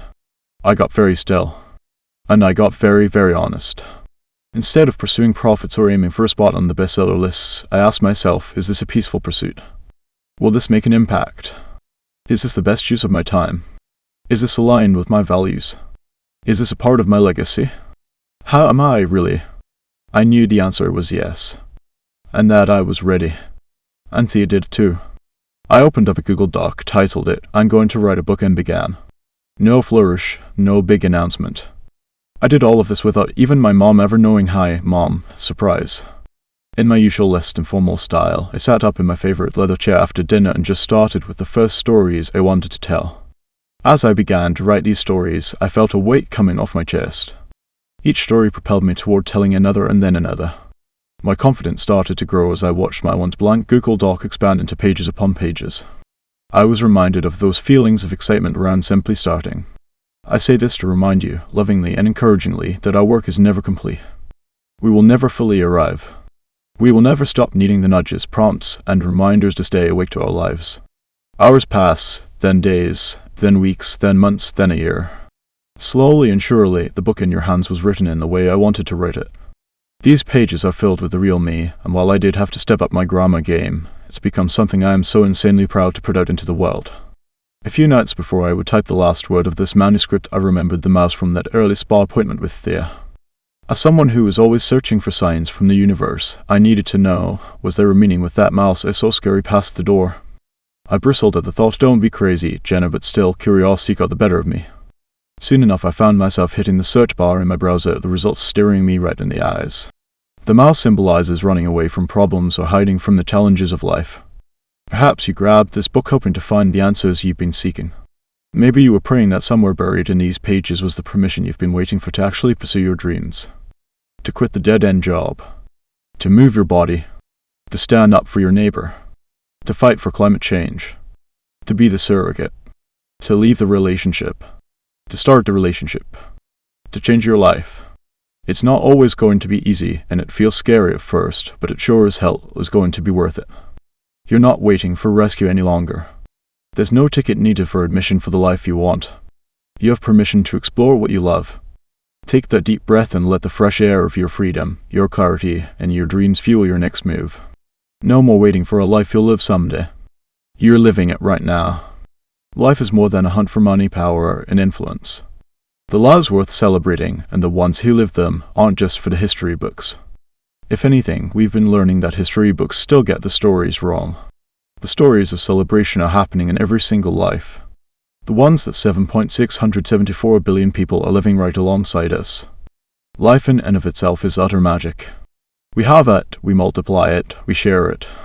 And that makes it worth celebrating. That makes your life worth every step forward. Every leap, crawl, and reach. Every dream that you have is a bit of your life's beauty saying, "Wanna see what I can really do?" And while your dreams take you to places you've never been, life will delight you with its little curiosities every single day. Celebrate them and listen to them. Peek into the tiny moments and learn from them. Life is picking up crumbs with a lick finger off a plate where a slice of cake used to be. Life is cry laughing on the phone with your best friend until the place between your ear and your jaw burns. Life is finally hacking the perfect chocolate chip cookie recipe and screaming to your spouse to come taste batch number 28 because you, a cookie genius, cracked the code. Life is sitting on the porch and letting the breeze cool the sweat on the back of your neck on a hot summer night. Life is answering the call to show up when someone you love is in pain and letting others hold you through your own. Life is letting the tears out when they're knocking at the door. Life is sitting beside your baby's crib and watching them breathe. Life is buttoning up the shirt for your last shift at the last job you'll ever let steal another ounce of your joy. Life is deleting that phone number, making the first move, letting the acne show, cleaning out your purse, listening to the same playlist since high school, calling an old friend to relive the nights you felt the wildest, high-fiving yourself in the mirror because you've got your own back. Everything that got you here, the good and the ugly and the yikes, propelled you all this way. It all mattered. It all counted. In the words of Thea, we just did a lot of work. And my goodness, look how far you've come even when you didn't think you could. Keep going. Your work, just like my work on this book, will need to be done in silence with no one watching. You'll need to do it your own way, in your own time. You'll need to do it in a way that feels right, not just looks right. I cannot promise to give your body a rub down while simultaneously revealing the truths hidden deep within you, or to send a mouse out to scare you into understanding that you've been avoiding the thing that you were put on this earth to do. But if you've been searching for a sign, this just might be it. With love and hope. And that's the end of this book. Thank you so much for listening and sharing your time with this story. If you'd like to hear more, subscribing to the channel is the best way to stay updated. Your support means the world.